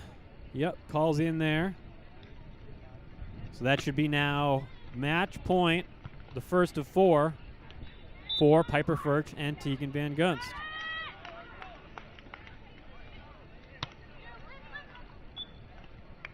The serve is in the net, and we will have at least one more match point. Double box we go. Back in action on court 3 with Haley Harward just off camera, but preparing to serve. With a half-point advantage for the 5 seeds. Another dig by Haley. She's having a match. Another dig by Haley. Zolani's poke. No good. Just long. 13 apiece. We are all done on court number 4. That's a 3-set victory. A 15-11 third set for Furch and Van Gunst. And Piper and Tegan are moving on to the quarterfinals to face the winner of this match right here. Locked up at 13 right now. Third set. Haley's there again.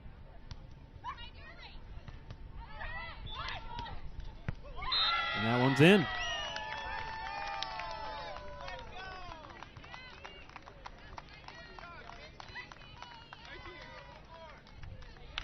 (14-13).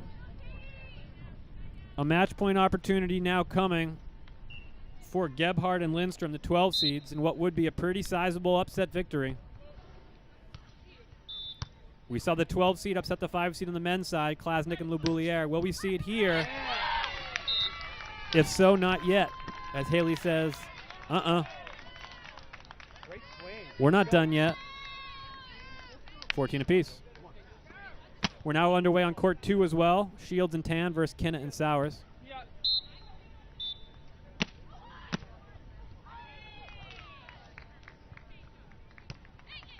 Hodel with the serve and the run up. Going at Gebhardt. Haley can't quite corral that one. And it is a second match point opportunity here for Gebhardt and Lindstrom.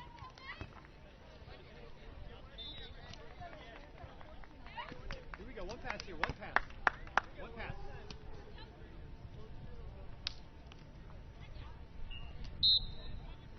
(15-14).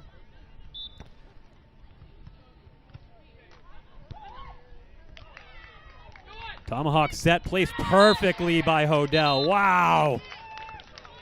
What ball control there. That is, boy, that's a hard thing to do. They make it look easy. That is not an easy touch on the ball there by Hodel, and she puts it in a perfect spot for Haley to side out and square things up now at 15 apiece.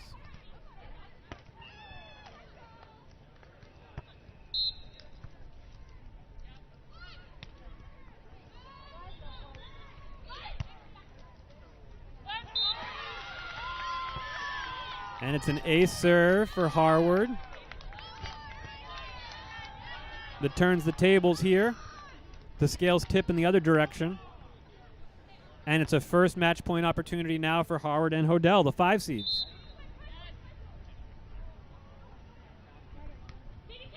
That same serve, deep seam. Gebhard Lindstrom can't corral it. 2 beautiful ace serves in a row there by Haley Harward. Gets it done for the 5 seeds. Harward and Hodel are moving on to the quarterfinals, where they will face Piper Furch and Tegan Van Gunst in about 2 hours' time. All right, first look at court number 2. Women's round of 16, match number 6 of 8, Shields and Tan. Locked up at 6 apiece now with Maureen Kinnett and Devin Sowers.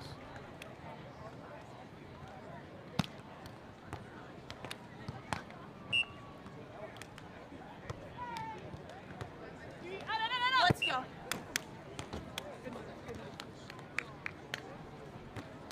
Hey, right here. Our side here, our side.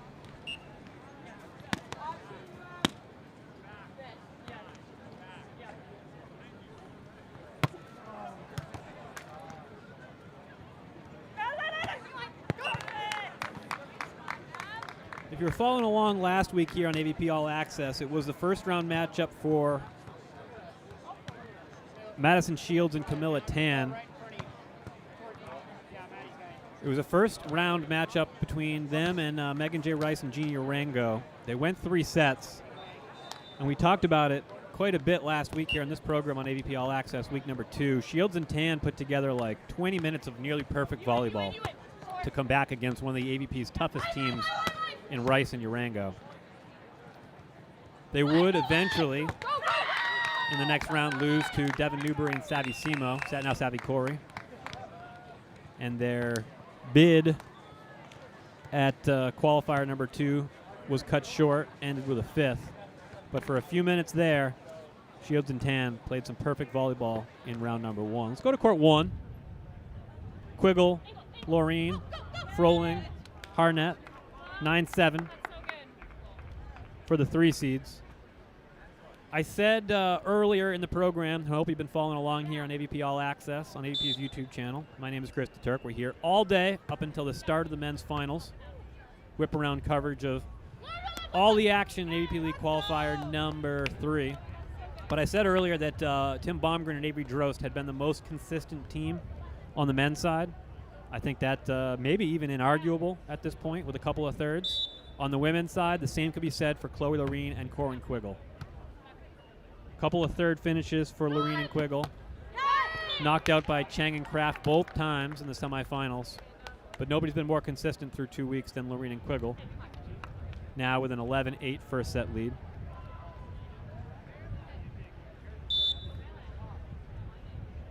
Evan O'Leary in the chat, great coverage. Literally, this consistently is all that's needed to build viewership. Oh, glad you like it, Evan. Appreciate that, man. Thanks for following along, bud. Just trying to make the viewing experience of a beach volleyball tournament as easy as possible if you're not on the sands. If you've never been to one of these events, you got to get to one. Get in there. You see in the background there the people up on the pier looking down on all the action on all 4 courts. That's what we're trying to give you here, the view from the pier. You can watch all the action, follow the brackets, all in one place. That's what we're trying to do here. Froling and Harnett with a point there. 12-9. Trailing the 3-seed Laureen and Quiggle by 3.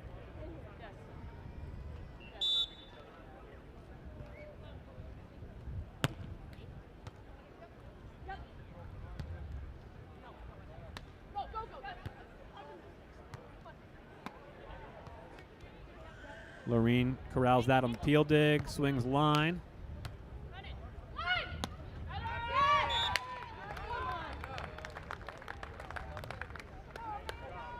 But it's another earned point there for the 14 seeds.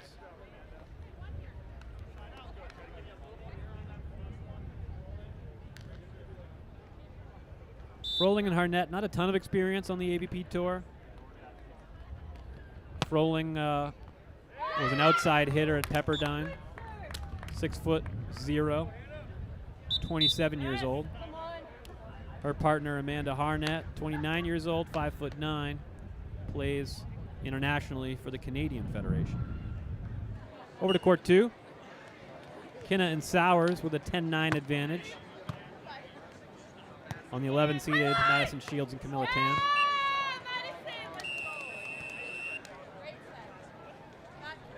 And that is a nice jumbo shot there, roll shot there by Madison Shields. Just tagging the line. A reminder, too, that all 4 games are streaming on YouTube. So if you want to watch just Court 2, which we're on right now,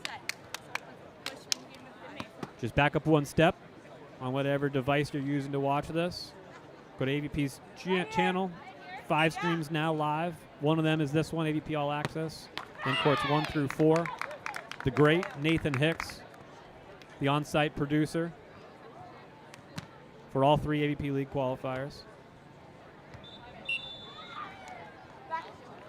Or you can keep it here with us, AVP All Access, right up until the men's finals.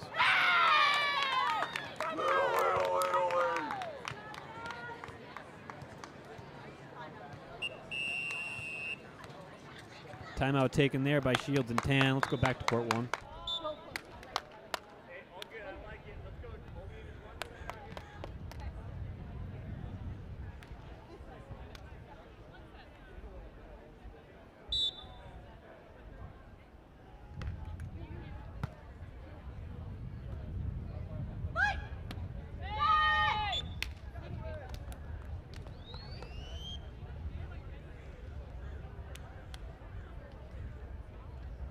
Starting to get warmed up now on courts number 3.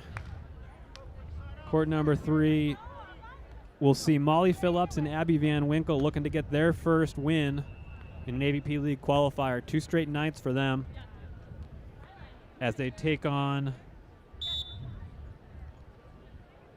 Natalie Mizowski and Kate Riley in a round of 16 matchup coming up here on court 3. Corin Quiggle sides out, catches a little tape on the way by. That leads the 3 seeds to their first set point, opening set here on court 1.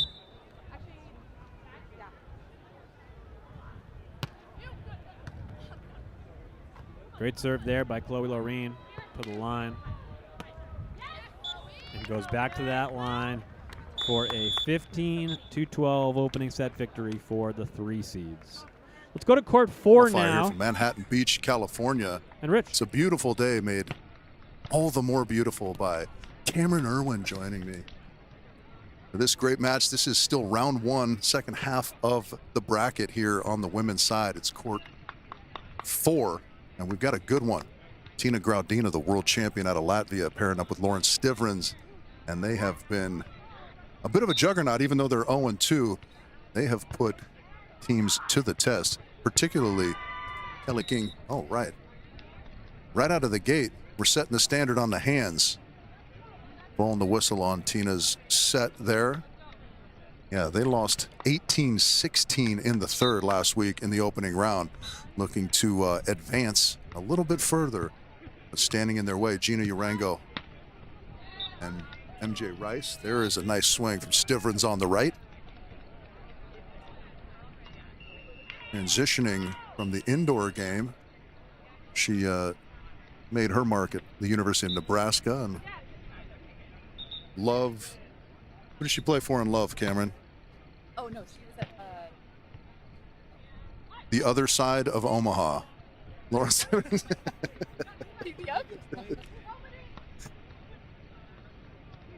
Yeah, the Supernova. All right.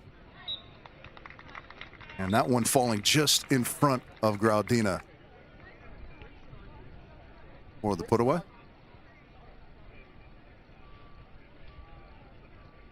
Okay, Cameron Irwin coming in, ailing early with the stats. Uncharacteristically unresearched, Cameron Irwin this one. Never happens. Yeah, that's true. Only shines when the lights are on. Stivrin's a little knuckle pokey over the top. He's been incredibly impressive in 2 matches thus far in these qualifier tournaments. Again, both losses, but that does not diminish the impressive nature of her play. Middle blocker, her indoor career doesn't lend to a lot of ball control reps. She's passing well, setting well. In her offensive game, there you go. There's an ace serve right on cue.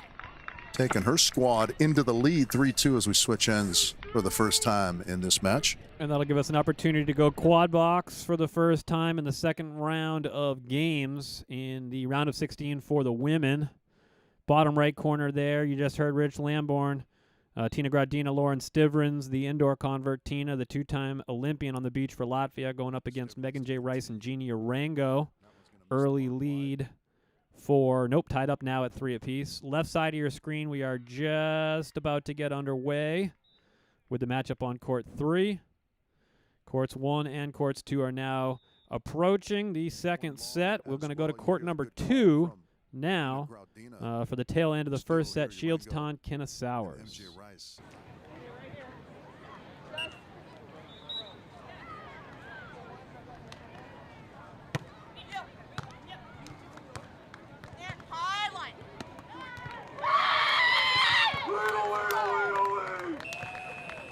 And that's a first set victory for Kenna and Sowers there, 15-12.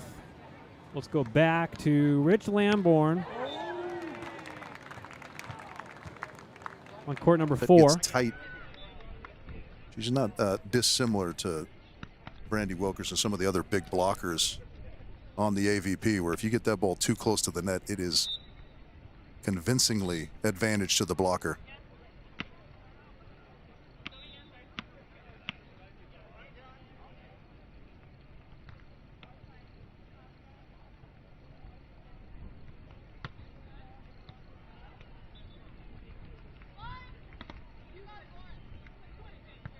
One off the hands, knuckled over, but Gina's got it. That one into the block, handled nicely on the second contact by Stivrins. Yeah, Gina. Yeah, and that is one of those plays where just the reaction time hasn't quite caught up. The repetitions aren't there just yet for Stivrins, making the right choice, but just a touch late on the pole as that set was a touch off the net.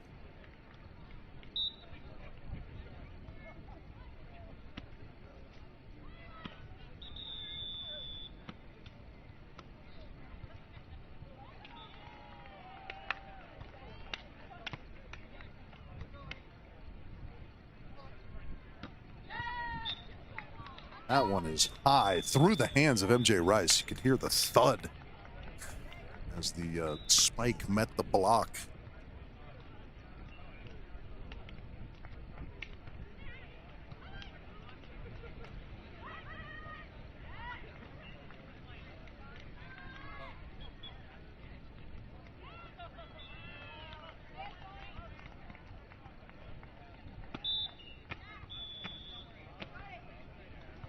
Five apiece on the side change. Stivrins to serve. Oh! And that one's going to dribble over for the ace.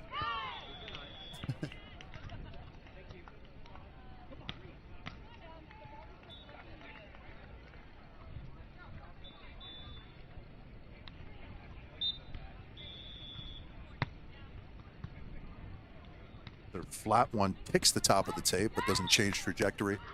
That one's going to miss wide, so Gina slightly out of calibration that time. And a 2-point advantage opens up for Stivrins Graudina.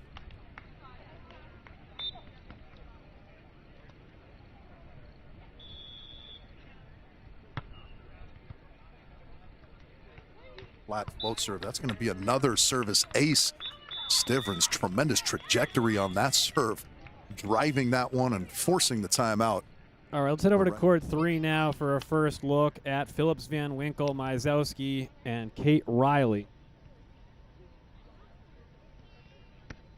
That's Natalie Myzowski, 22 years old, 6'0", on her 6th season on the AVP. Kate Riley, her 7th season, took a 5th in the 2025 Denver Contender Series event.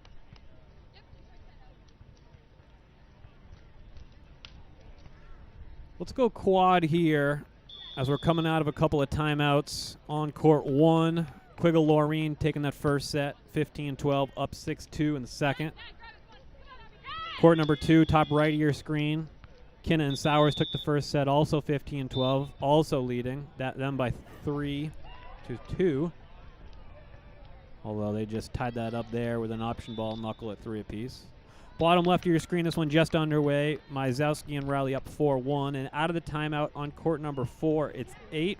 Gradina Stivrins will go back there to Rich. The lead is 3 for Stivrins Gradina on some quality serving from Lauren Stivrins.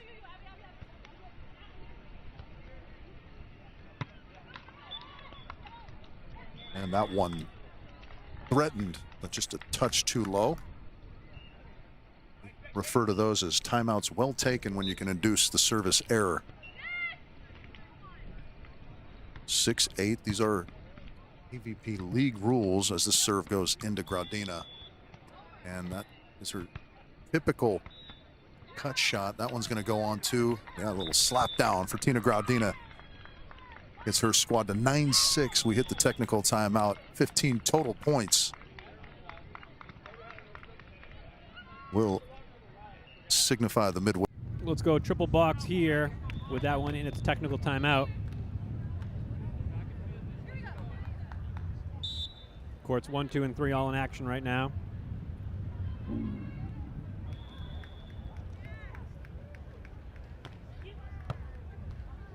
Quiggle and Laureen looking to advance to their 3rd straight quarterfinals.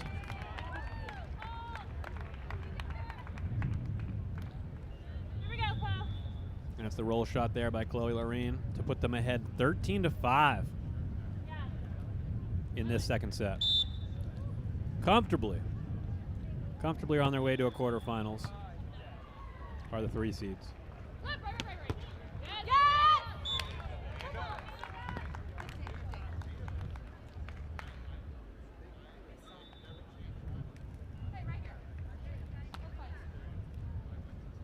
Yeah, I didn't think that score was right. Yeah, that didn't make much sense to me. All right, that score has been corrected. Apologies for that. 7-6 is the score here. Lorene and Quiggle only a 1-point advantage. I did think that they had gotten to that number quite quickly.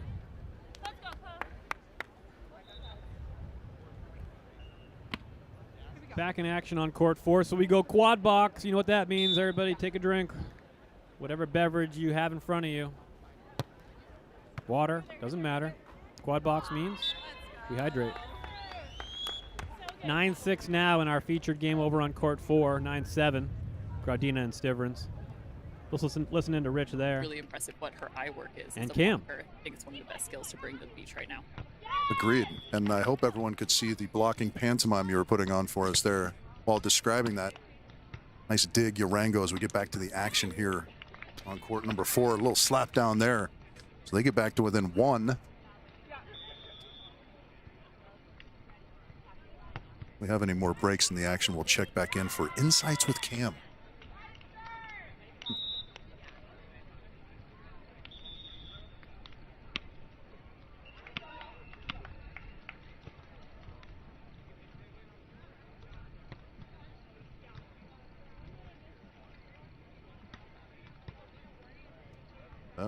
Easy pickings for Urango. That was kind of the only option for Stivrins. And nice put away. Tina kind of cheating towards the middle, trying to cover her retreating partner a little bit. Gina seeing the open sand in the cross court. Good bounce back after the technical timeout here. Now level on 9.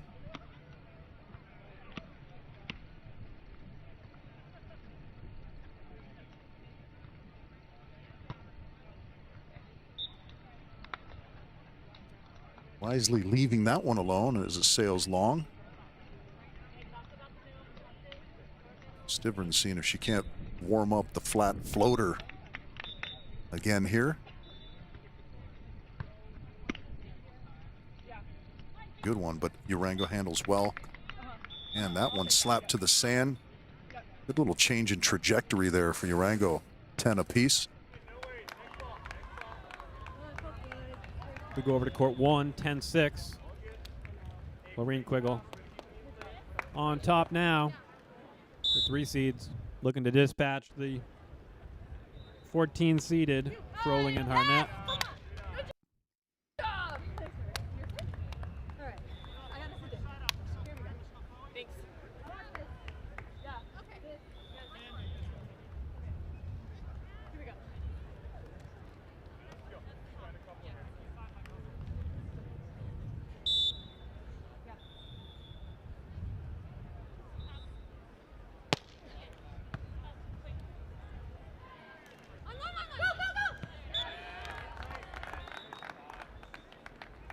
Quiggle there with a nice little, I don't know if that was a knuckle cut, he couldn't really quite tell, but it found sand. 11-7. Back to court 4. Couple missed wide on that side from Urango, and now the lead is 2 again for Stivrins and Graudina as Tina continues to serve. A little bit errant. And Stivrins just missing the mark. Can't believe she didn't smother that one.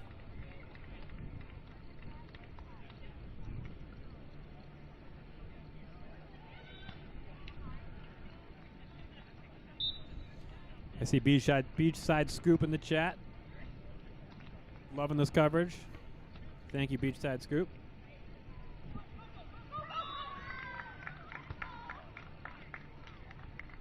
A good pass from Stivrins. Little flat set out wide. MJ all over that angle swing. A little extra oomph on the celebration as well. 12 apiece.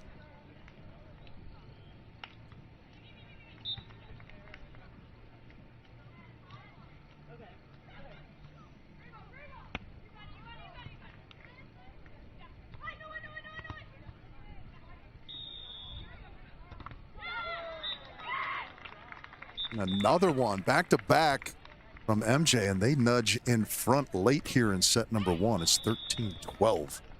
All right, with that timeout, we'll go back to court 1. Late in second set, 11-9. Quiggle Lorene on top, but it's a trickle ace. Gets Froling and Harnett, the 14 seeds, to within 1. Trailing now just 10-11.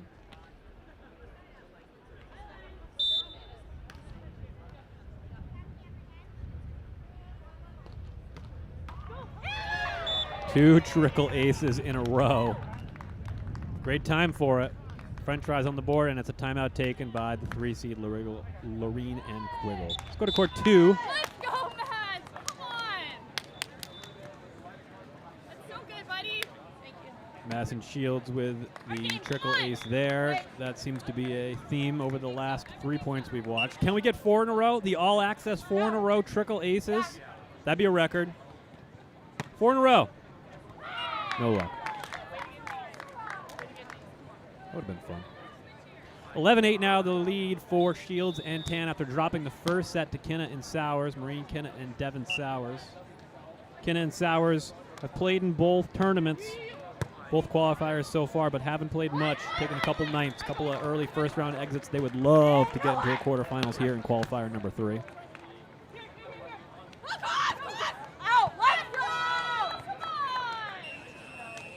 All right, back to court 4, Rich and Cam. And Graudina, and they trail now by 1.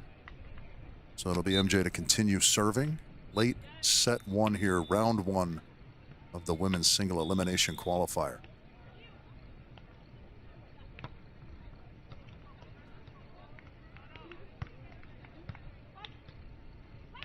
Gina with a chance now in transition around to the left side.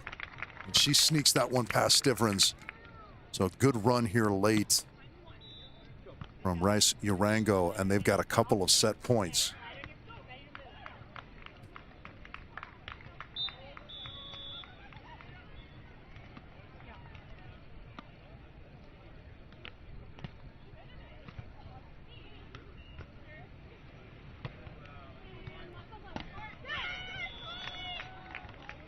Good pass from Stivrins, and that one is off the left hand and out. A nice little change up in her offensive approach there. Working that up the sideline. And now it'll be Stivrins to try and keep her team afloat here in the first.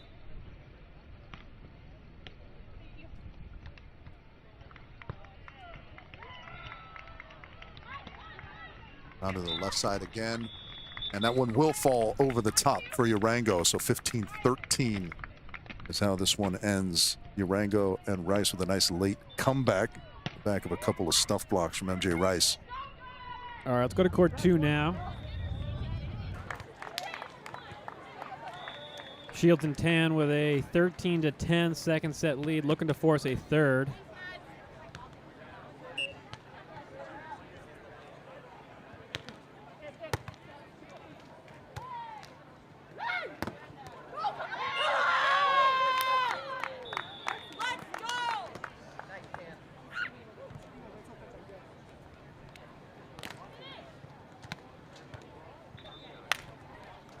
Now 14-10.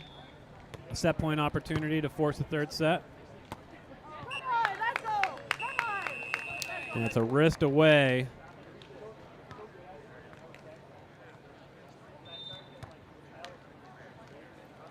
That staves off the first set point.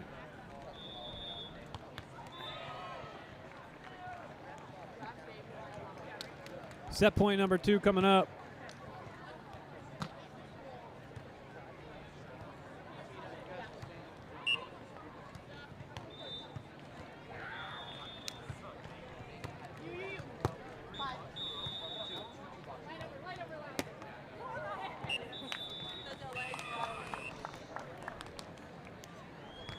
And it's a second set won by Shields and Tan. We are going 3 on court number 2. Coming out of the timeout on court number 1, Lorene and Quiggle looking to end it in 2. They got a 1.5 point advantage now. And they're a side out away from a match point.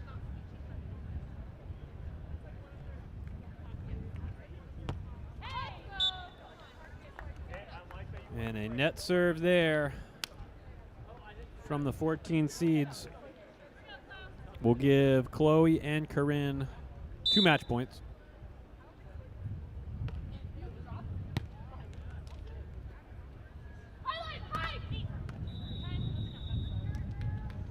Corinne with a swing for the match, and it's good. 15-12, 15-12. Lorene and Quiggle headed to their 3rd straight quarterfinal with a win over the 14-seeded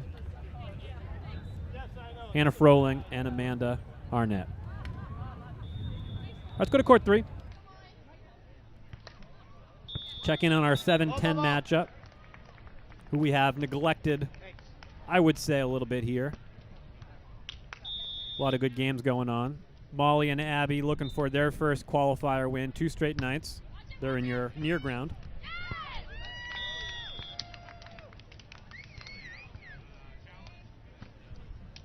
Update on court 4, our featured game, I would call it. Tina Gradina and Lauren Stivrins trailing 1-3 second set to Rice and Urango after dropping the first. 13-15. We'll get you back out there in a minute.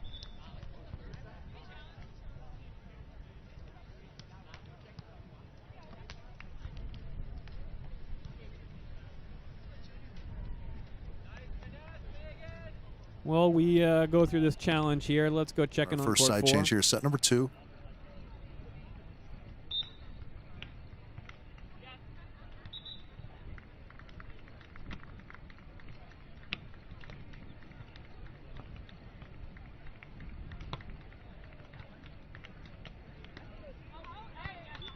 On 2, that one is going to miss wide. Right idea from Gradina. Just kind of came off her hand funny.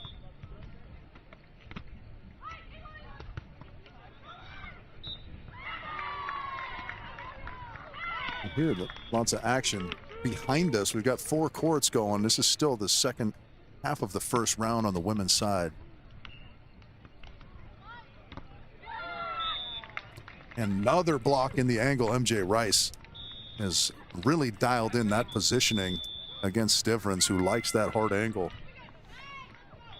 All right, let's head back to MJ court 3 equal. now. 13 up.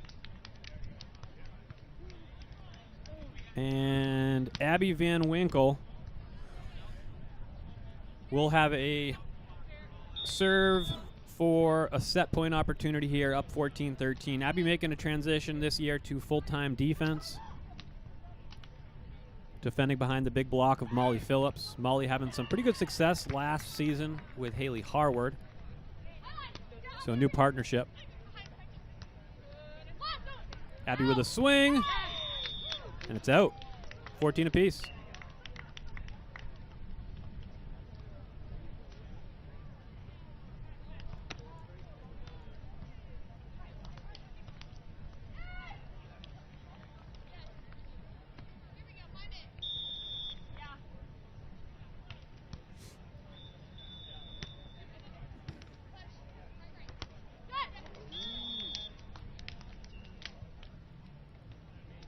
It'll be another set point opportunity, this one for Molly Phillips. Looking to take this first set here in the 7-10 matchup.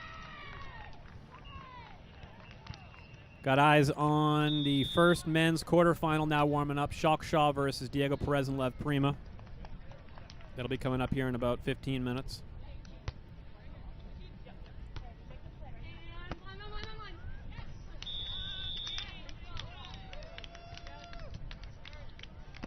And that one did catch line. 15 up. Bonus volleyball continues.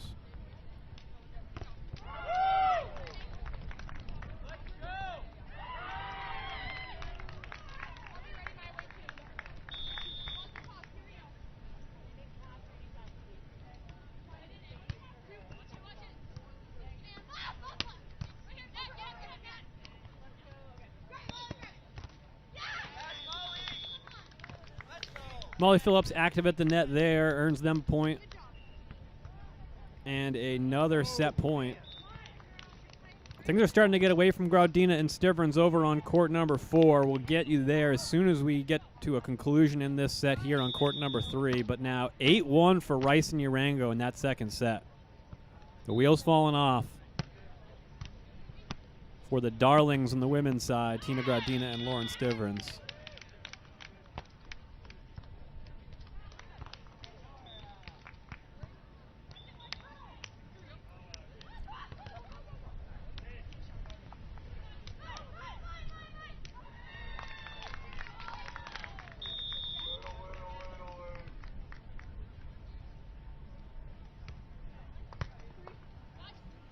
$16 apiece. Molly with the swing.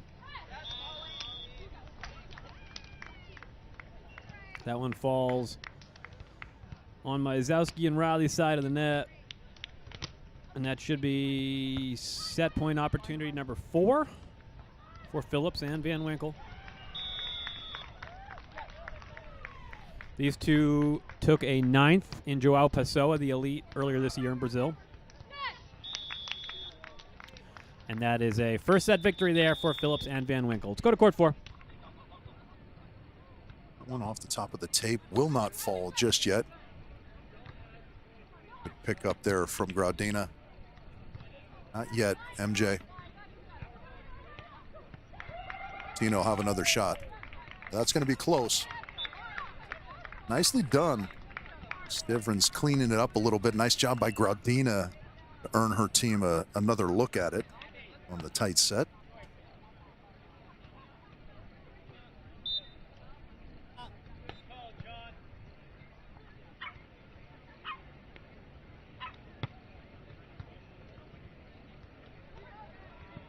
A tough one there. That is a nice play from MJ Rice, heads up, and when things are rolling your way, even things like that work for you.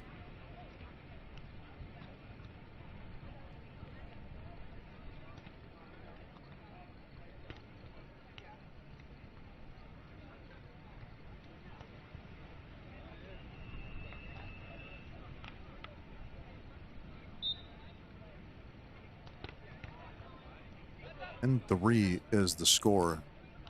You try and convince yourself there's still lots of volleyball to play. Here's a nice little wiggle up the sideline. Every time you go back to serve, you're wondering if this might be the catalyst to get you back in. You know, Cam, I remember you once told me you can't be drunk all day if you don't start drinking in the morning, and you can't mount a large comeback if you don't get a single point first. That will not work. MJ finding a little bit of a pocket there on the bounce. Are on the side switch now. Let's go to court 2. Third set action. Kinna and Sowers took the first set, dropped the second one, 11-15. They are now in the third set.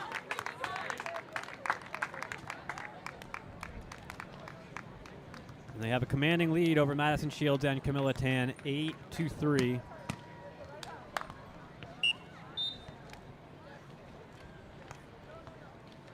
Devon Sowers, 30 years old, 6'2". This is her 5th season on the AVP.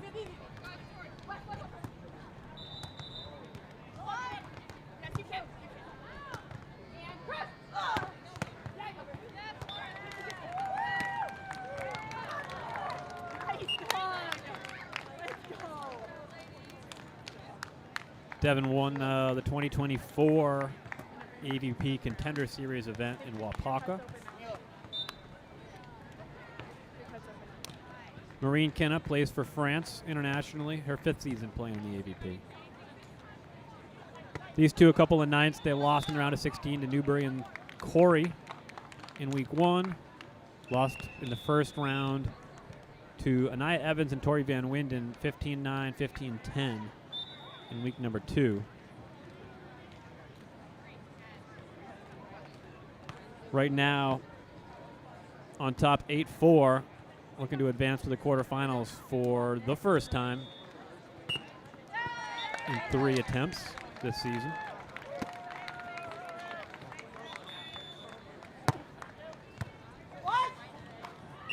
Let's go, one at a time. Let's go, one at a time.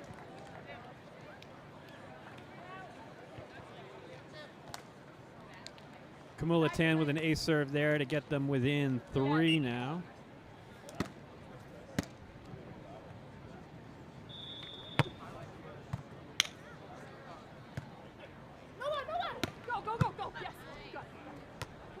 Well dug by Shields.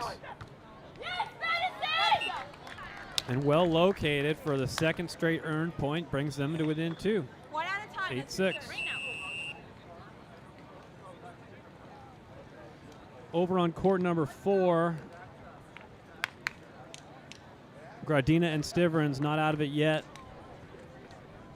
Couple of points there gets them to within 4, forcing Rice and Urango to take a timeout. Second set action over on court 3. It's an early 2-1 advantage for Phillips and Van Winkle, who took that first set. And as you can see there on the top side of your screen, warming up for our first men's quarterfinal, Shock Shaw versus Perez and Prima. The 1 seed versus the 8 seed.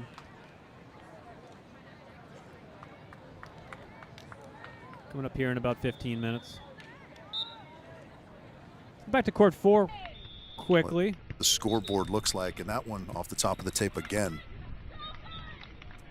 That one is going to be good on the line for Gina Urango, 12-7. They're able to stop the scoring run of Gradina Stivrins. There's 3 away now.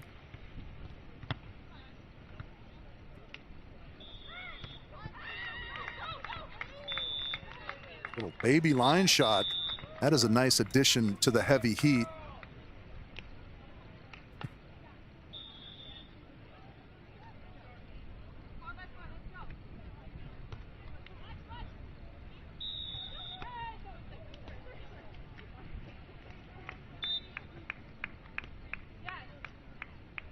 Gradina back to serve, still trailing by 4 here late in the second set.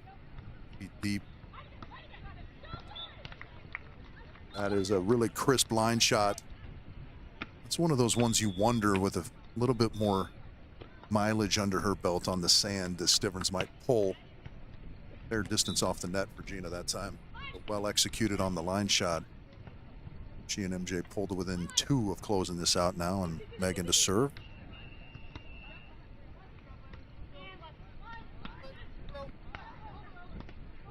The middle shot. Oh, there's a little baby line, but MJ's right on it. Tina's going to have a chance. That's a great set. And the high swing through the hands of MJ Rice. Even the difficult to impress Cameron Irwin like that set.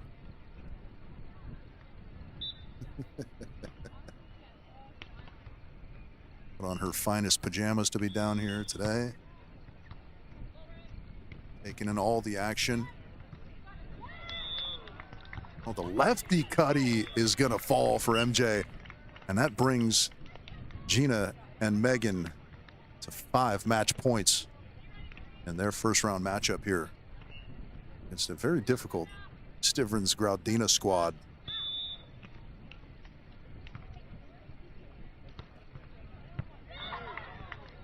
And that one falls as well. So it was the serving of Gina, the blocking of MJ Rice that really were the big difference makers, particularly in that second set. And that'll do it over on court 4. Tina Graudina and Lauren Stivrins. A lot of eyes on that pairing.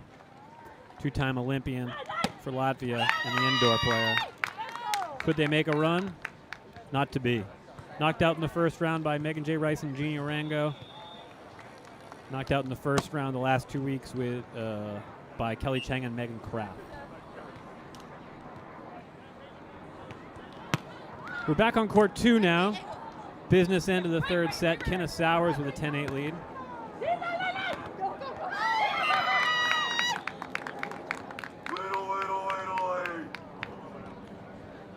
They've maintained a 2 or 3 point advantage here for the majority of this third set. Have Kenna and Sowers.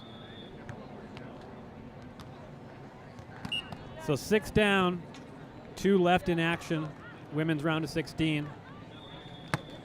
As we approach the first men's quarterfinals. About 11 minutes away. On the side switch, it remains a 2.5 point advantage for Kenna and Sowers. Let's go double box here. Over on court 3, Phillips and Van Winkle, winners of the first set. Locked up at 5 apiece right now. Facing off against Natalie Mizowski and Kate Riley.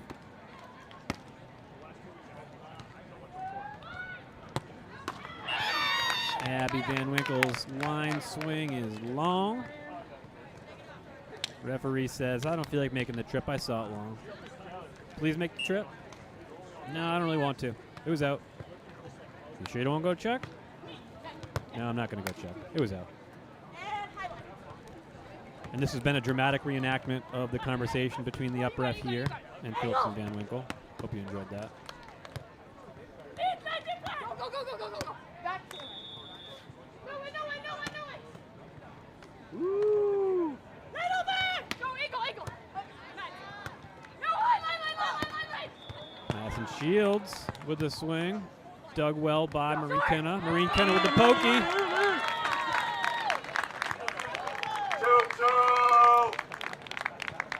And an important earned point there for Kenna and Sowers as their lead balloons to 4, and they can now side out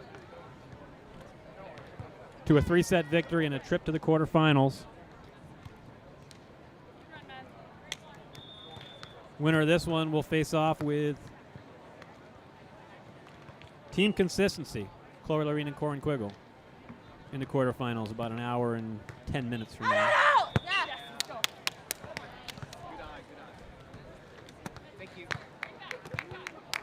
Madison Shields now back to serve, trailing 10-13. If they're going to make a run, it's got to be now for the 11 seed.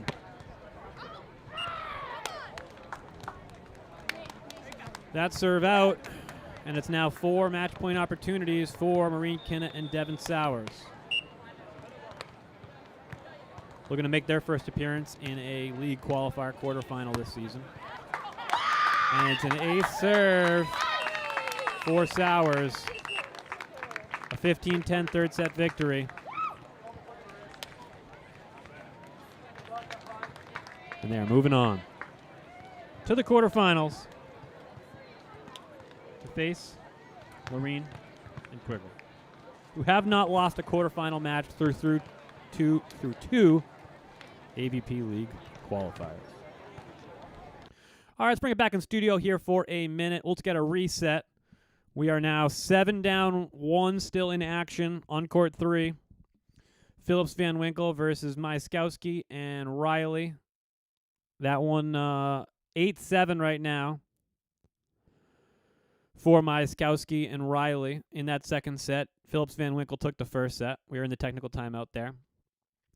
Let's take a look at the brackets for a moment. On the women's side, 6 of 8 filled in there. Kinnett and Sowers just filling their spot to a quarterfinals. So 1 game left to go on the women's side. On the men's side, we got quarterfinal action starting here in just a few minutes. Schalk and Shaw versus Perez and Prima. They'll be on court 1. They're warming up right now, starting in about 7 minutes. Klasnick Labouliere with an upset victory, the 12 seed upsetting the 5 seed. They will be facing off against Sean Cook and Brian Miller. There was a question in the chat about, is Cook still in? When does he play next? He's playing in about 20 minutes here over on court 3. As soon as this one gets done. Sorry, court 4. That'll be on court 4. On the other side of the bracket, Tim Baumgren and Avery Drost will face off against Gage Basie and Thomas Hurst. Basie and Hurst in their first quarterfinals. Baumgren and Drost, all they do is make it to a quarterfinals. And then in the bottom right corner of your bracket, Derek Bradford and Evan Corey, the fan favorite. They'll go up against Troy Field and Ryan Wilcox. That one's going to be a battle. So if we're taking odds right now on which court Rich Lamborn's going to be headed to, my money is on Bradford, Corey, Field, Wilcox over on court 3. That's just where my money is. Back to court 3. Out of the technical timeout, second set.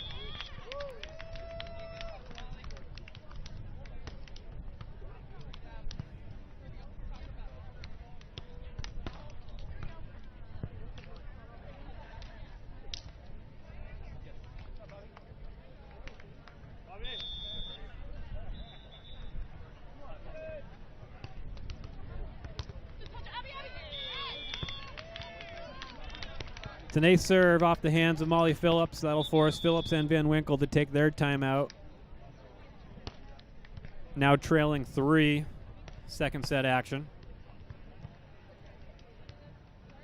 We'll go quad box so you can see the warm-ups for the men's quarterfinals. So that'll be Klasnick and Labouliere versus Cook and Miller. In your top right screen there on court 2. Schalk and Shaw versus Perez and Prima have been warming up for a while now. They should be getting underway shortly. Men's quarterfinal number 1 over on court 1. Court number 4, it's Basie Hurst versus Baumgren and Drost. Mr. Consistency, or Misters. What's the plural of Misters? What to think about that one? Let me know in the chat there what I should have said. Going up against Gage Basie and Thomas Hurst. Baumgren and Drost, as I said, might have the best resume. It might be them and Bradford and Corey, who do have a second. And then it's Baumgren and Drost with 2/3. So if neither of those teams win here today, and we're talking about resumes, which is, past performance, qualifier performance, are one of the factors AVP will use to determine who they give the at-large bids to at the conclusion of the automatic bids being given out. Baumgren and Drost have, from a league qualifier perspective, if not the best resume, the second best resume, right up there with Bradford and Corey. Back in action on court 3, the final women's round of 16 matchup. Phillips and Van Winkle took a timeout, and it didn't help. Myskowski and Riley on a run here.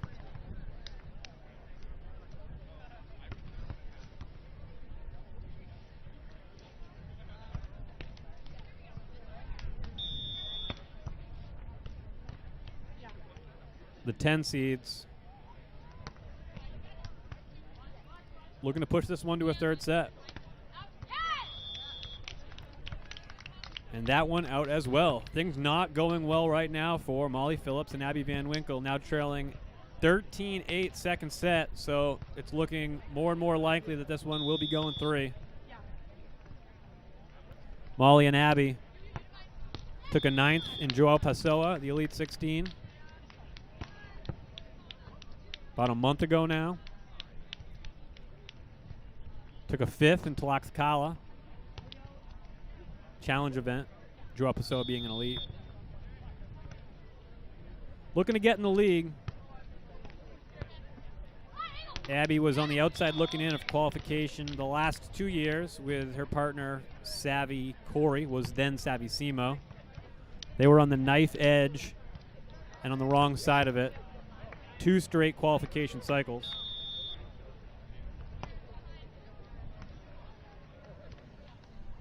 From the chat, Shock and Shaw should be the guys who get in. AVP men's is nothing like 90s, early 2000s. Yeah, Shock and Shaw have made themselves a decent case, I would say. I think a couple of wins today, a couple more wins would certainly make that conversation a little bit easier to have. Both guys have been in the league before.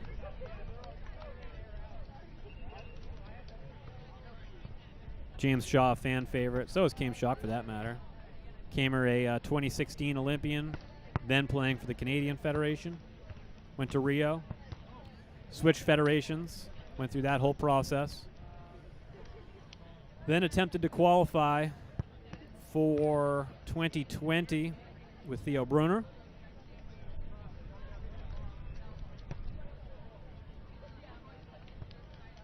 Then 2024, made a run with Triborn. Outside looking in on both.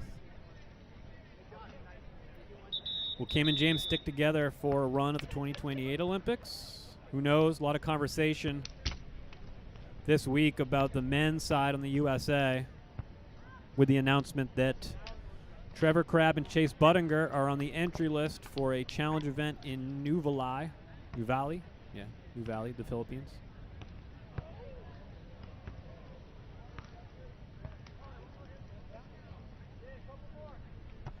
Is that a permanent change for Chase Buttinger, switching to Trevor? Is it a trial run? Coincidentally coming on the heels of a really good result in Sakurima. As of this morning, they were into the quarterfinals on the men's side.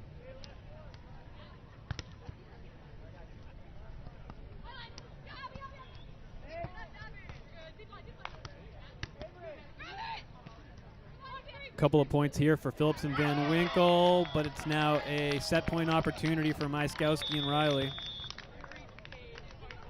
Or maybe that's a scoreboard that was one behind. Nope, that's a side switch. 14-11 now, set point opportunity for the 10 seeds. So for this season anyways, at least in the AVP, you expect Chase Buttinger and Miles Evans to be given one of those at-large bids. They did not qualify, but they did make it to the finals in week number 2. They've been in the league every year since its inception back in the fall 2024. They were the inaugural winners for the San Diego Smash in 2024. They were Olympians in 2024. Busy year for Chase and Miles. So you would expect the AVP to look at that resume and potentially give them an at-large bid, which would leave 3. 1 automatic bid for the winners today and 2 more. Bunch of teams out there trying to add to their resumes. As Abby Van Winkle serves, set point opportunity. And it's a nice pass there by Abby, puts it up for Molly. Molly puts it away. And they fight off a set point. 13-14, fought off 2 set points for that matter.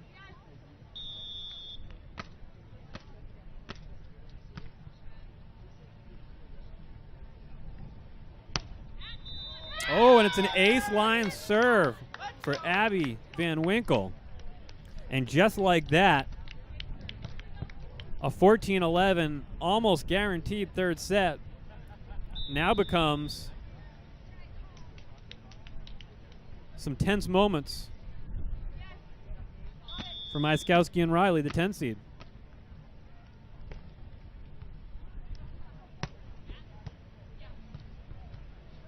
Service still giving the 10 seed some trouble. Molly gets a hand on that block. That one looks like it's going to be long, and it is, and that gives Phillips and Van Winkle a match point opportunity after fighting off 2 set point opportunities for the 10 seed.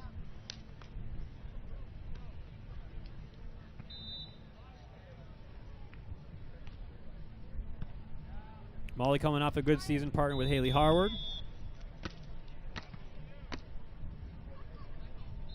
Now partnered with Abby Van Winkle, who has made the transition to full-time defense. Abby goes back to that line service, but that one no good. And we are locked back up at 15 apiece. Go quad box for a minute so you can see the teams warming up.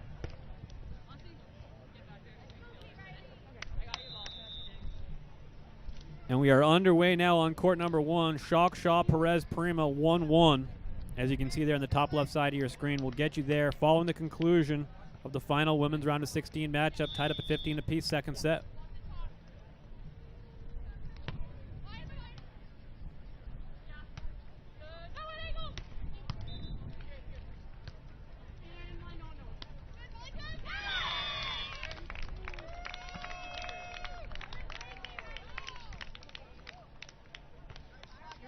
That's a great shot there by Kate Riley, clipping the corner of the tape.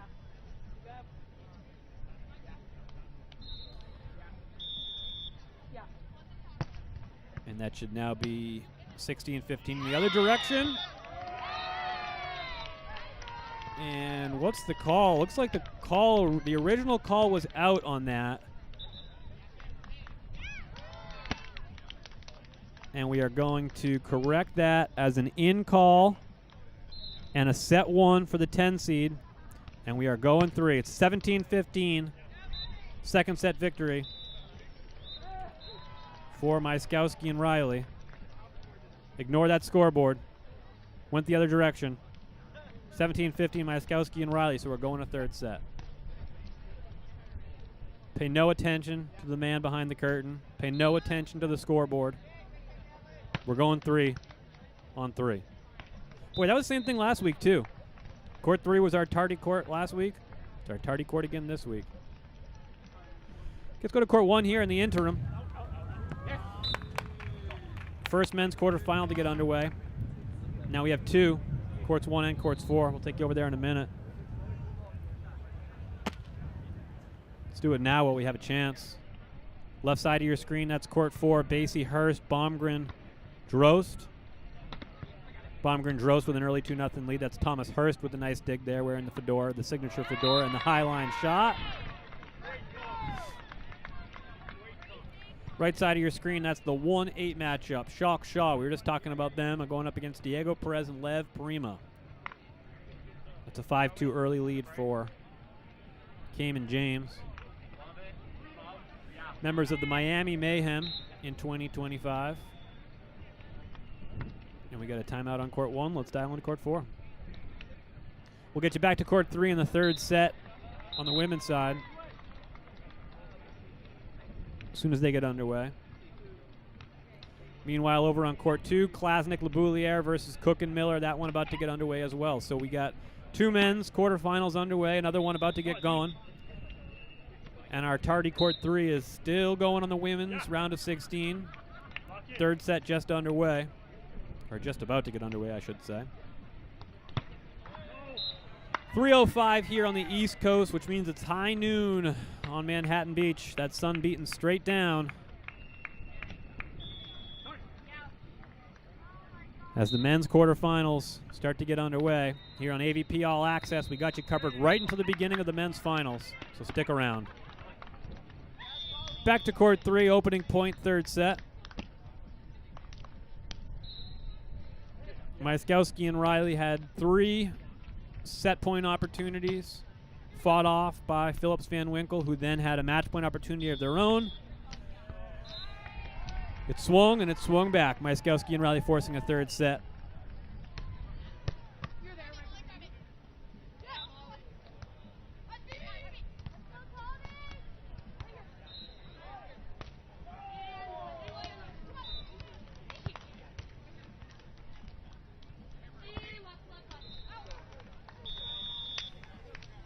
Ready for it? Ready for it? Get your drink ready. We go quad box. 4 courts underway. We are underway now on court number 2. That's DJ Klasnick on top right side of your screen with the signature sky ball. A beauty at Brian Miller. And LeBouliere, Klasnick already with an opportunity for a earned point, and they will get it. An early 2-0 lead for Klasnick and LeBouliere. LeBouliere, the only player across both genders through 3 weeks to play with 3 different partners. Played with William Rivera in week 1. Got the upset victory as a 15 seed. Made it to the quarterfinals, where they ultimately lost to Cody Caldwell and Wyatt Harrison.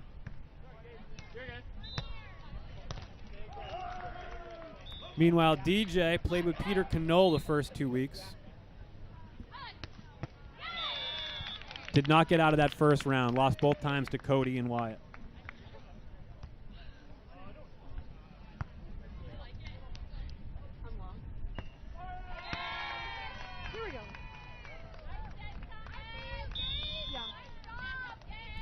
DJ still at the service line, now 3-0 Cook and Miller.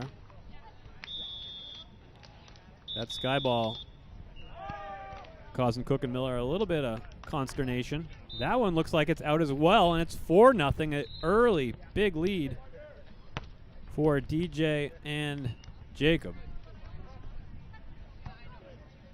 Jacob, 23 years old, 6'9".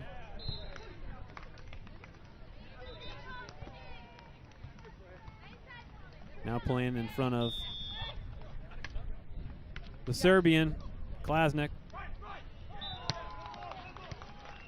Played internationally for Serbia 10 seasons, and it's a 5-0 lead now for Klasnick and LeBouliere over there on court number 2. All right, let's go back to court 3. 3-3 now, third set.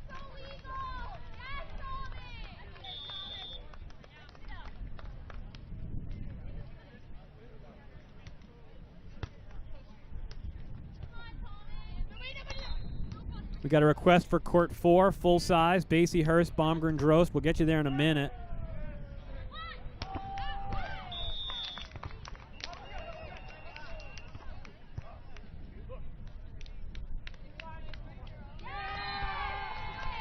Tell you what, ask and ye shall receive this time.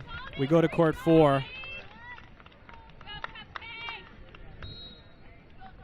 You got to reward a beautiful jump set, and we just had one from Thomas Hurst. They trail Baumgren and Drost.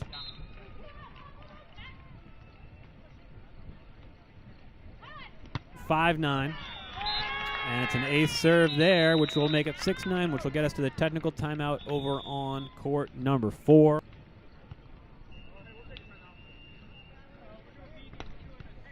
Yes, this switching sucks, according to Music Boys. Sorry you don't like it, bud. We got all 4 courts streaming, courts 1 through 4. Just hit the back button and go to the court you want to see, my man.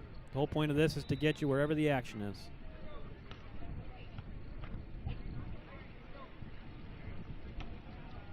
Let's go to court 1. Got a little camera issue.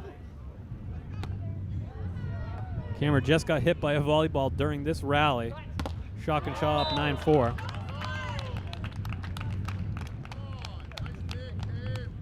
Let's go to court 2. If they can't collaborate and come up with some way to stop the juggernaut that is DJ Klasnick and Jacob LeBouliere, there is a nice swing on 2 from Sean Cook.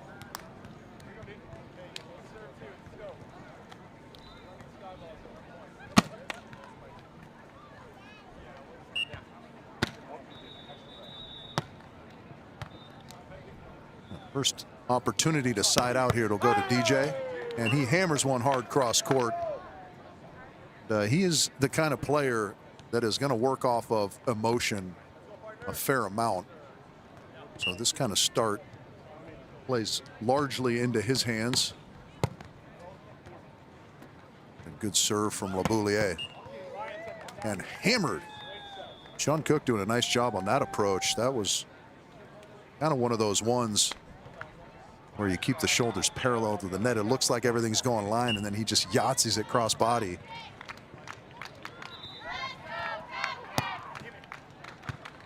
Short serve again into Klasnick. And that little baby cut. Oh, that was a tremendous run from Sean Cook. He actually got hindered by it being slowed down off the top of the tape. Once you've kind of committed to the dive, it is very hard to scorpion your back and get that ball that's now behind you.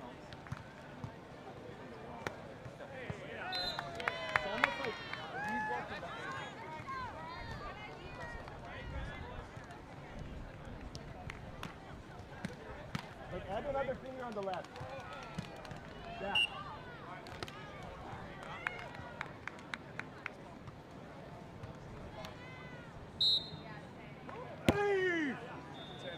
DJ from this north end going back to the sky ball. Again, Miller handles it well. The jump set. And I mean, just everything working. Klasnick and Laboulier right now. Ball on will get the double thumbs up replay. Shout out to our man Robbie Aspero. Rob on the mic, tuning in on the stream. One of the nicest guys you'll ever want to meet and biggest supporters of volleyball at all levels. Rob. Over to court 4 here. 11-6. The lead now for Baumgren and Drost, the 2 seeds. 11-7, Basie and Hurst trailing. Basie and Hurst already their best result in the league qualifier now with a worst case 5th.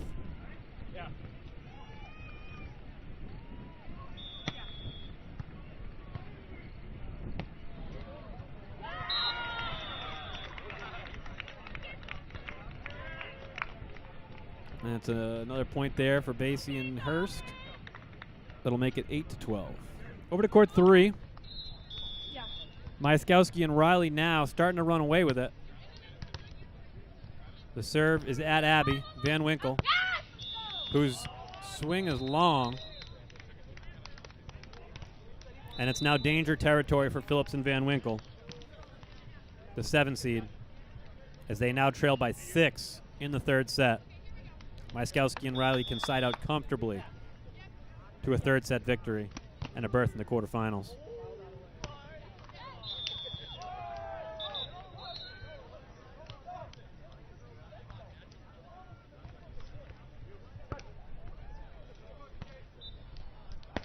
Well, I got to show you this. You're going to miss the actual play itself. So what happened there? Again, not sure if it registers on camera, but that ball went wide of the antenna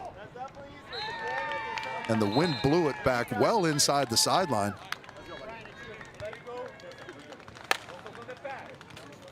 You forgot your protractors. That is an accurate call. Yeah, you're going to see that one on Instagram later. I've never seen that happen. That was a towering sky ball there by DJ Klasnick that the call was it went outside the pin and then curled around back into the court. It landed well in bounds, but the call is it went out of the pin, outside the pin. I'm not sure I've ever seen that. Quite a serve there by DJ. T-shirt while he hammered low line. Unbelievable. Back to court 1. Sorry, I don't have replay capability for you, but I assure you, you're going to find that one on Instagram at some point here.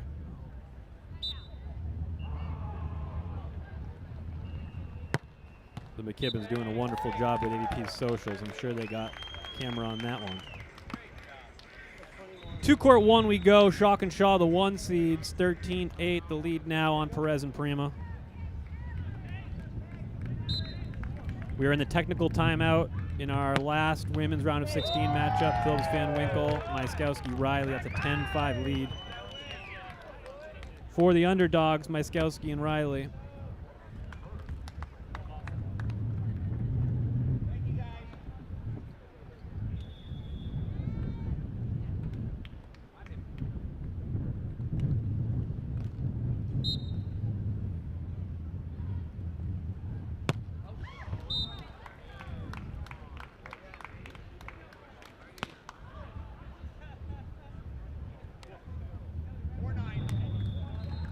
All right, let's head back to court number 3. We are in the business end of the 3rd set now.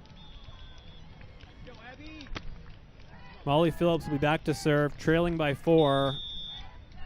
They had a run of 3. late in that second set. Came up just short. Can they replicate that? Go on another run here. And avoid a third straight ninth place finish in 3 straight league qualifiers.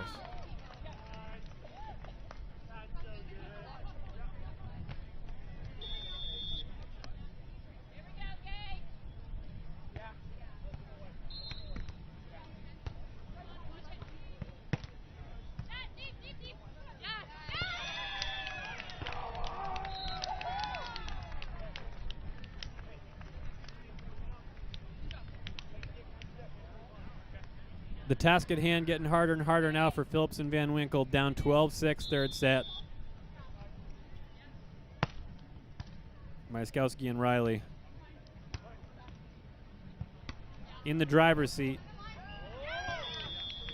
And when you get down late like that, sometimes you try to do too much. That's the case there for Abby Van Winkle. And it's now a 13-6 deficit in this one. Is all but spoken for. All that's left of the details now.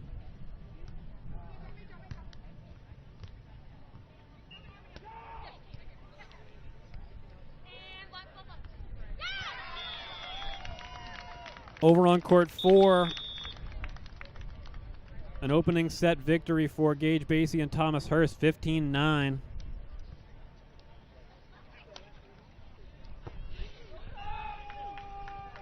So Tim Baumger and Avery Drost dealing with some early adversity this week.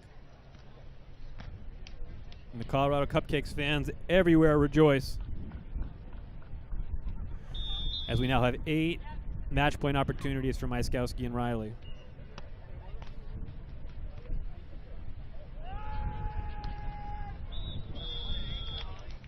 That one lands in for Molly, and the first one fought off. Many more to come.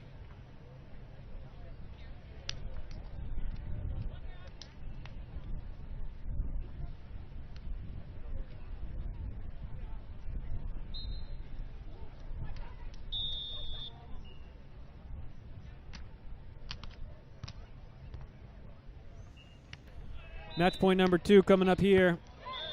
And it's an ace serve for Abby Van Winkle.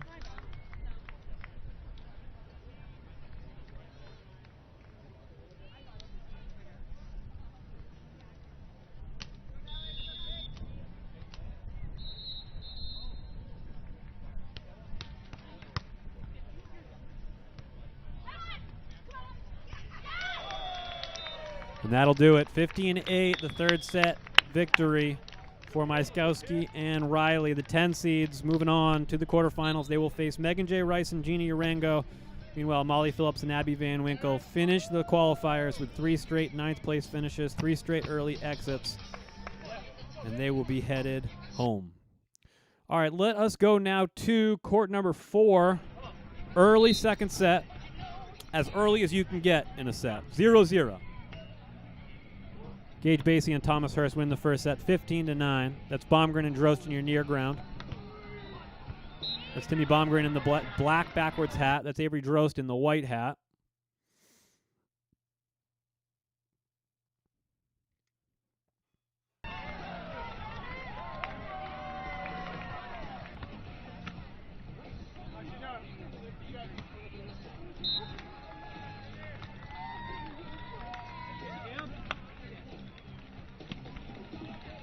First set done on court number 2. Klasnick and Labouliere dominant.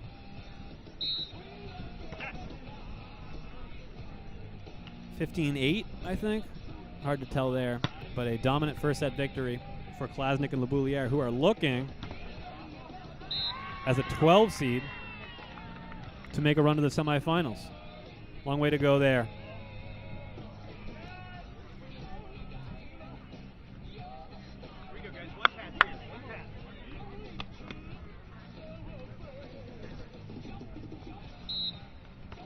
Go double box here, courts 4 and courts 1. As the pass goes to Tim Baumgren, who can't corral it. And it's a point there for Basie and Hurst. Right side of your screen, that's Chalk and Shaw on the near ground. Perez and Prima on the opposite side of the net there. That'd be Lev at the net. Diego Perez playing defense behind him. Who can't get to that one. And a big block by Gage Basie extends their lead to 3-1 over on court 4.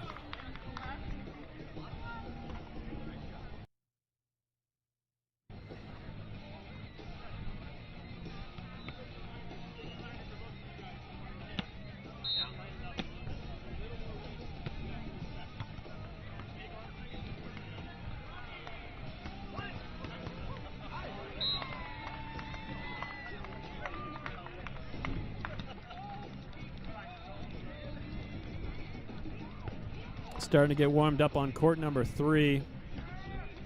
That'll be a fun one. Bradford, Corey Field, Wilcox. A couple of fan favorite teams there in that one. I suspect Rich Lamborn will be headed over there. If not at the conclusion of the match on court number 2, before possibly. Cook and Miller looking to bounce out of that hole.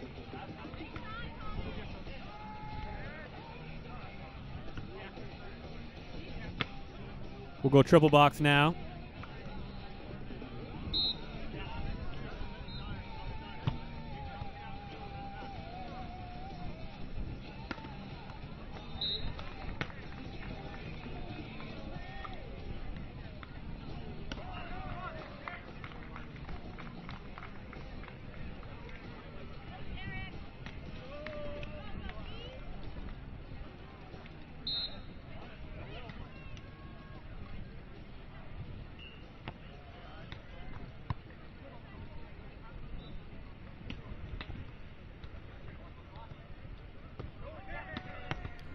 An open net for Tim Baumgren, but Gage is there.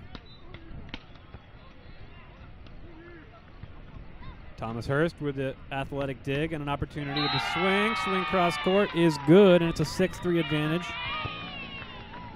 for the Colorado Cupcakes. Basie and Hurst.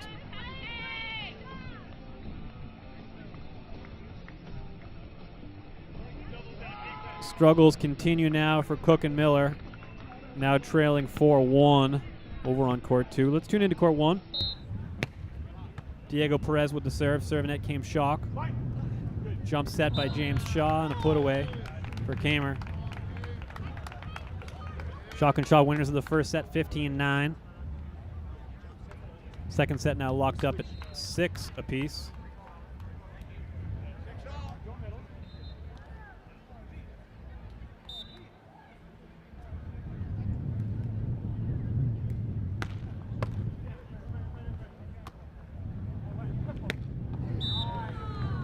Great swing there by Diego Perez.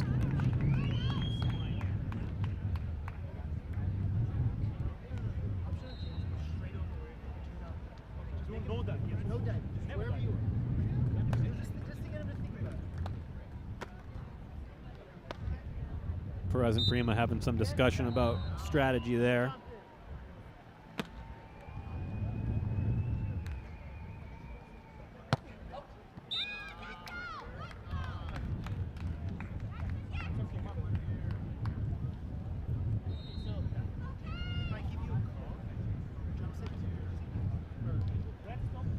All right, let's go back over to court 4 now. As Tim Baumgren will have a swing here. Yeah. Finds the hands of Thomas Hurst.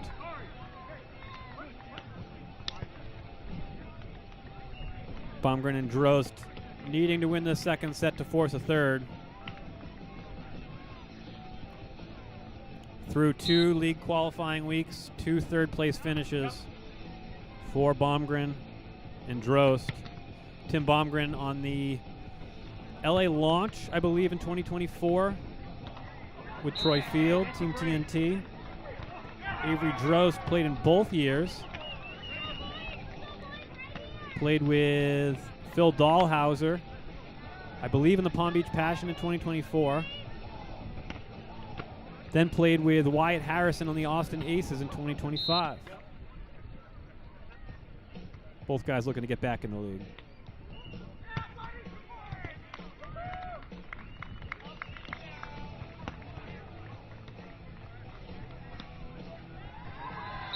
Nifty little cutty there by Tim Baumgren, and the boys are having some fun now as the momentum starts to swing just ever so much in their favor. Opening up a 2-point lead, 8-6 second set, needing this one to force a third.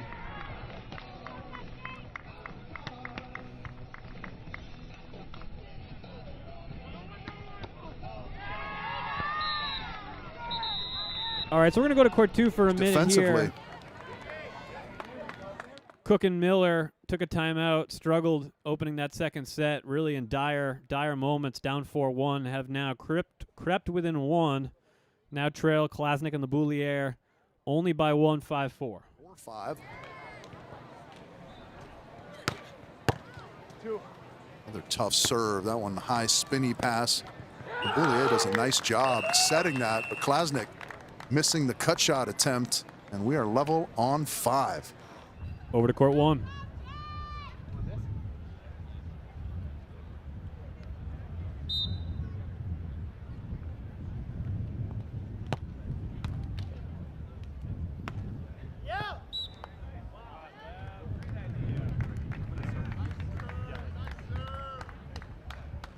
Well-placed shot there by Lev Prima.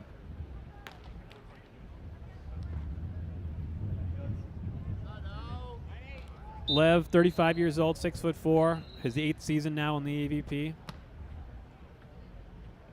Took a second in AVP Laguna Beach last fall.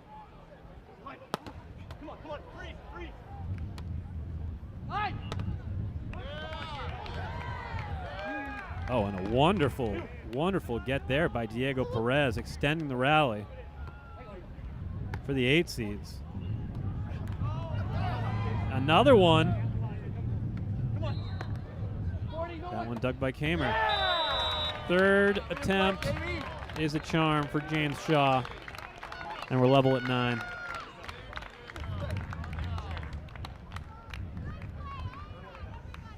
Cook and Miller starting to get things going over on court 2.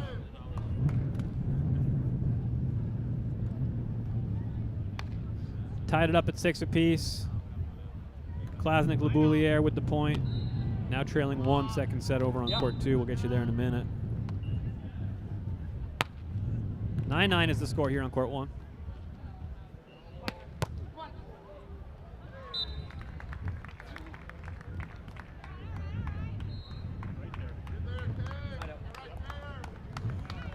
We got 3 courts now approaching the conclusion of the second set, all around the same time. So you know what we do when that happens. We go triple box.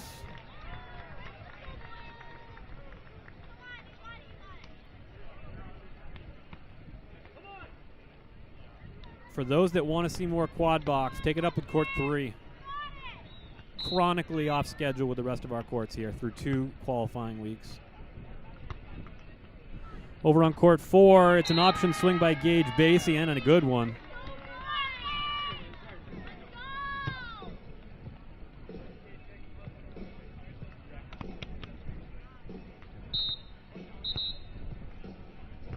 And they get within 1 now at 9-10. In the chat, love this format. Good stuff, guys. Appreciate you, Doug. Happy belated, my man.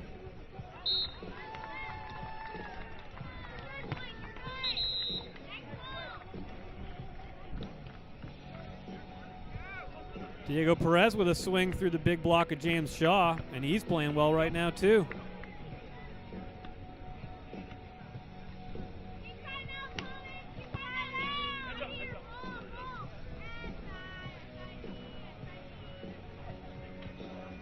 $11-10 now the score over on court 1.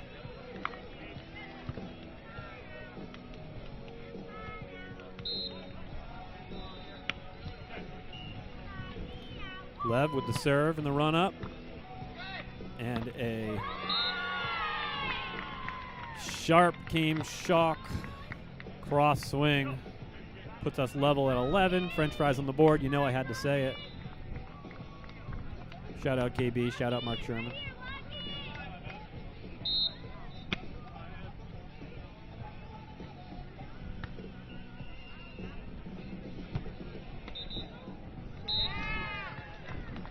That one is out.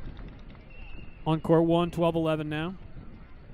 12-10 on court 4. Baumgren and Drost looking to extend to a third set after dropping the first to Basie and Hurst, 15-9.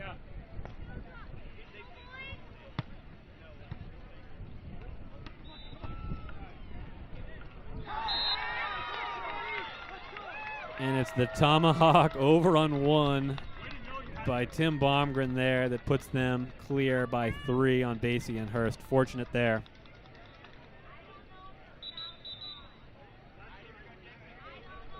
From Mike Monin in the chat, I'm digging the full coverage. My favorite way to watch. Appreciate you, my man. Trying something new here. Let's go to court 1 for a 12-12. And an ace serve by James Shaw. Extends the lead to 13-12. An important swing and an important moment for the 32-year-old. These two, as I said, were on the Miami Mayhem in 2025. They went 3-3 in the regular season, ended up losing in the semis.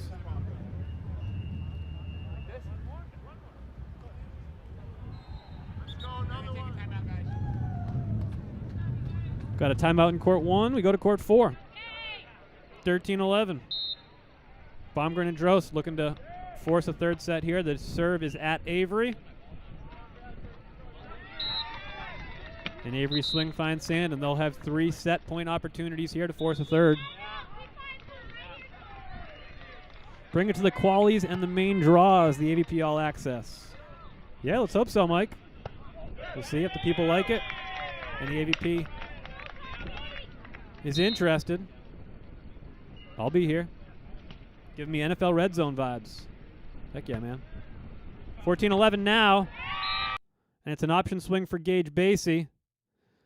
That one, hard to tell where that one went. Back in studio here for a minute as we get that camera back. Oh, we got it back. Right back to it. Another set point opportunity. And Baumgren and Drost take the second, 15-12. We are going 3 on court number 4. All right, for the first time, let's dial in on court number 3. Early stages.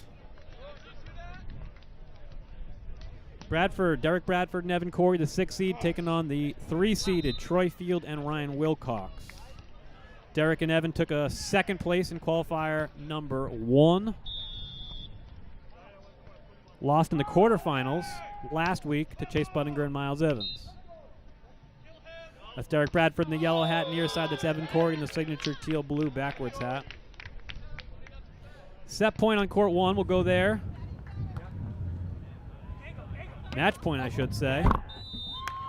And they do it. Wow, what a comeback there by Shock and Shaw. Felt like they scored the last 5 points of that one. Perez and Prima had a relatively consistent 1.5 point lead throughout that second set, but Shock and Shaw do what winners do, and they came through late, and they ended up winning that one over the 8th seed Diego Perez and Lev Prima, 15-12, 15-12. So that's our first men's quarterfinal match to go final. That's a Cam Shock and a James Shaw appearance in a semifinal for Cam and James. That'll be their first semifinal, losing in the first round in week number 1 to Jacob Labouliere and William Rivera. They made it to the quarterfinals last week before falling out with an eventual 5th place finish to Johnny Pickett and Sam Schachter, who would go on to lose to Andy and Taylor, who would go on to win the whole thing. So we have one semifinalist now set on the men's side, looking to fill a couple more spots. Let's go to court 2 now, where Cook and Miller are storming back after a slow start.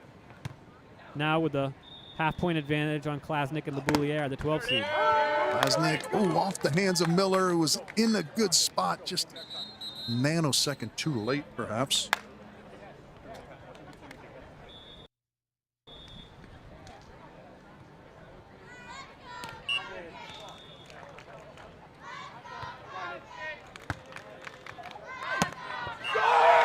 That is nicely done. On two, straight up the middle, Sean Cook. The accompanying scream, and we will switch ends. 13-12 is the lead for Cook and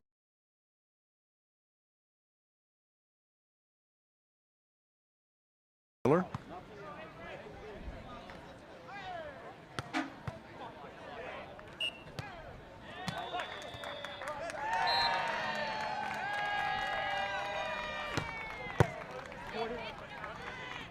Tough serve, high spinny pass. Klasnick does find the corner. A little bit of a miss hit, but not enough of one.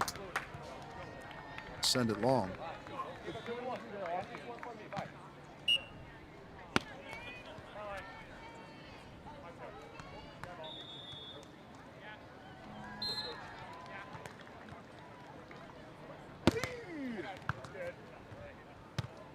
Another good sky ball, Miller. That one finds the inside of the sideline. It's set point. The screams.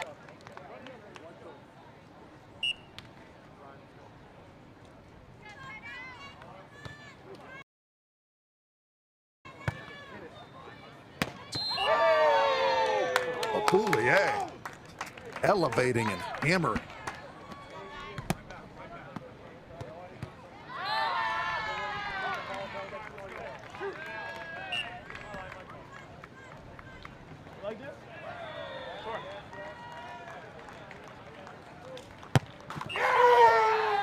That one into the bottom of the net, however.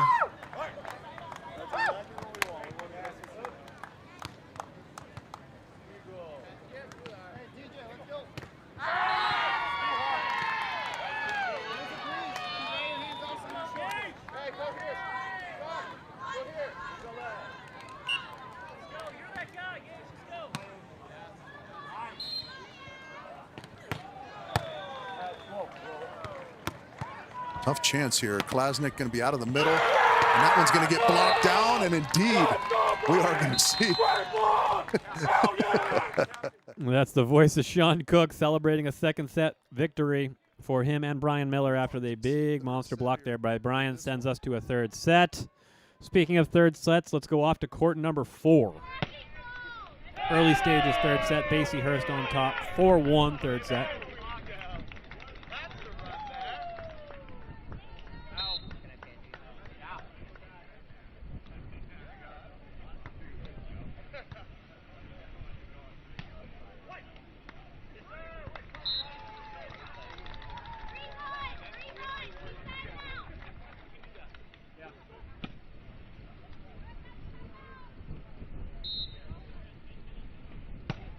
Gage Basie and Thomas Hurst between qualies 1 and 2. Flew to Tahiti, won a Futures in the Beach Pro Tour, and flew back to Manhattan Beach for qualifier number 2, all in the matter of 7 days. So an eventful week for them.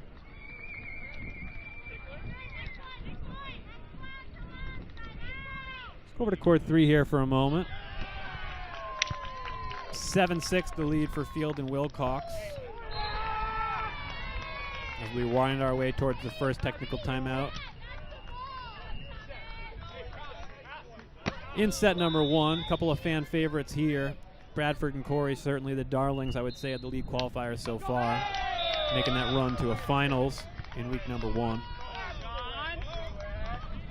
Back to court 4.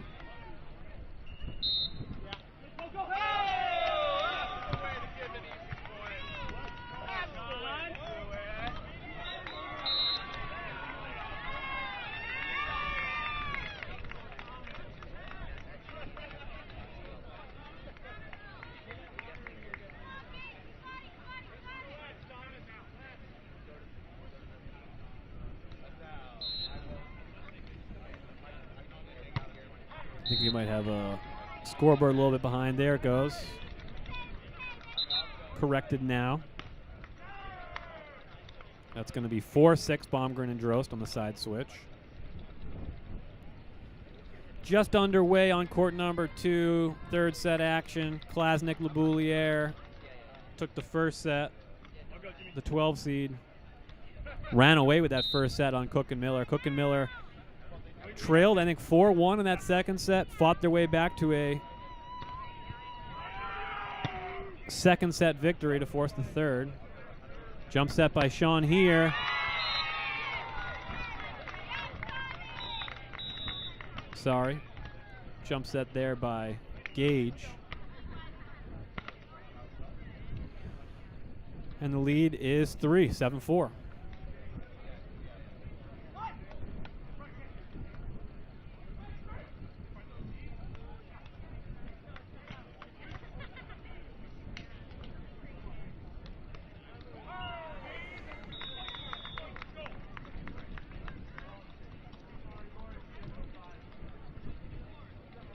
We'll speak in real quick on court number 3. As Field and Wilcox have held on to a 1.5 point advantage here for the majority of this first set. Field and Wilcox a 5th and a 9th so far through 2 weeks of AVP League qualification.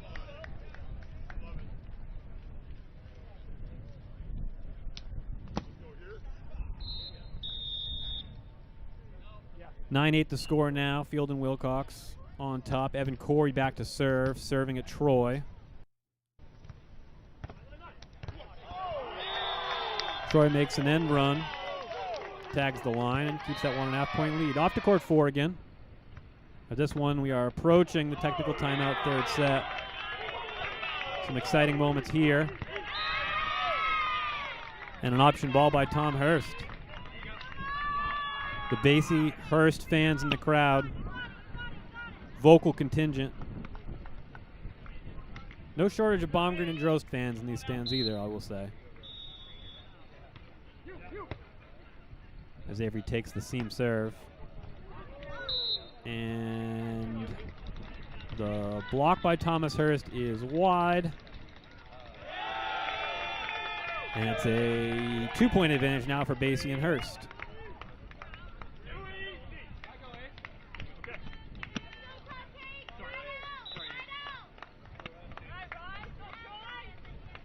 Starting to get warmed up on court number 1. Rodriguez Shaw versus Madeline Anderson and Elena Sheikh Khan. That one, the first women's quarterfinal. That one will get underway here in about 16 minutes.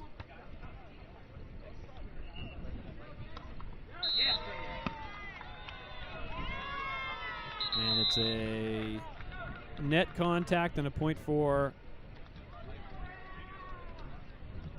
Tim and Avery to make it 7-8 at the technical timeout. So we are halfway through, maybe a little more than halfway through the men's quarterfinals.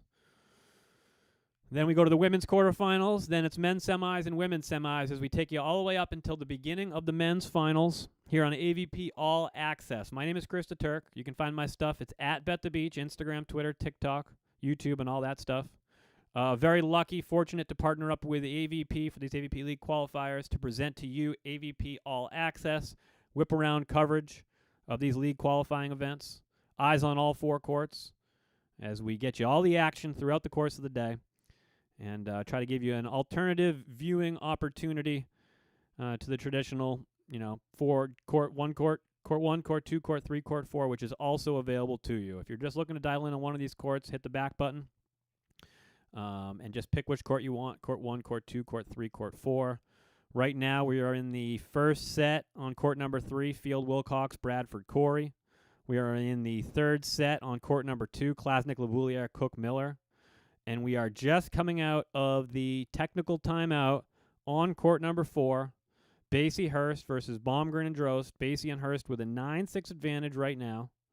And we'll get you back out there in a minute for the second half of the third set, as one of these two teams will make an appearance in the semifinals and the other one will head home. Baumgren and Drost with a pretty decent resume to stand behind as they hope for an at-large bid from the AVP. Meanwhile, Basie and Hurst really, really needing to win the whole thing today in order to guarantee themselves a berth in the 2026 AVP League. And that's the story here. You win the tournament, you get in, doesn't matter who you are. If you don't, you got to rely on one of the two on the men's side, three on the men's side, two on the women's side, automatic bids or at-large bids after the automatic bids are handed out. So, of course, a lot of variables go into that decision, be it past performance, quality performance, sponsorship opportunities, marketability of the players.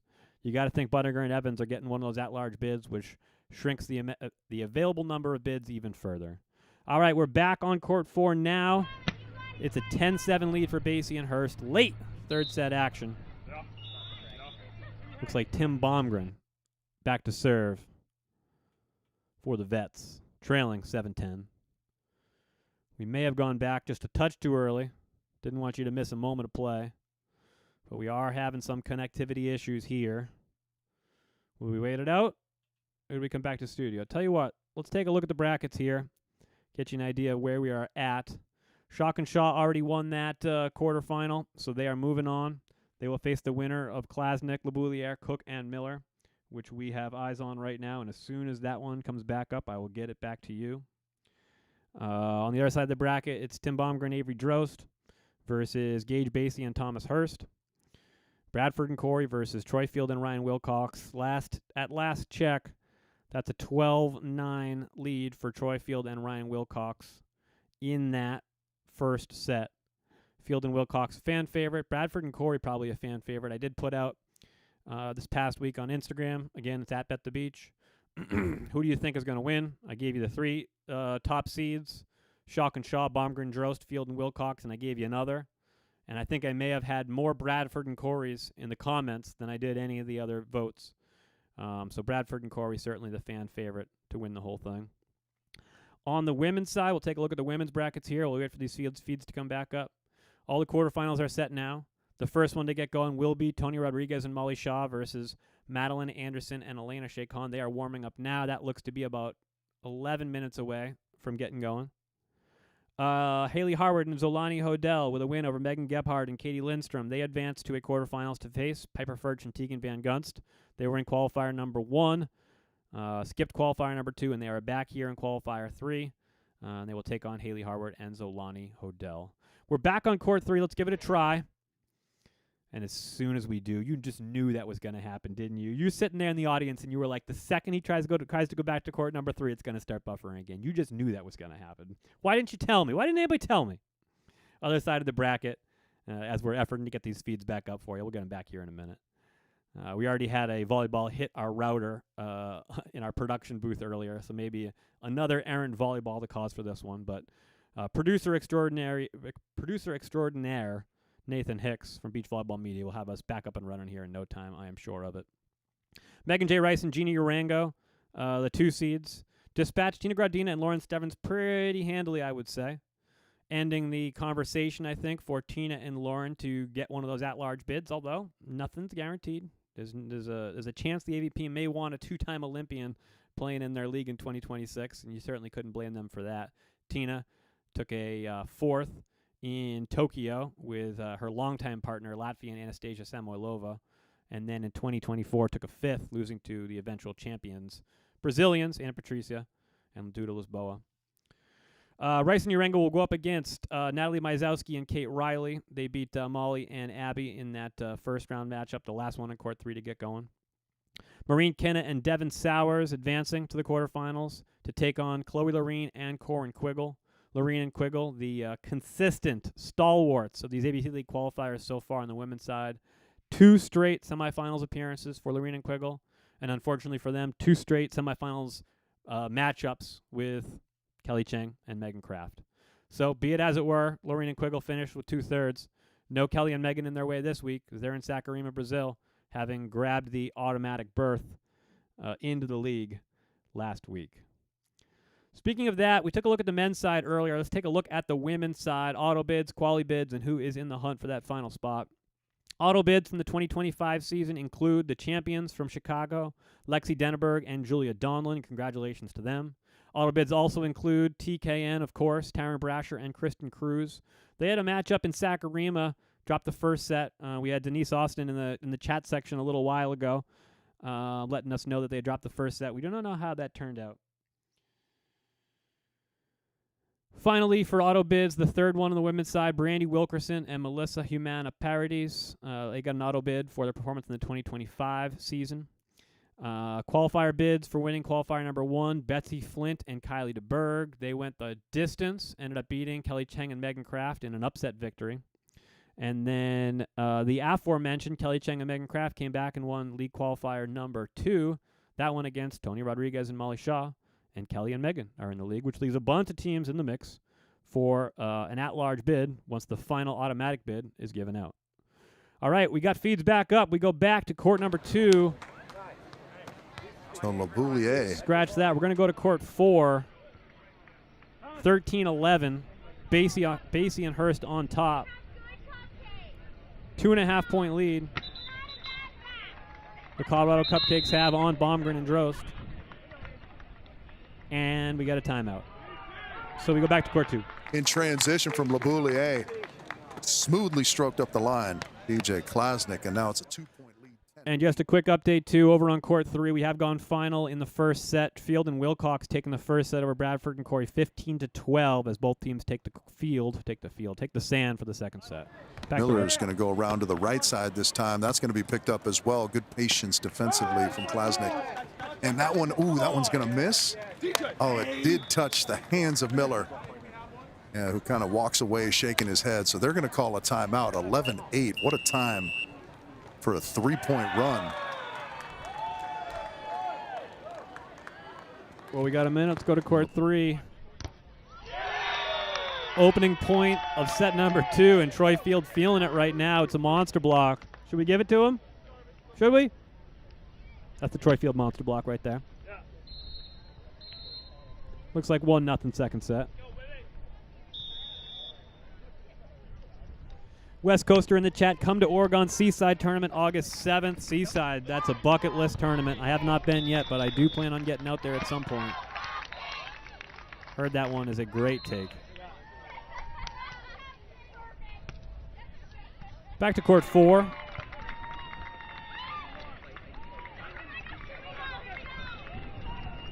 $14-11 now. Basie and Hurst with 3 match point opportunities.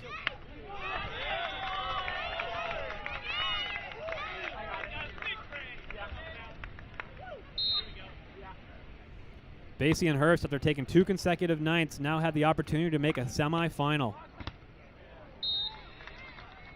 First time of asking off the block at Thomas Hurst.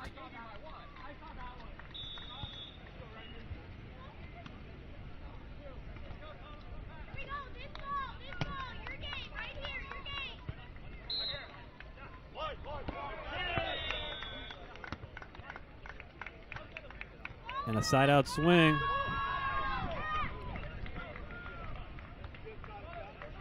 Not over yet. Jump set for Thomas Hurst. And it's a win for Basie and Hurst. 15-12.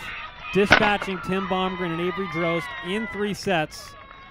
And the team that has made a semifinal in every AVP League qualifier so far finishes AVP League qualifier number 3 with a 5th place finish.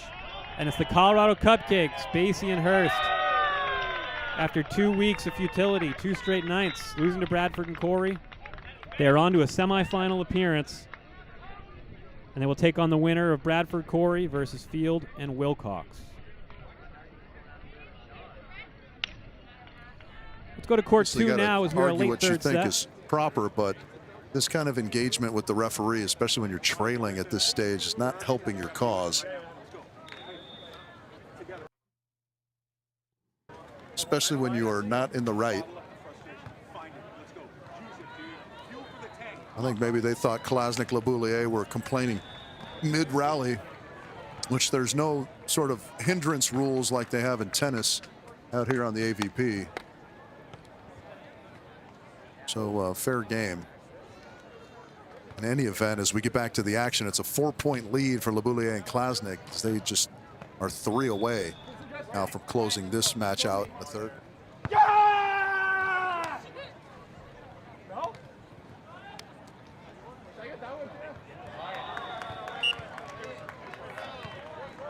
that wasn't a point. That wasn't a point.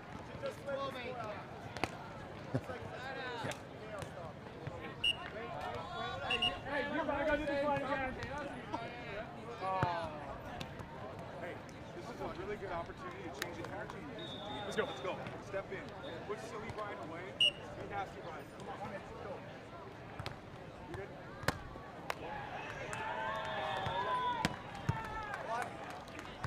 Another dig. Klasnick perfectly done.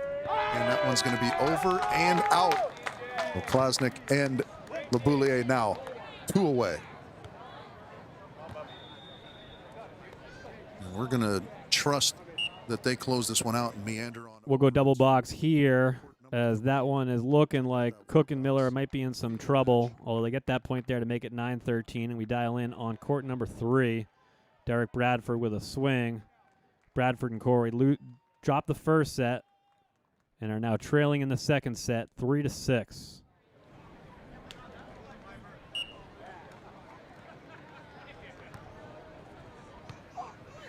Come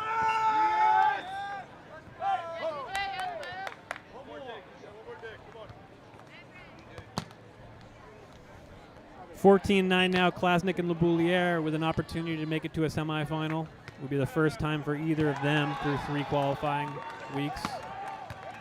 Sean Cook with the knuckle set, not really where they wanted it, and that'll do it. DJ and Jacob, winners in 3 over Sean Cook and Brian Miller.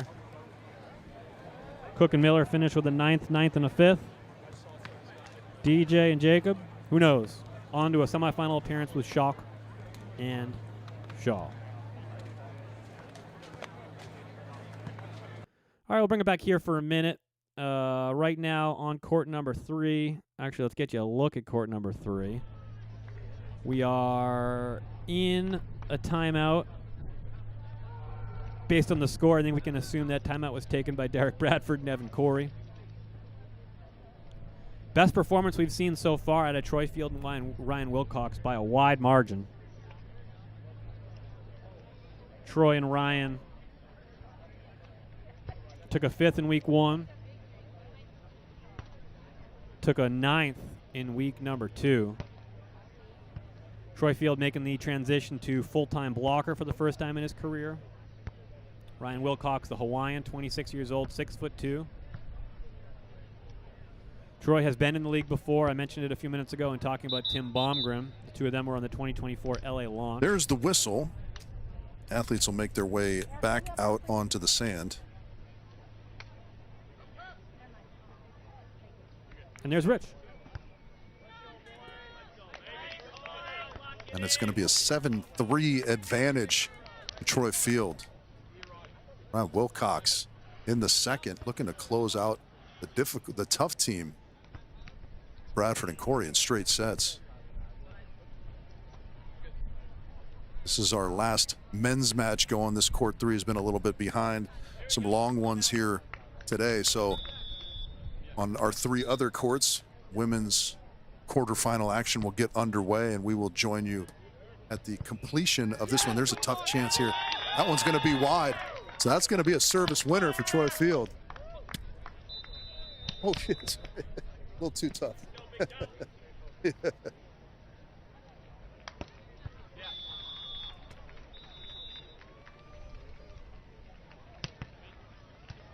Field to continue driving that one into Bradford.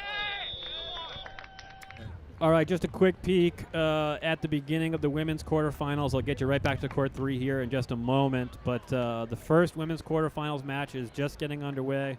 That is Tony Rodriguez and Molly Shaw. They are in the background. That is Madeline Anderson at the net and Elena Shakon about to serve the first serve of the women's quarterfinals. We are getting underway. The women's quarterfinals here over the course of the next 15 to 20 minutes. But first, we got to finish the men's quarterfinals. Court number 3, Field, Wilcox, Bradford, and Corey. We go back to Rich Lamborn. Big Willie, yeah. Steve Frito told me once, he's just a widow guy, but he's got an arm on him.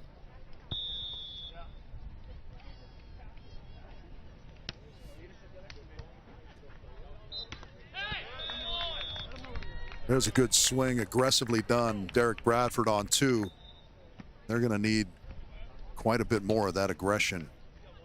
They're going to come back in this second set in this match. They need this one to push it to a third, of course. 5-9 is the deficit.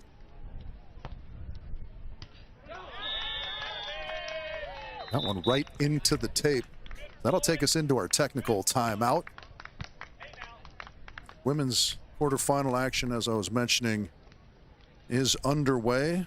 Rodriguez-Shaw versus Anderson-Chacon on court number 1. Harward Hodel, Perch Van Gunst getting ready to start on court number 2. Maureen Quiggle and Kinna Sowers waiting for the conclusion of this one here. Mishkowski Riley against MJ Rice. Gina Urango taking place on court 4. All 3 of those ladies matches underway. I guess court 2 is still a few moments away. A good quick start for Rodriguez and Shaw, 3-0 over Anderson-Chacon early. We'll head that direction at the conclusion of this match here on court number 3 on the men's side.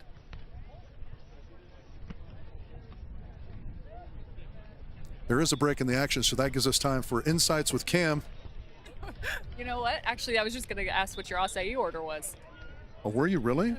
Aren't you a gem? Nice. You're like a diamond in the rough. What is this, Aladdin?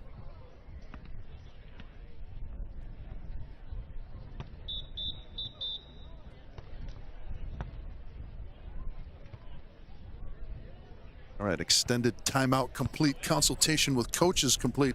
Coach Eric Baranek with the boys, Derek Bradford, Evan Corey, and the great one, the son of Jarrell, John Rosenthal, in the box with Troy Field and Ryan Wilcox. They lead by 5 here, 5 away from a straight sets victory and advancement to the semifinals. Can they close? Ball on, we'll redo it.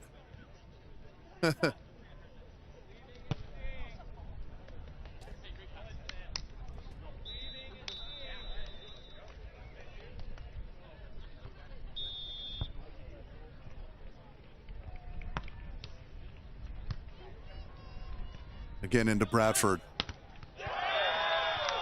Field with the stuff. You could see him get low, kind of bait Bradford into thinking that line was open, and then he just poached.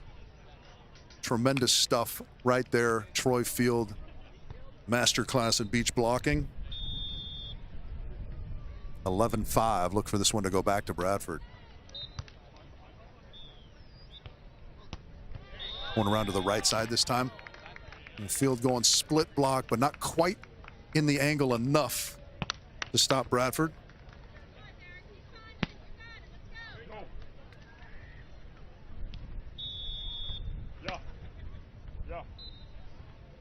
Bradford now 6'11", needs to find some rhythm from the baseline. That's a good one to start. Well, that is a tremendous set from Troy Field. Great swing from Wilcox, but it goes long. Excitement starts a little bit from Bradford and his throng of fans.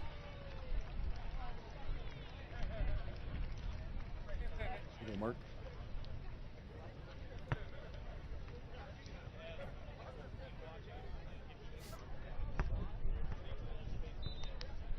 Wilcox doing a little housekeeping on the sunglasses. Maybe just trying to disrupt the rhythm of the Derek Bradford serve a touch. 7-11.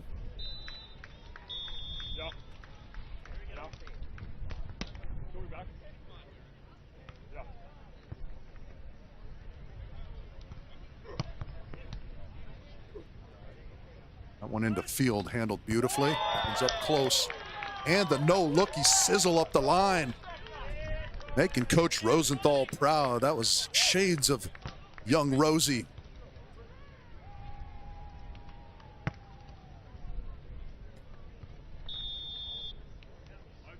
Wilcox now 12-7, just 3 away. A convincing victory here over a solid squad for Wilcox and Field. And Wilcox is on it. And how about that swing? I told you the kid had an arm on him. That thing is a whip. Just another Hawaiian with an absolute cannon. No fear whatsoever against the big block of Derek Bradford, just teeing off in transition. And credit the good set from Troy Field as well. 13-7 now. Well, that one into the top of the tape. Stings a little less when the lead is 6. Those are not mistake kind of regularity.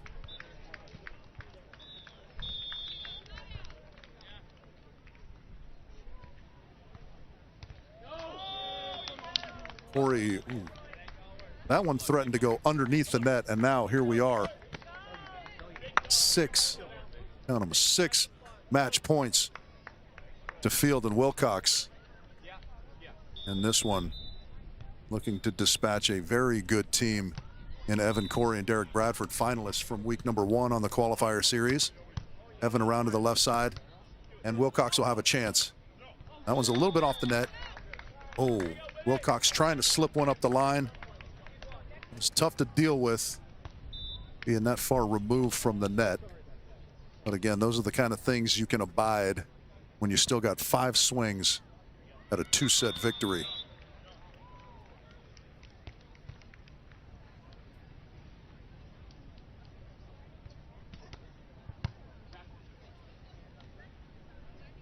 Troy. And that one's going to sneak in between the arms and the net. Troy on 2, Cuddy. Not, yes, it does go down. Troy giving a little love to his fans, and that is how this one will end in straight sets for Field and Wilcox over Bradford and Corey. That's a huge win there by Troy Field and Ryan Wilcox. They were the favorite if you're just looking at seeds. If you're looking at, performance this season and over the last 6-8 months, I think Field and Wilcox would have been a relative underdog there, and it's a straight set victory for Field and Wilcox as they win and they advance to the semifinals. That is probably their best win as the partnership, I would think, so far for Troy and Ryan. As I watch him run over to hang out with his fans and congratulate and celebrate. Field and Wilcox will be moving on to take on Gage Basie and Thomas Hurst in the semifinals here about an hour from now, just under an hour from now. So Shawkshaw versus Klasnick and LeBouliere, the 12 seeds taking on the 1 seeds. Klasnick and LeBouliere, the lowest seed we have remaining at the moment. Even on the women's side in the quarterfinals, we don't have any seed lower than a 12 seed. So the story of the tournament so far is Jacob LeBouliere, the youngster, and his partner DJ Klasnick winning 2 straight and advancing to a semifinals. The other side of the bracket will be Basie Hurst versus Field and Wilcox. A couple of screamingly good semifinal matchups coming up, and we'll have them covered for you on AVP All Access right here at the conclusion of the women's quarterfinals. We go quad box now so we can get an eye on all 4 courts. As we turn our attention now to the women's quarterfinals, we have 2 matches already in action. Court 1 on your upper left. That's Tony Rodriguez Tony Rodriguez and Molly Shaw, versus Madeline Anderson and Elena Shea-Con. We are at the technical timeout.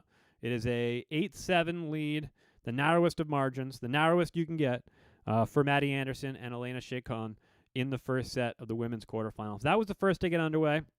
Bottom right corner of your screen, we are locked up at 2 apiece. That's Natalie Myzowski and Kate Riley taking on Megan J. Rice and Gina Urango. Rice and Urango dispatching Tina Gradina and Lauren Stivrins in that first round matchup. Meanwhile, for Myzowski and Riley, they were 3-set victors over Molly Phillips and Abby Van Winkle. Top right corner of your screen, that's Court 2. That's Haley Harward and Zolani Hodel versus Piper Furch and Tegan Van Gunst. 0-0, so opening points of that one. Bottom left of your screen, going to get underway here probably in about 10 minutes or so. That'll be Devin Sowers and Maureen Kenna versus Chloe Loreen and Corinne Quiggle. Coming out of the technical timeout on Court 1, let's go there for the first time. Maddie Anderson and Elena Shea-Con with a 1.5 point advantage, 9-7. And it's an option knuckle pokey to the deep corner by Molly Shaw. Tight set, No problem for Molly. And it's 8-9, Rodriguez and Shaw. Rodriguez and Shaw are the 1 seeds here. They took a 9th in qualifier number 1, getting upset in that 2:15 matchup by Fenoy, Moana, and Lindsay Sparks. Came back out in week number 2 and made a run all the way to the finals before getting dispatched by the champions, Kelly Cheng and Megan Kraft. Meanwhile, for Anderson and Shay Khan, they skipped qualifier number 1, played in number 2, won the first round against Molly Phillips and Abby Van Winkle, and then lost to the ultimate eventual champions. In Kelly Cheng and Megan Kraft, adding their name to a long list of teams that have already seen a loss at the hands of America's new power pair in Kelly Cheng and Megan Kraft, playing in Sakurima in the Elite 16 on the Beach Pro Tour this weekend. 10-9 is your score. Anderson and Shay Khan on top. Anderson and Shay Khan, one of the few teams, we got a couple of them, that don't hail, live, and practice in Southern California, playing their beach volleyball in St. Petersburg, Florida.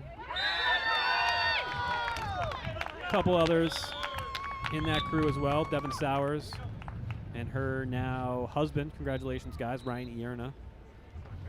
A couple more St. Pete volleyball players. Yeah.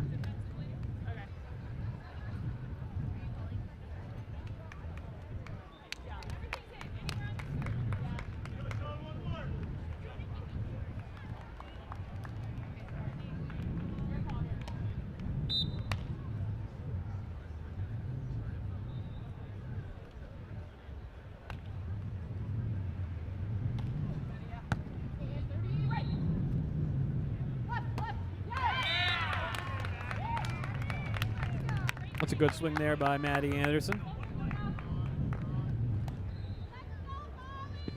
Talking into the abyss there. Siding out like they're supposed to, maintaining the half-point advantage. You're going to get joined by Rich here in a second. There he is. Is the score as we sort Rich. out our technical issues. Oh, good, Rich. Talking to myself for the last 10 minutes. Nice hard swing right up the gut, Molly Shaw. Pair of 11s. This is a little bit of a slugfest going on here. Court number 1. As you might expect, quarterfinal action. This is the last opportunity for all these teams to earn their way into the AVP League later on in the summer. Tremendous amount at stake for everybody involved. That's going to be over the net. Chacon with a chance of tight and wiggling that one past Tony Rodriguez at the net. That is a tremendous swing. How about the set as well? Madeline Anderson. Here we go, Lane. Little wrist dexterity to take that tight pass and put up a beauty. Okay. Yeah.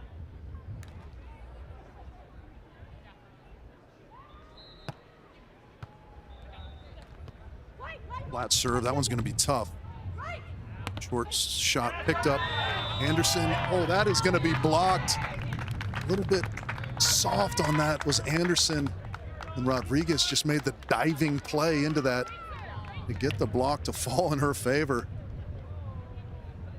Boy, that is one of those plays you have to circle. That is a pivotal point there. 13-11. So much more comfortable than siding out at 12 apiece, of course.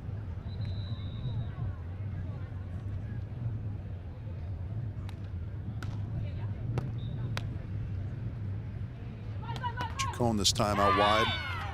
And she slides that to the corner. And see the wind work on that set a little bit. That's an excellent job staying with that. This wind coming off the ocean. Sometimes being a right-hander on the left side can be difficult. Ball kind of blowing away from you the whole way, particularly when you're on this south side of the court. Into Rodriguez. Steps into the middle. Oh, Chacon trying for the chesty dig. Catches are a little bit too high, and now it's 13s.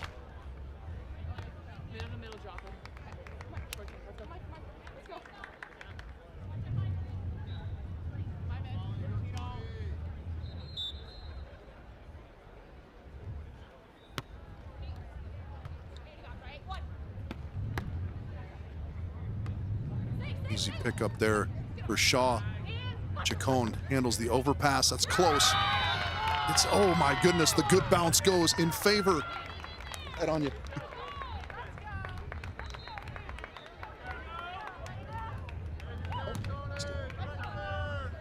Now it's going to be a set point to Anderson Chacon after the fortuitous bounce off the block.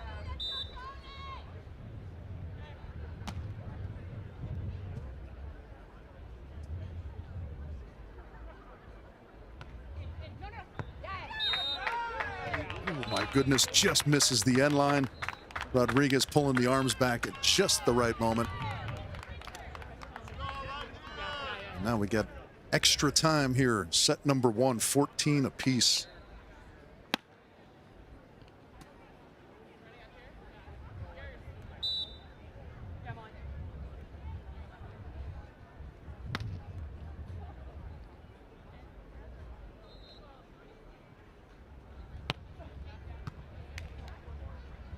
Driving that one in to Anderson. Set is up. That is a very good swing, but it's over the net. Shaw running that down. Chacon's going to run that down as well. Another opportunity, and that one's going to fall. Just tenacious effort from both sides. Molly Shaw scooping balls. Elena Chacon running balls down. Unbelievable stuff both ways. Doing it.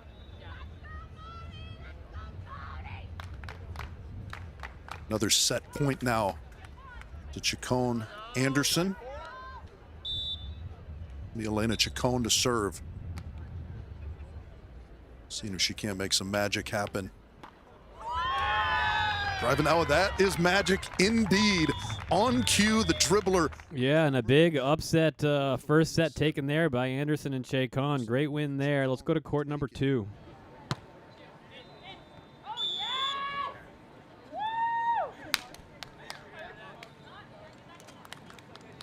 9-7 the score now on court 2. It's Howard and Hodel in the background. Furch and Tegan Van Gunst on the near side. We're also got eyes on court number 4. Rice and Urango on top 11-8, second set. Let's get you out to court number 4 right now.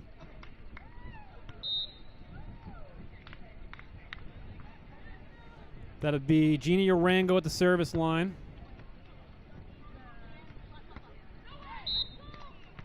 And that swing is wide.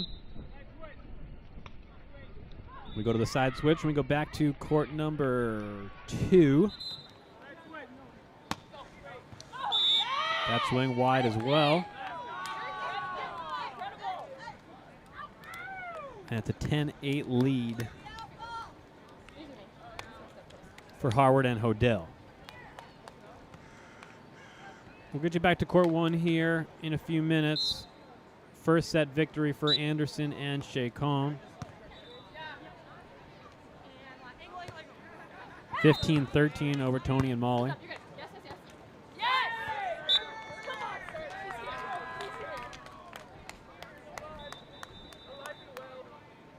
Tony and Molly, the one seeds on the men's side, Cam and James, they are into a semifinals. Molly and James, husband and wife. Molly looking to make it to a semi like James did just about half an hour ago with a win over Perez and Prima. Let's go to court 4. 13-9 is your score. Rice and Urango with a comfortable 3.5 point advantage on Mizowski and Riley. Rice and Urango, the 2-seeded overall. The favorites, the fan favorites, when I polled the people, the Bet the Beach followers, earlier in the week, who's going to win? Rice and Urango. It's close, though. Lorene and Quiggle were in the mix. Rodriguez and Shaw also. About to get underway in our final women's quarterfinal on court number 3, Lorene Quiggle versus Kinna and Sowers. That one should be getting going momentarily. 5 set point opportunities here now for Rice and Urango, and they get it on the first time of asking. 15-9. Rice and Urango take the first set. Let's go back to court 1 and Rich.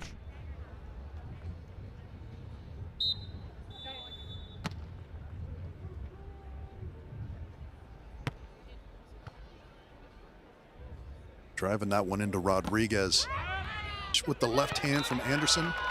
Oh, and that is nicely done. Molly Shaw just poking that one deep through the hands of Anderson.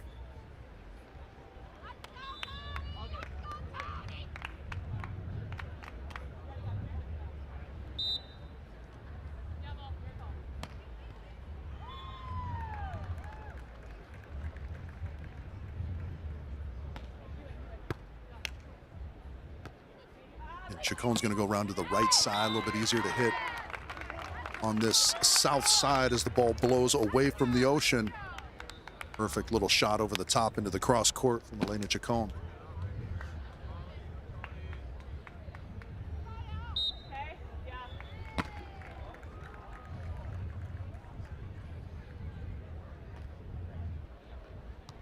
Driving that one, Madeline Anderson.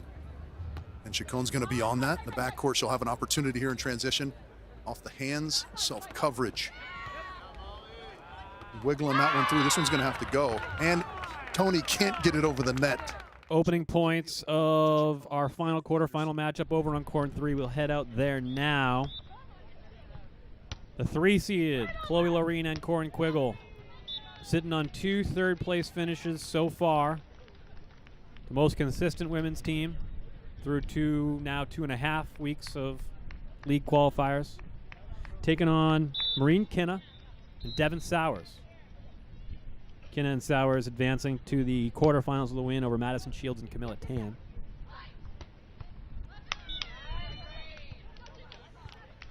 That's Maureen Kinna there with that cross-court cutty. She will be the defender. That's Devin Sowers. He'll be back to serve here. She will serve and run up to the net as they trail the 3 seeds, Lorene and Quiggle, 1-3. Opening minutes, first set of the final quarterfinal on the women's side to get underway. And that's Chloe Lorene with the option ball, knuckle over her shoulder. Nice shot there, a little rescue shot on the tight set. And we have a first set victory over on court 2 for Harward and Hodel. Appears to be a 15-9 first set win for Harward and Hodel over Piper Furch and Tegan Van Gunst. So that one now in the intermission between the first and second sets. We'll get you back there in a few minutes.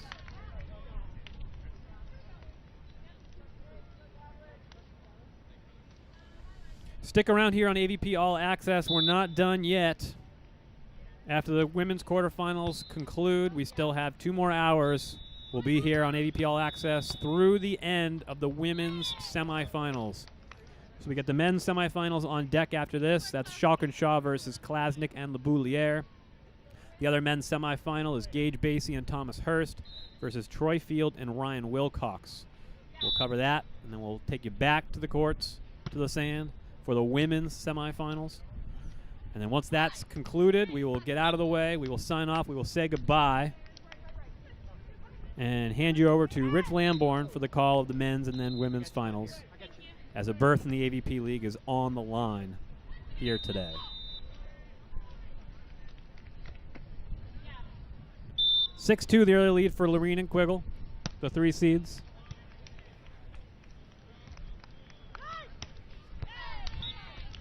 Devin Sowers with a nice seam swing there.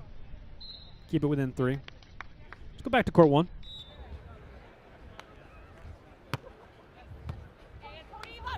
Driving that serve. That one's going to be close. Really nicely handled. Not only by Anderson to get her platform on that ball, but then Chacon, the wherewithal to find the open sand on 2.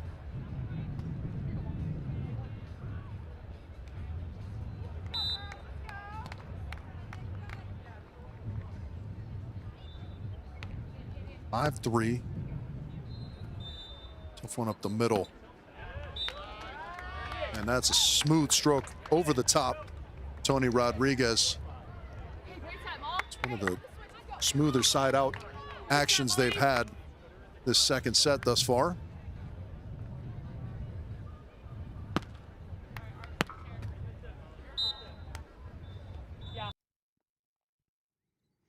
Let's head over to court 2 for a minute here. Opening points of the second set. First set won by Harward and Hodel. 15-9.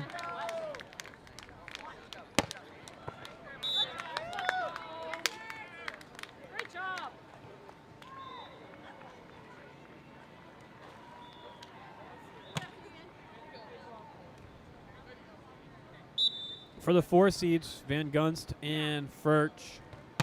As a team, they took a third in AVP Laguna, the contenders event, last fall.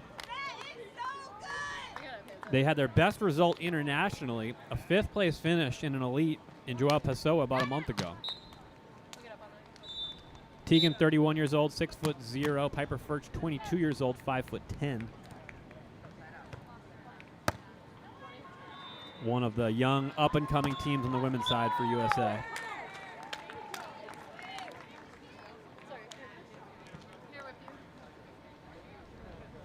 2-2. Second set. Furch and Van Gunst looking to force a third and put themselves in a semifinal.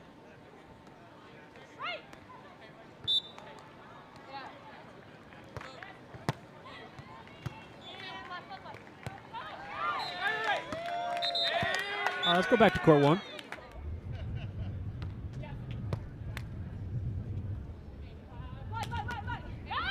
Out wide, tough chance there. Yeah, that was difficult position there for Chacon. Again, that left side on the south end of the court, difficult side to hit from. Rodriguez doing a nice job, excuse me, Shaw doing a nice job of pushing Chacon wide, sort of forcing. Again, same thing, little tempo and finding the touch. Yeah, that was a nice little switch up there. The tempo, particularly on the short serve. Lots of ways to try and beat the block. You can beat them with good swings, good shots, of course. You can beat them with movement. You can beat them with tempo.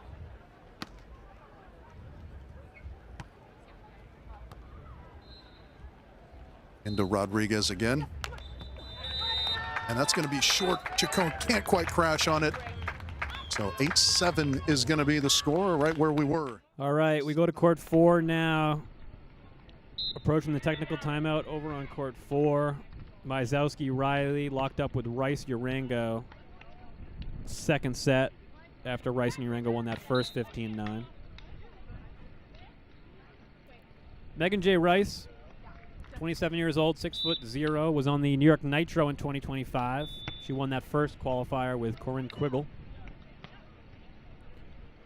Meanwhile, Gina, 2-time AVP League MVP with the San Diego Smash and a champion in 2024.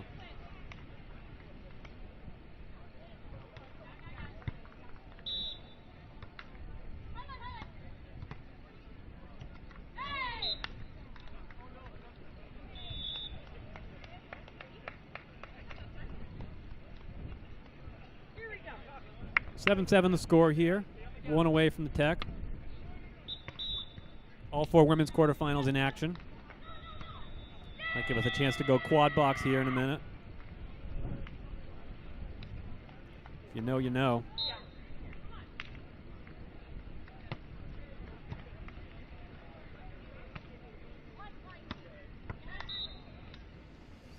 And there it is. It's a deep angle swing in the corner for Megan J. Rice. Gives them the half-point advantage, 8-7, as we head into the technical timeout. Back to court 1. And that will wrap up our qualifier series here from Manhattan Beach the last 3 weeks running. There's a good serve from Tony Rodriguez. What a set that is. That is a tremendous side out from Anderson and Chacon. Another tough pass from Anderson. Chacon scurrying underneath it. Anderson paying it off with a good knuckle pokey shot, keeping the lead at 2-9-7.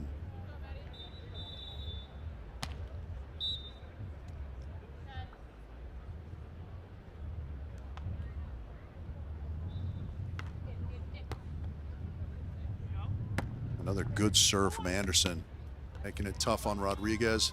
It's going to give Anderson a chance in transition. Low set. That one's going to be into the tape as well, trying a little bit of tempo. I like the idea, especially on the high sort of spinny digs. So much easier to control those lower sets, but that does give your attacker less time to kind of make decisions, get on top of the ball. That's a couple now that Anderson and Chacon have missed. That is a great swing, however.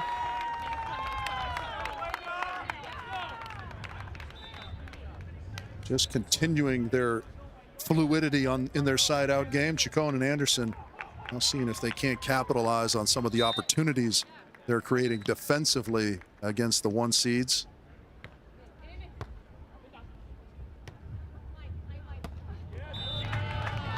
There's a good aggressive swing, Tony Rodriguez.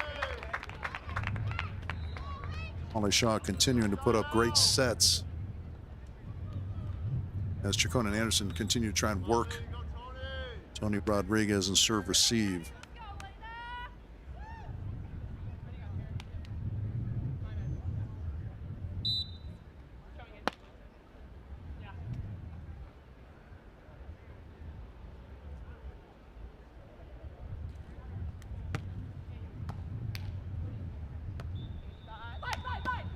Chacon this time, and that one's deep.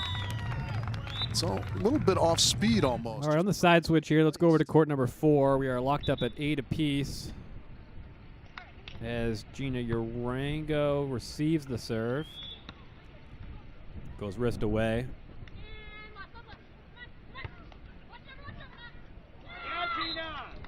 Excellent dig there by Gina. The one-armed diving dig. And they lead 9-8 in the second set.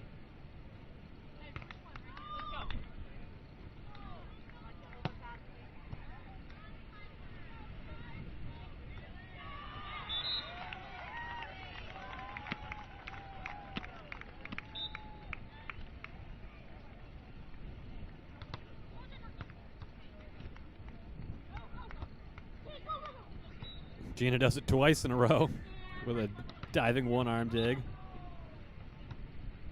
This time she gives herself an opportunity for a backcourt jumbo over the shoulder. Gina Urango doing Gina Urango things, extends their lead to 1.5 points at 10-8. Go back to court 1. It's not. That'll be another block to Madeline Anderson.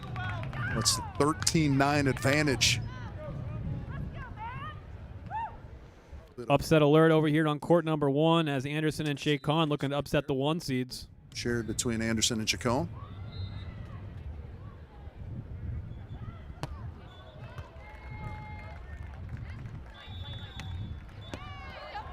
And that one's going to go over the top. Layout from Chacon, tracked down by Anderson. Just right up the middle. And how about that? A little miscommunication from Shaw and Rodriguez. And the effort pays dividends. Madeline Anderson now is going to be serving with 5 match points in hand. Chance for the upset here. Stealing the first on the trickle ace, 16-14. And now firmly in control of this second with Anderson to continue her run. That one is, gonna catch the baseline. Indeed it is. Closing in style. Taking down the 1 seeds. It's Elena Chacon, Madeline Anderson over Tony Rodriguez and Molly Shaw. What a performance that was. And a huge upset, biggest upset I would say of the day so far, as Madeline Anderson and Elena Chacon win in straight sets, 15-11. Correct? 15-9. Sorry, had to zoom in there for a second. Manual zoom. Just get closer to the screen. So a great win there for Anderson and Chacon, the 8 seeds, after skipping the first league qualifier and taking a 5th place finish last week. They beat the 1 seeds, Tony Rodriguez and Molly Shaw, and they are advancing to a semifinal. Who will they face? They'll face the winner of Haley Harward and Zolani Hodel versus Piper Furch and Tegan Van Gunst. Just an amazing performance there by Maddie Anderson and Elena Shakon. A lot of eyes on them as far as one of the young up-and-coming teams along there with like a Piper Furch and a Tegan Van Gunst. And they make a statement here today with a big win over Tony Rodriguez and Molly Shaw. And then immediately, this other member of the Shaw family comes back out onto court number 1 and starts warming up for the first men's semifinal. But we got a long way to go before we get there. We'll go back to court number 4. It is Megan Rice and Jeannie Urengo with an 11-9 lead after taking the first set.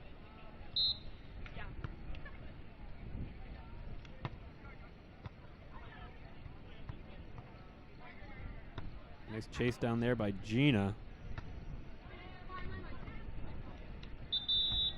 And a free ball opportunity coming up for Gina. Well dug.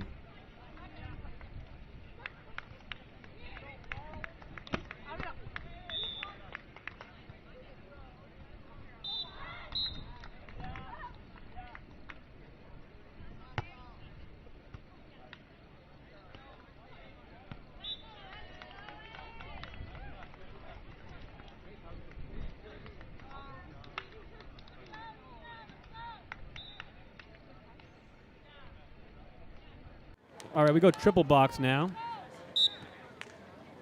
Yeah. Eyes on 3 courts. As we listen into court number 2 on the bottom of your screen. And a monster block there by Zolani Hodel. Ozo in the house. Extends their lead to 12-6. A statement block. Yeah. And Harward and Hodel look to be on their way to a semifinals appearance as well. Let's go. Let's go to court 4 as Megan Rice and Jeannie Urengo are approaching a match point opportunity. They'll have it with a side out here. The serve is in the seam. The side out is good. And that'll be 4 match point opportunities coming now for Megan J. Rice and Jeannie Urengo.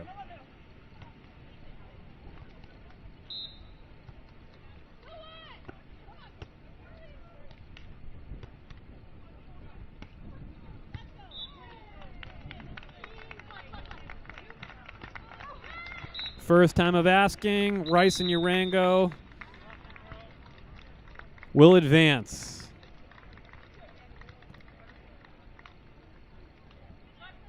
(15-9, 15-10). Megan J. Rice and Jeannie Urengo are on to the semifinals with a workmanlike performance here in this quarterfinal. After beating Tina Gradina and Lauren Stivers pretty handily in the opening round, another pretty comfortable win here for Rice and Urengo. And they will advance to the semifinals, and they'll keep an eye on court number 3, as will we. But for now, we go to court number 2. Hodel and Van Gunst looking to close this one out.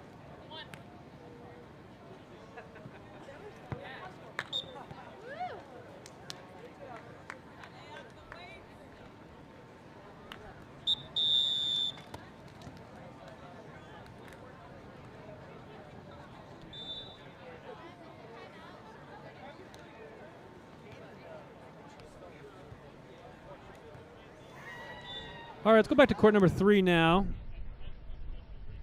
With the timeout taken over there on court number 2, we'll get you back as soon as the players take the sand.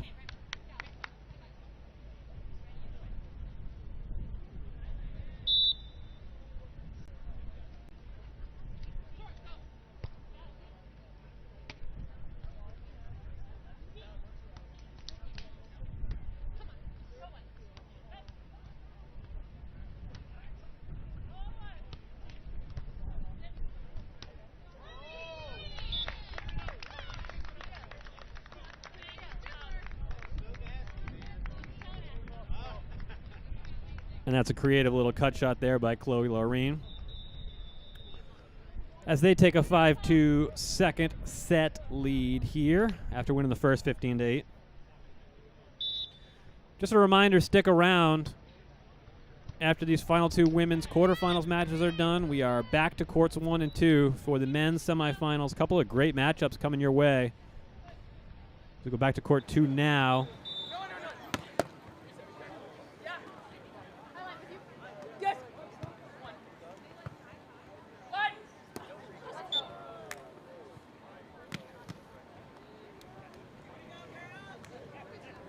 And Furch and Van Gunst fight off another. Earn themselves another point, cutting the lead to 3, now 10-13.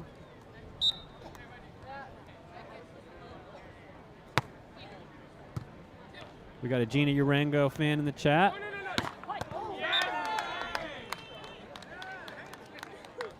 One of many out there, myself included. All right, Hodel and Harward now will have 4 match point opportunities. All he needs 1, and it's a trip to the semifinals.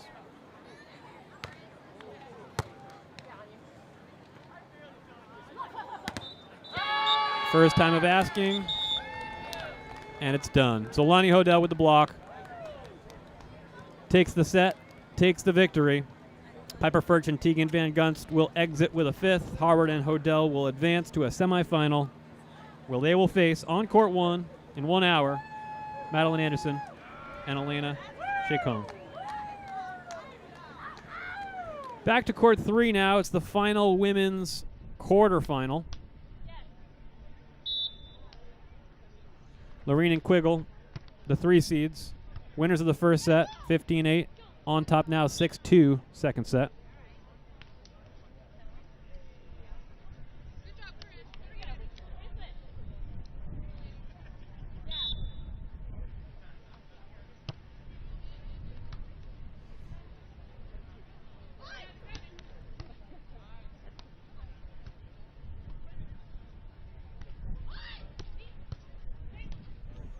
Corin Quiggle's there. Not quite enough on that one to get it to climb over the net. May have been a touch there on the block by Devin Sowers. And it's our 10-point side switch at 3-7. Maureen Kenna, her 5th season playing on the AVP. Plays for the French Federation internationally. 26 years old, 5'11". Devin Sowers, 30 years old, 6'2". Also her 5th season playing on the AVP. Won in 2024. Her one first place finish in the AVP was a contender event in Wapaka in 2024.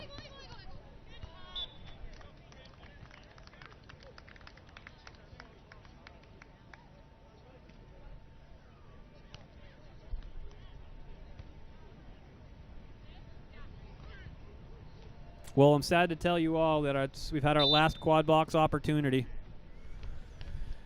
And that'll do it for the weekend. It'll do it for the qualifiers anyways, as court number 4 signs off. We start to turn our attention to courts 1 and 2. And the ever-tardy court 3 here. The men starting to warm up for the semifinals, where we have a couple of excellent matchups for you. Schalk and Shaw versus Klasnick and Labouliere on court 1. Field and Wilcox versus Basie and Hurst over on court 2.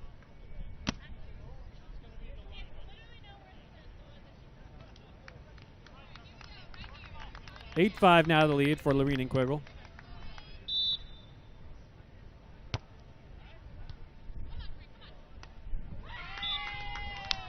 And Sowers is there to clean up the overpass and cut the lead to 2. 6-8. Just a reminder as we head into this technical timeout.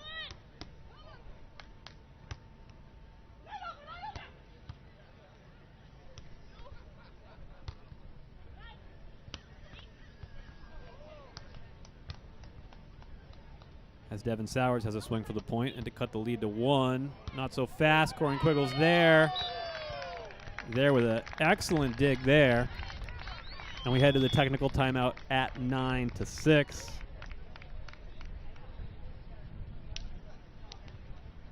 Let's give you a look at the men's semifinals about to get underway. As over on court 1, as I said, Shock and Shaw versus Klasnick and Labouliere. On court number 2, Field Wilcox versus Basie and Hurst. Just a reminder about how long we're going to be here tonight. We're going to take you through the semifinals. So we'll take you through the men's semis and the women's semis. And then here on this channel, on AVP All Access, we will get out of the way and let Rich Lamborn over on court 1 take you through the men's final and then the women's finals, as coverage of AVP League Qualifier number 3 continues here on AVP All Access. Again, my name is Chris DeTurk. Thank you very much for joining us here today and last week, if you joined us last week as well. If you like what we're doing, if you like the concept of a whip-around style broadcast for a beach volleyball tournament, tell somebody. Tell a friend. Tell a relative. Tell your significant other. I'm not too worried about the fact that they may not care. I want them to know that you liked AVP All Access this week. And, give the AVP a like and a subscribe on their YouTube channel. That's helpful as well. If you want to do the same for me on my channel, it's at Bet the Beach on Instagram, Twitter, TikTok. We appreciate it. Feedback is always good. We're trying something new, so there's going to be things that we're going to want to improve on, the things we're going to need to get better at, additional things that we can bring to you. Because we're trying something new here, and it's the opportunity to make tweaks, adjust. Hopefully we get the opportunity to do it again throughout the season. We got an awesome calendar of beach volleyball events put on by the AVP this season, a bunch of contender events, 3 heritage events, the first one being Huntington Beach here, coming up in about a month from now. I think it's the weekend of the 16th and the 17th of May. So we got 3 heritage events. We got 8 league stops. We got the league championships in Chicago. We got a bunch of contender events on the score, on the schedule. So yeah. That's just a thank you, I would say, for sticking around and watching AVP All Access throughout the course of these league qualifiers. All right, we're out of the technical timeout over on court 3, so we're back. Quiggle Loreen up 9-6 now on Kinna and Sowers as the serve goes to Maureen Kinna.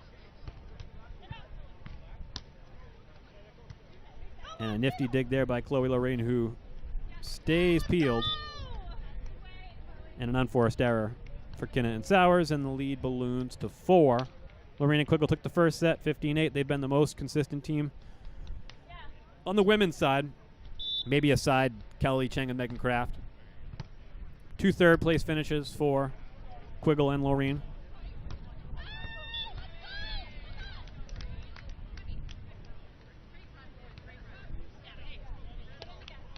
This team took a 2nd place in the Veracruz Challenge event in Mexico on the Beach Pro Tour a few weeks ago.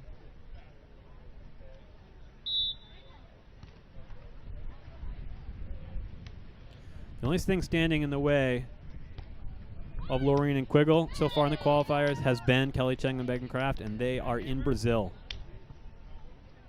The boogeyman is gone, ladies. It's an opportunity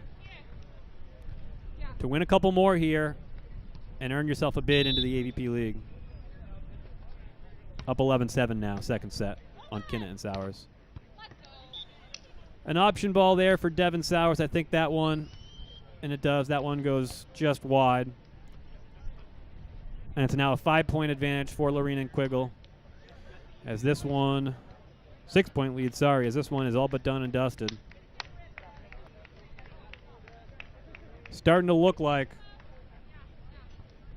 it'll be Lorraine and Quiggle and Rice and Urango, the 2 seed and the 3 seed. A chalky semifinal on this half of the bracket.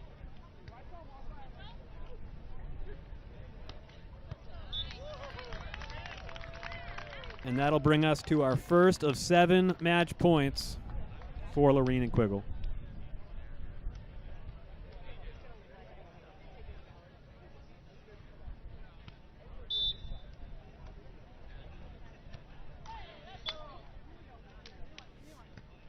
First one fought off. First one's always the easiest, though. 6 more to go for Kinna and Sowers.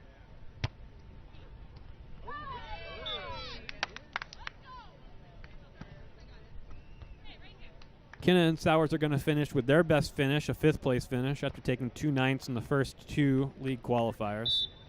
Probably not enough to earn them an at-large bid into the AVP League, so it'll be contenders and heritage events for them this season.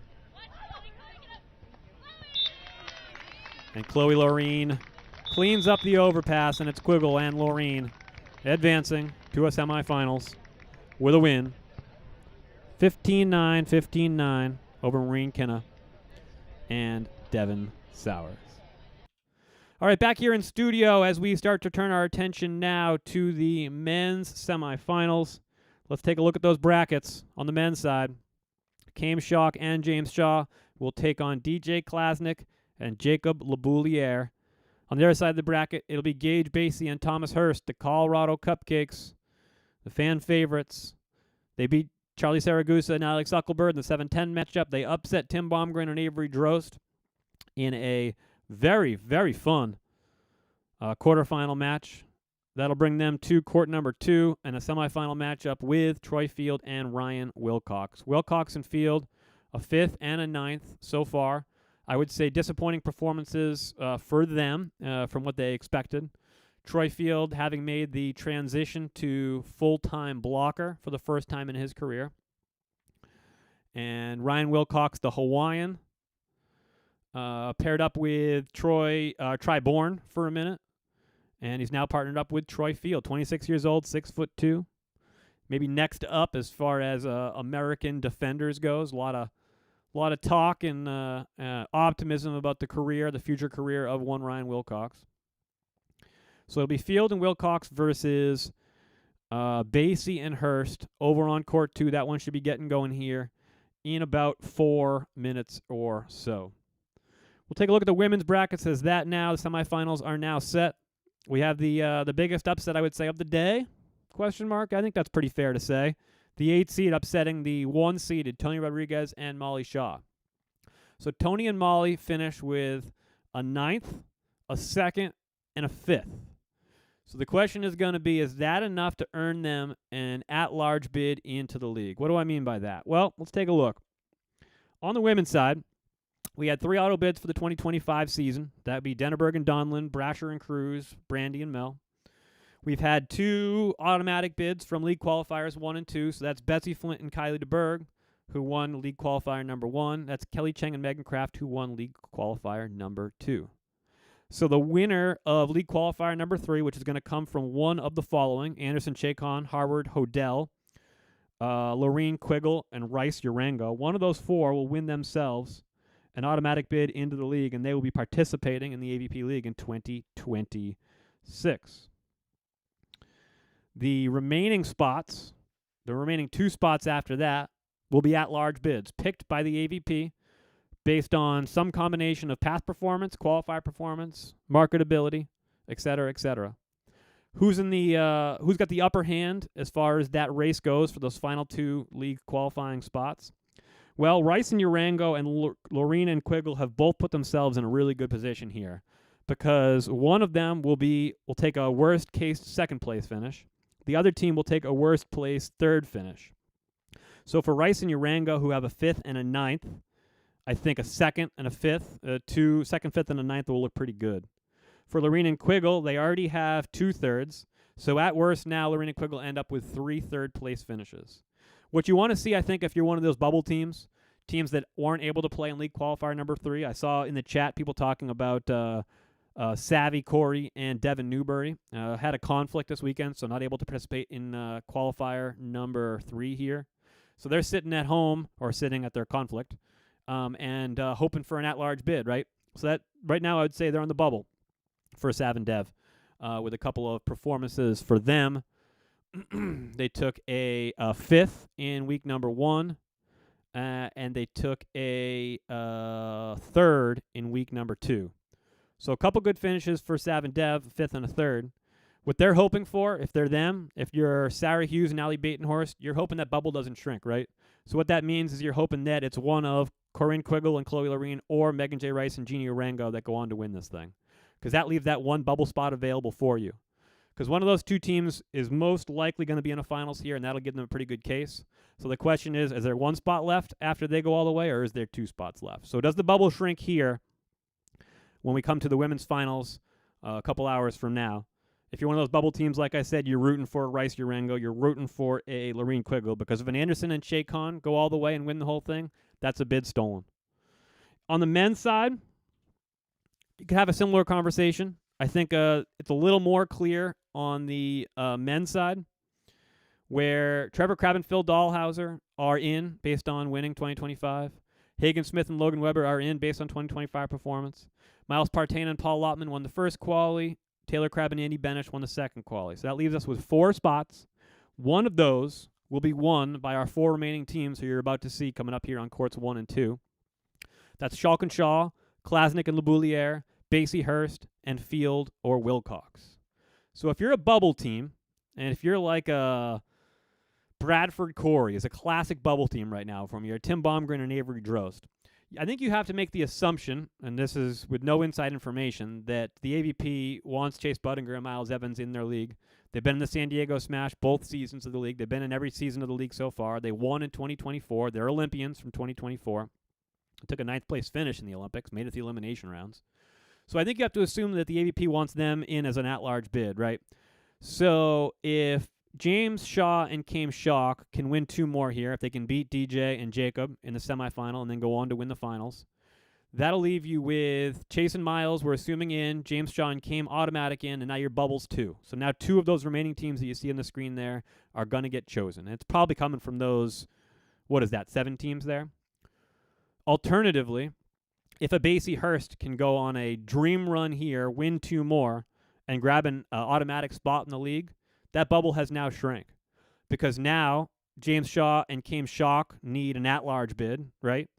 So now if Chase and Miles are in, and James and Cam get an at-large bid, and Basie and Hurst grab a automatic bid, well, now you're down to 1 spot on the bubble, and that's going to have to go to a Derek Bradford, Evan Corey, or a Tim Baumgren and Avery Drost. Meanwhile, if James and Cam win this one today, now your bubble's got 2 spots available on it, Derek and Evan and Tim and Avery, something like that. And I think those 4 teams would be at the top of your list right now, although Troy Field and Ryan Wilcox, who are in the hunt, past performance, years before this one, 25, 24, they're higher on that list than some of these other teams. So a run by Troy Field and Ryan Wilcox could make this conversation quite a bit more interesting. All right, let's take a look at courts 1 and 2 here as we prepare for a semifinal matchup. And we'll show you the men's brackets because that's where we're at. All right, we have Troy Field and Ryan Wilcox taking the sand here on court number 2. They will meet Gage Basie and Thomas Hurst at the net. They will shake hands, and they will kick things off in men's semifinal number 1 over on court number 2.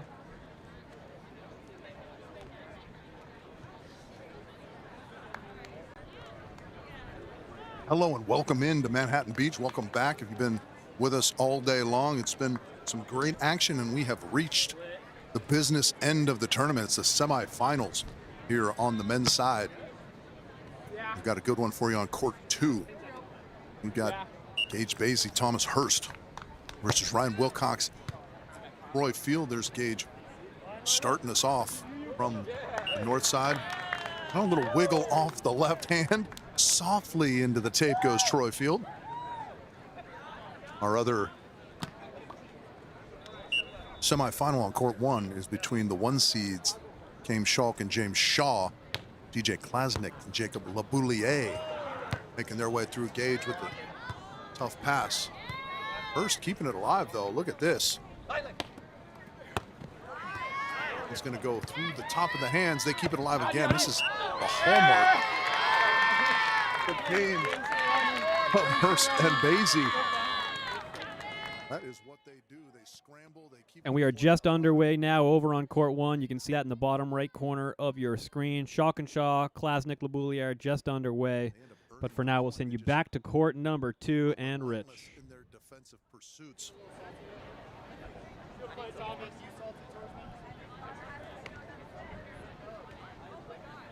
I think Hursty had to go to the towel to wipe out his mouth. He might have gotten a mouthful of sand on the dive. He's back to serve now, 1 apiece. That's an action early here in this one. That one's going to be off the top of the tape. Wilcox. Sharp cutty. And it's got to be precise. You can see how speedy Hurst is in the back court. Turns out Fedora's aerodynamic. Won't slow you down defensively at all.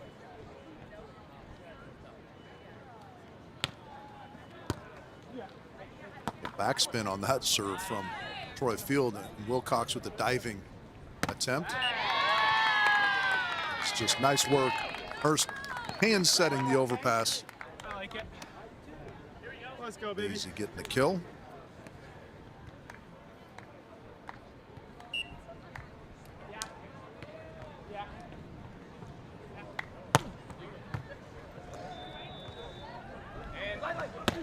Wilcox out wide and heavy heat, but Basie scoops it up. That line shot is going to miss. Good vision, good court awareness there from Ryan Wilcox, running that to the sideline and watching it fall. We'll take the opportunity on the side switch to check in on court number 1 for the first time. And DJ Klasnick with the signature skyball, leading 2-1 early first set.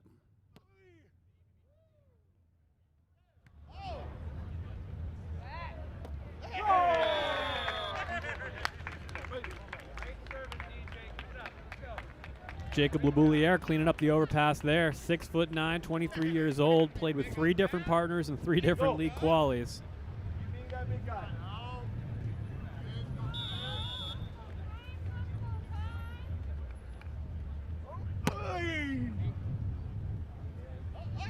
It's a towering sky ball.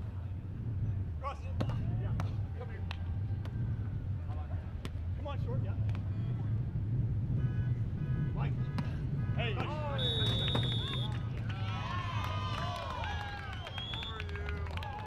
And on the side switch, we'll head back to court 2 and Rich. Players do that, kind of go around the backside. There is a fair amount of breeze coming off the water. Look for right-siders on the north end. Go around to the right side.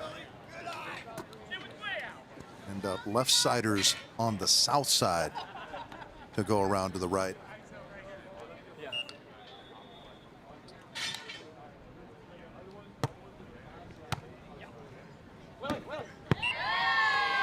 Now that's nicely handled on 2. Gage Basie into the corner.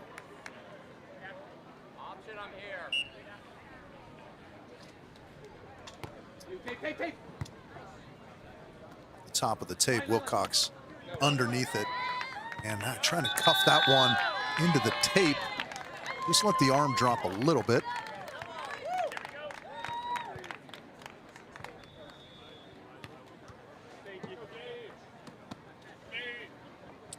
Early lead here, 6-4 as we switch ends.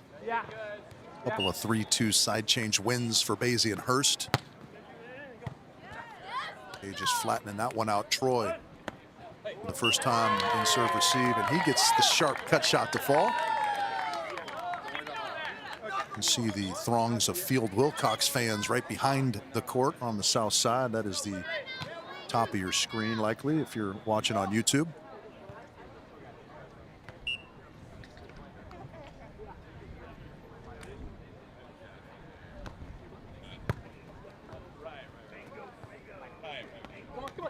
Down to the left goes Gage, and Wilcox is on that one. Set is up and hammered through. Oh, a little leg banging. Yeah, I think Basie was feigning injury. There was a light collision. Wilcox weighs in at about 165, so there's only so much damage that can be done by that physique.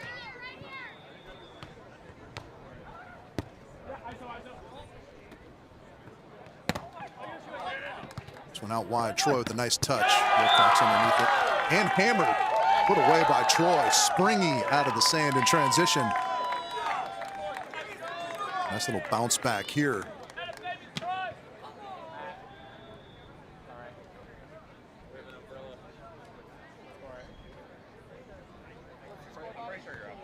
I want to say that's 7-6. Yeah. Indeed, that is the score. Wilcox and Troy nudge in front. Set number 1, men's semifinals here in our single elimination qualifier number 3. Oh, and Hurst. That's the hallmark of the game of Basie and Hurst is that kind of